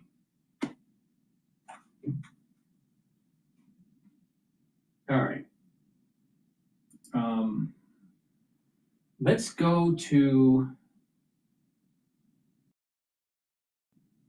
let's see here. Oh, Bloomberg is on break. Let's go to MSNBC. Morning, Joe. Let's see. He's talking to a retired Army general. Wonder what war he won. Defense Secretary Pete Hegseth reportedly used his personal phone to disclose information about U.S. military operations in Yemen in another Signal group chat. Two sources with knowledge of the matter tell NBC News 13 people were in the chat, including Hegseth's wife and brother. This comes about a month after the scandal involving editor-in-chief of The Atlantic, when he revealed that the Trump administration accidentally added him I'm to just a curious. Signal group I'm chat. just curious I'm just curious if Mika, when her father came home after a long day, and as they're eating their spaghetti for the night meal for the family, that her father didn't say anything about the Mujahideen and what he was orchestrating in Afghanistan.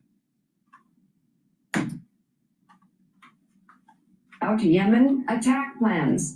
National Security Advisor Mike Waltz took responsibility for creating that message chain. It was Hegseth who revealed the attack plans in that initial scandal. But the New York Times report, Hegseth started this other chat and essentially shared the same information in both groups, including the flight schedules for the military jets that targeted the Houthis. Moments ago, White House Press Secretary Caroline Leavitt said that President Trump stands strongly behind Hegseth, adding that this is what happens when the entire Pentagon is working against him and the monumental change Hegseth is trying to implement. Joining us now, retired four-star Army General Barry McCaffrey. He's in NBC News and MSNBC. Four-star general. Four-star general. How many wars did you win, four-star general? Military analyst. And Joe, I'll let you take it to McCaffrey. I will say that it seems that the White House is still trying to lay blame on someone else on something that a person in the administration very clearly did. Well, yeah, and of course, the Pentagon is interested, and people who've dedicated their entire adult lives to working in the military are interested first and foremost, not on people that go in and out of there as secretaries of defense, but on protecting and defending this nation. They took an oath to uphold, to do everything they could to protect and defend the Constitution of the United States. General, thank you so much for being with us. We have once again another commercial app use for that, where the SecDef, first of all, announces the beginning of operations. Secondly, announces when F-18s are being launched to go into hostile territory, and other details. And he does it with civilians in the chat and others that are absolutely not on the need-to-know list for these military operations. I'm curious, building on all of your years of experiences of taking troops, young men and women, Americans, into combat, tell me your thoughts on, once again, us finding out that a commercial app is being used to transmit the most sensitive information that we have about warfare. Yeah, well, first of all, it's not just a unauthorized signal chat, commercially encrypted device. It was also on his personal phone. And he should assume he has been told, all of the cabinet officers, when they come in office, from the time the president won the election, would have been targeted by Chinese, Russians, North Koreans, Iranians. He should assume that they're capable of breaking that. And what he was divulging was pending military operations. So we got Navy carrier pilots launching into combat operations where the Houthis do have surface-to-air missiles, where the carrier itself is vulnerable during that launch sequence, and he's putting it all at risk. My own take on it, I think he was just, in a sort of a juvenile way, boasting, look at the cool secrets I've got. Right. And I think you're going to find out that he's been using this all along as a way to evade the official Documents Act, where you have to preserve communication. So it's hard to understand what the arrogance, the vulnerability that he projected. Yeah, it is hard to understand. It's even for civilians such as myself, why he would do this. And General, I just want you to underline, because even as a member of the House Armed Services Committee, we would get sensitive information, and the thought that we would share it with civilians or share it with people outside of that committee. I'll tell you that Hegseth had a hubris about him that he should have known better. Now, do I think that he should be losing his position because of it? No, but he needs to apologize to the American public for a lapse of judgment, and then it won't happen again. Give him the benefit of the doubt. Bad guys out of the country here. Are you serious? You want to bring this guy back for due process? Tom Homan was asked about this. The president's border czar was also out on Sunday morning television. Here's Tom Homan on CNN. I stand by the fact I think we did the right thing here. We removed a public safety threat, a national security threat, a violent gang member for the United States. ICE intelligence says he's an MS-13 gang member. A crime confidential informant says he's an MS-13 gang member. The country of El Salvador says he's an MS-13 gang member. I think he's exactly where he should be. Okay. Get ready for the parade of lawmakers, Democrats specifically, in San Salvador, now that Van Hollen has done so. Now, by the way, they're not all going to get full Ginsburgs. 4 House Democrats are on their way. Robert Garcia, California, Maxwell Frost, Florida, Maxine Dexter, Oregon, Yasmin Ansari, Arizona. Meeting with officials at the embassy in El Salvador, receiving classified briefings, we read. There was a request to make these official delegations, and apparently that request was denied. Let's assemble our panel. They're back with us on a Monday. Jeannie Shanzano and Rick Davis, Bloomberg Politics contributors. He is our Republican strategist and partner at Stone Court Capital. Jeannie is our Democratic analyst and political science professor at Iona University. Jeannie, I don't know your thoughts on Chris Van Hollen, the administration. Stone Court Capital. He's on Bloomberg, not managing your portfolio, while the market is trading at 5,143, below the support level for the S&P 500. But he's got time to be talking on Bloomberg. I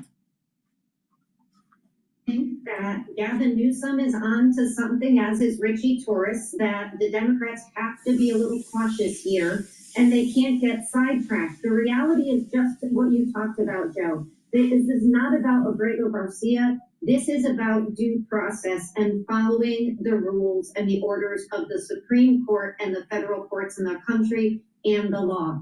Plain and simple. Beyond that, the real story of the day and the year for Democrats has got to be the chaos in our financial system and the impact it is having on their constituents at home where they live. So, but that doesn't mean you can't do both. So, I don't know if everybody needs to go down there. There's a little bit of a cattle mentality.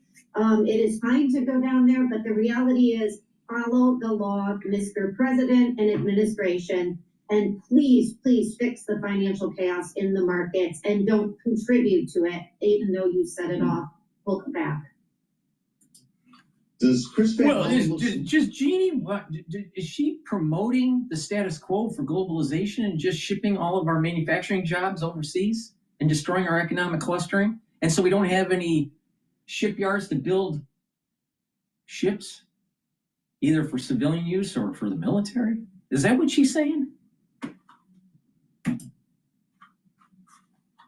John McCain showed up in a bunch of really threatening places, demanded to see political prisoners, put away, talked about democracy. I mean, he had a different reason for doing what he was doing, but Chris Van Hollen showed that one person getting on a plane and showing up can create a controversy, and I think that's all he was trying to do, is keep that issue alive, make the point. I have a hard time believing that McCain, who I didn't like, who never saw a war he didn't want to fund, all right?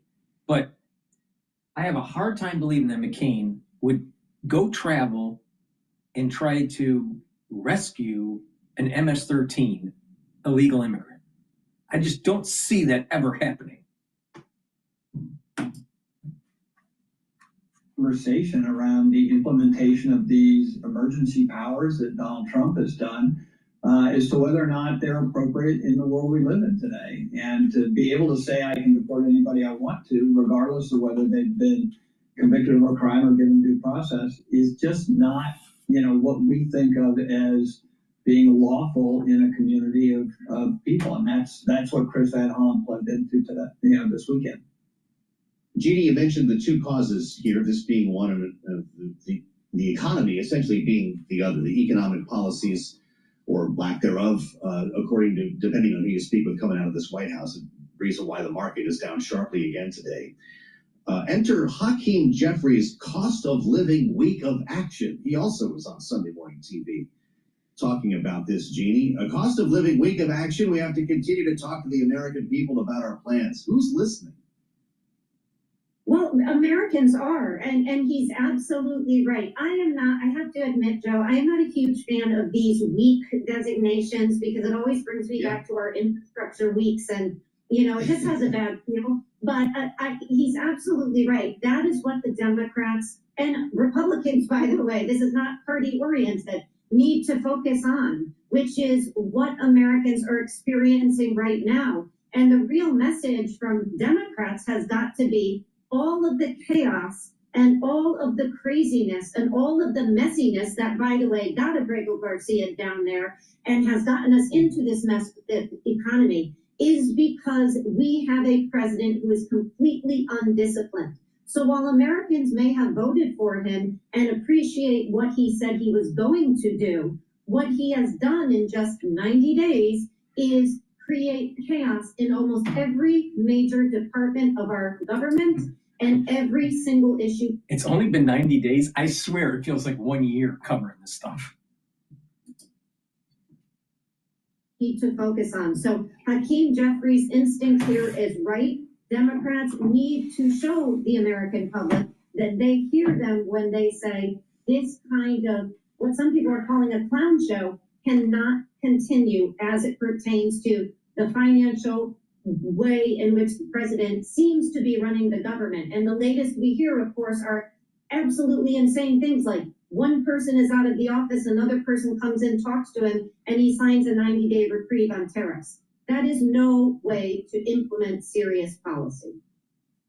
The president was talking earlier at the White House Easter egg roll, Rick Davis, about military enlistment going through the roof. He was, I guess, making some reference to the Pentagon on the day when Pete Hegseth is under attack. And he talked about the economy doing so well under his watch. You've got the Dow Industrial Average down 1,000 points, which is something that people actually talk about when they go to work here. This is going to be the conversation right now at lunches all around the country, whether people can afford to go out or they're eating at their desks or whatever it is. This is the backdrop to everything else that we're talking about here. I'm looking at you here on YouTube with a big red headline across the bottom of the page here.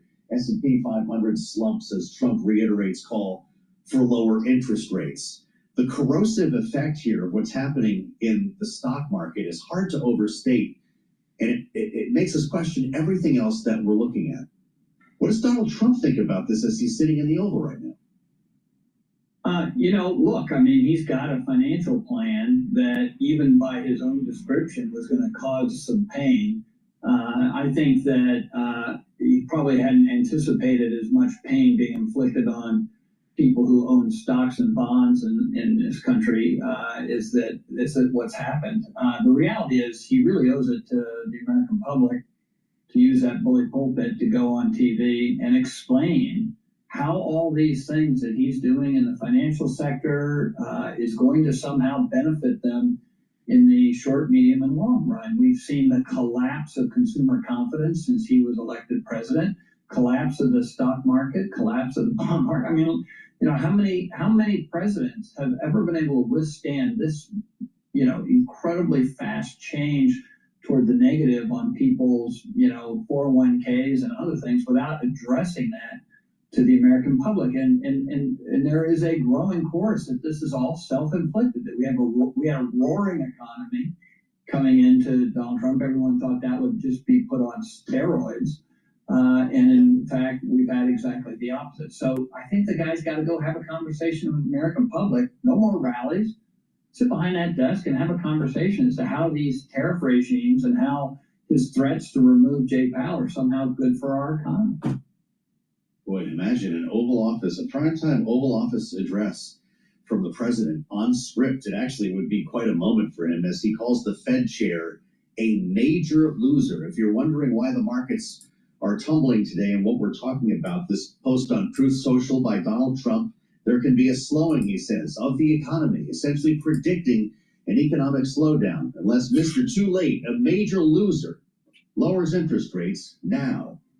The President of the United States on this Easter Monday, 2025. Much more to follow with our great panel. They're both with us today. Rick Davis and G.D. Shanzana will be back in out.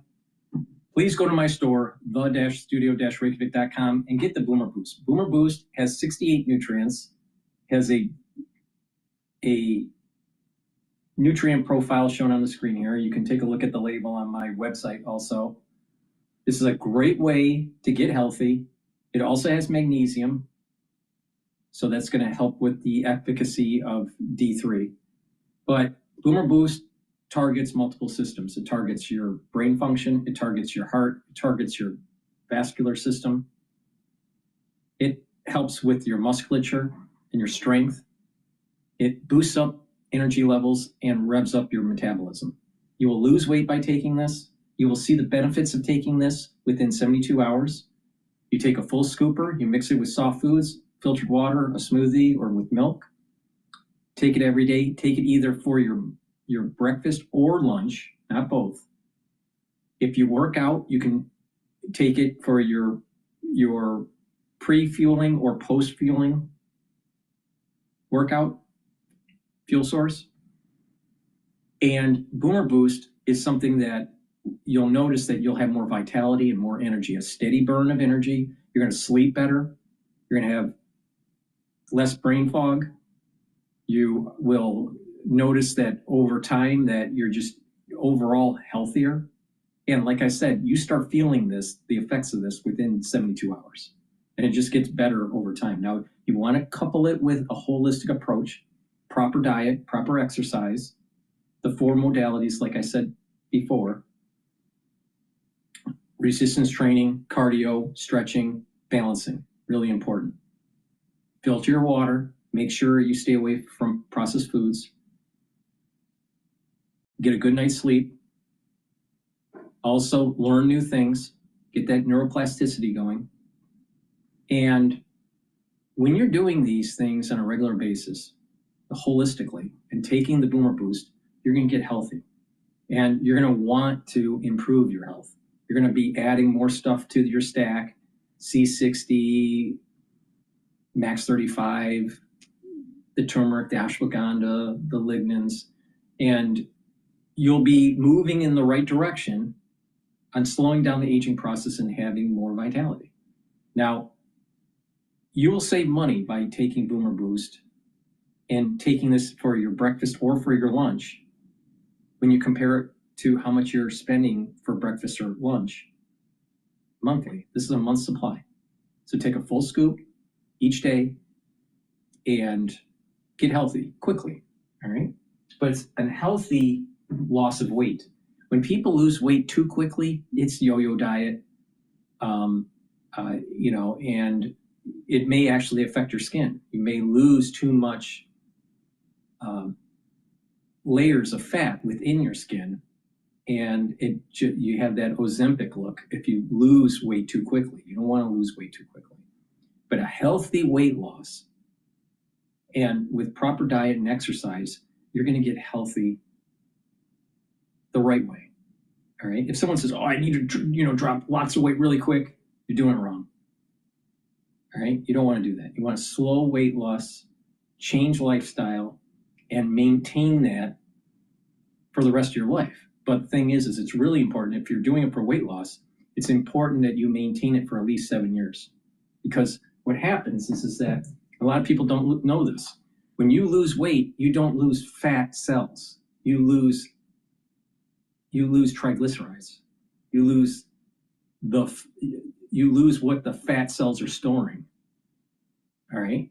So the size of your lipid tissue has diminished, but the actual cells, the actual lipid cells, the adipose tissue.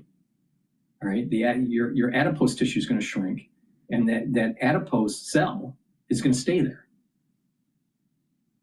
And the reason why is that when you, let's say during hunting and gathering, all right, you may have feast or famine.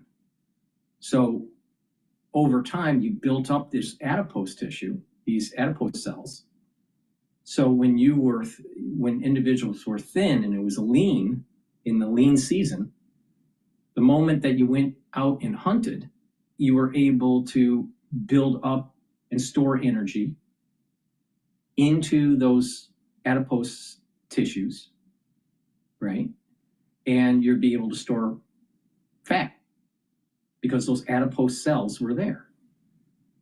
Let's say you went into a lean season, well, you would start to lose weight. You're burning off those triglycerides, all right? You're burning that fat, but the cell's still there to be able to build for the next season. This is what happens with bears when they go into, they're building weight to go into hibernation, right? So that's a mechanism of survival for hunting and gathering.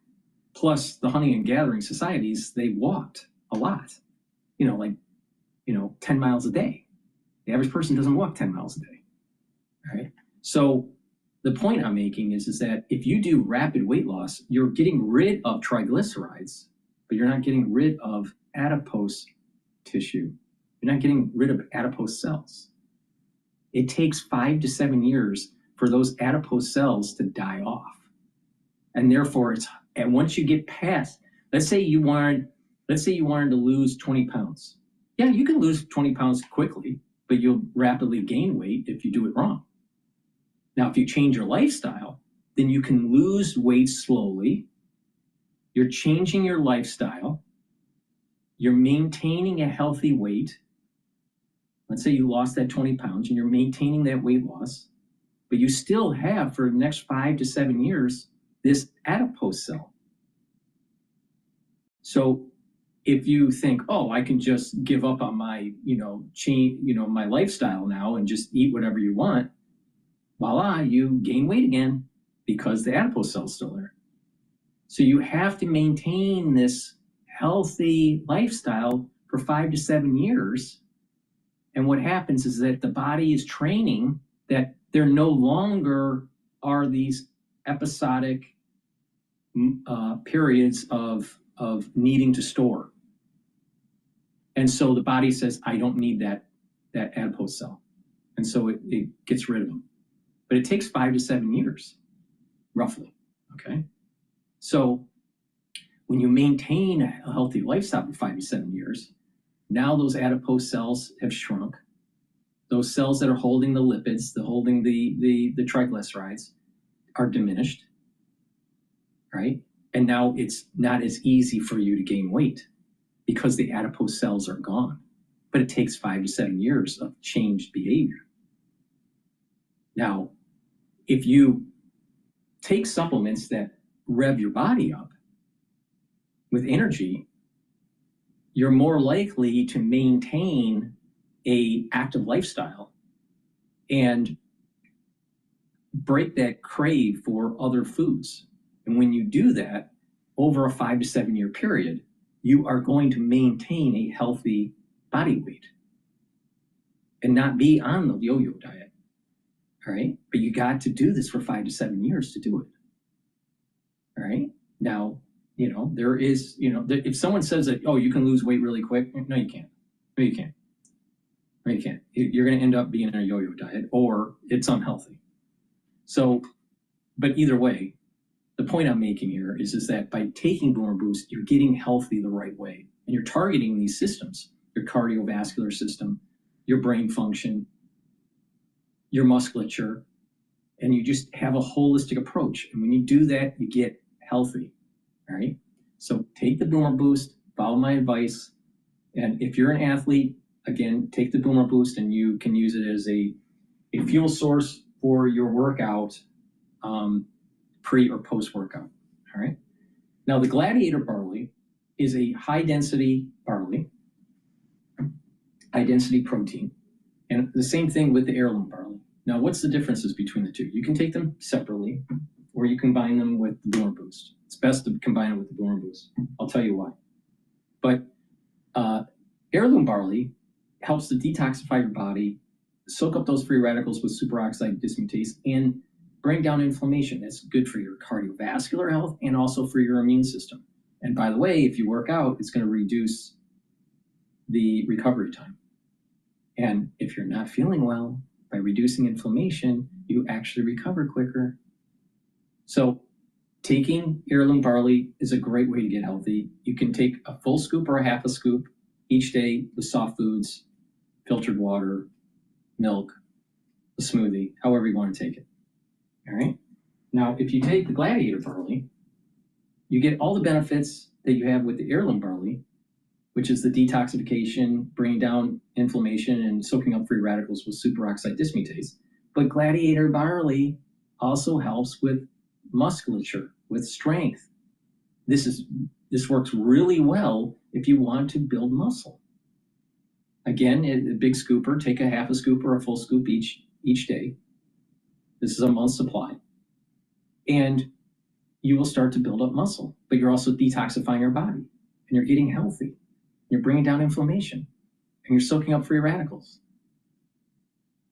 This is a great way to build muscle. It stacks well with Myotrol. Remember what Myotrol does. Myotrol helps with the gene expression to build muscle and maintain muscle. Gladiator barley is the high density protein that you need to build muscle.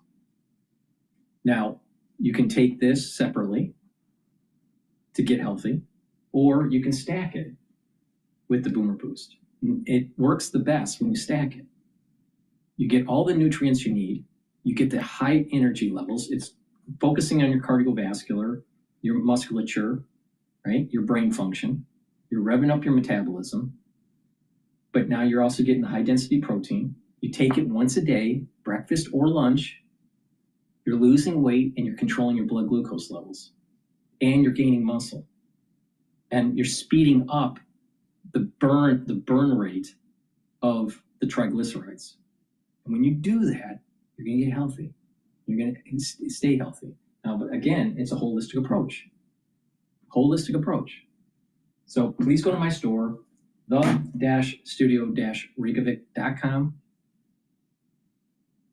Use discount 5 and you get $5 off. If you want to save money and you want to do a stack between Boomer Boost or Gladiator or Boomer Boost and Heirloom Barley, use the Longevity Boost Box. It's at a discount, and you can get your choice of Gladiator Barley or Heirloom Barley, and you get the Boomer Boost. Use discount 5, and you get $5 off on top of that discount. If you spend $150 or more on my store, you get a free gift until supplies last. So please take my advice. Get the Boomer Boost, get the Gladiator Barley. You can take them separately, but it works better if you stack them, either the Boomer Boost with the Gladiator Barley or the Boomer Boost and the Heirloom Barley. Now, you can take the barley separately, right, and not take the Boomer Boost, but like I said, when you stack them, you get the max benefit. So that's my overall transmission for today. I've been going with this transmission for over 4 hours. Please go to my store, the-studio-reykjavik.com. Stack these supplements the way I tell you to, and you're going to slow down the aging process. You're going to boost up your immune system, and you're going to improve your other bodily systems, like your endocrine system, like your brain function, your neurological system. So please go to my store, the-studio-reykjavik.com. Thank you for listening. Have a nice day.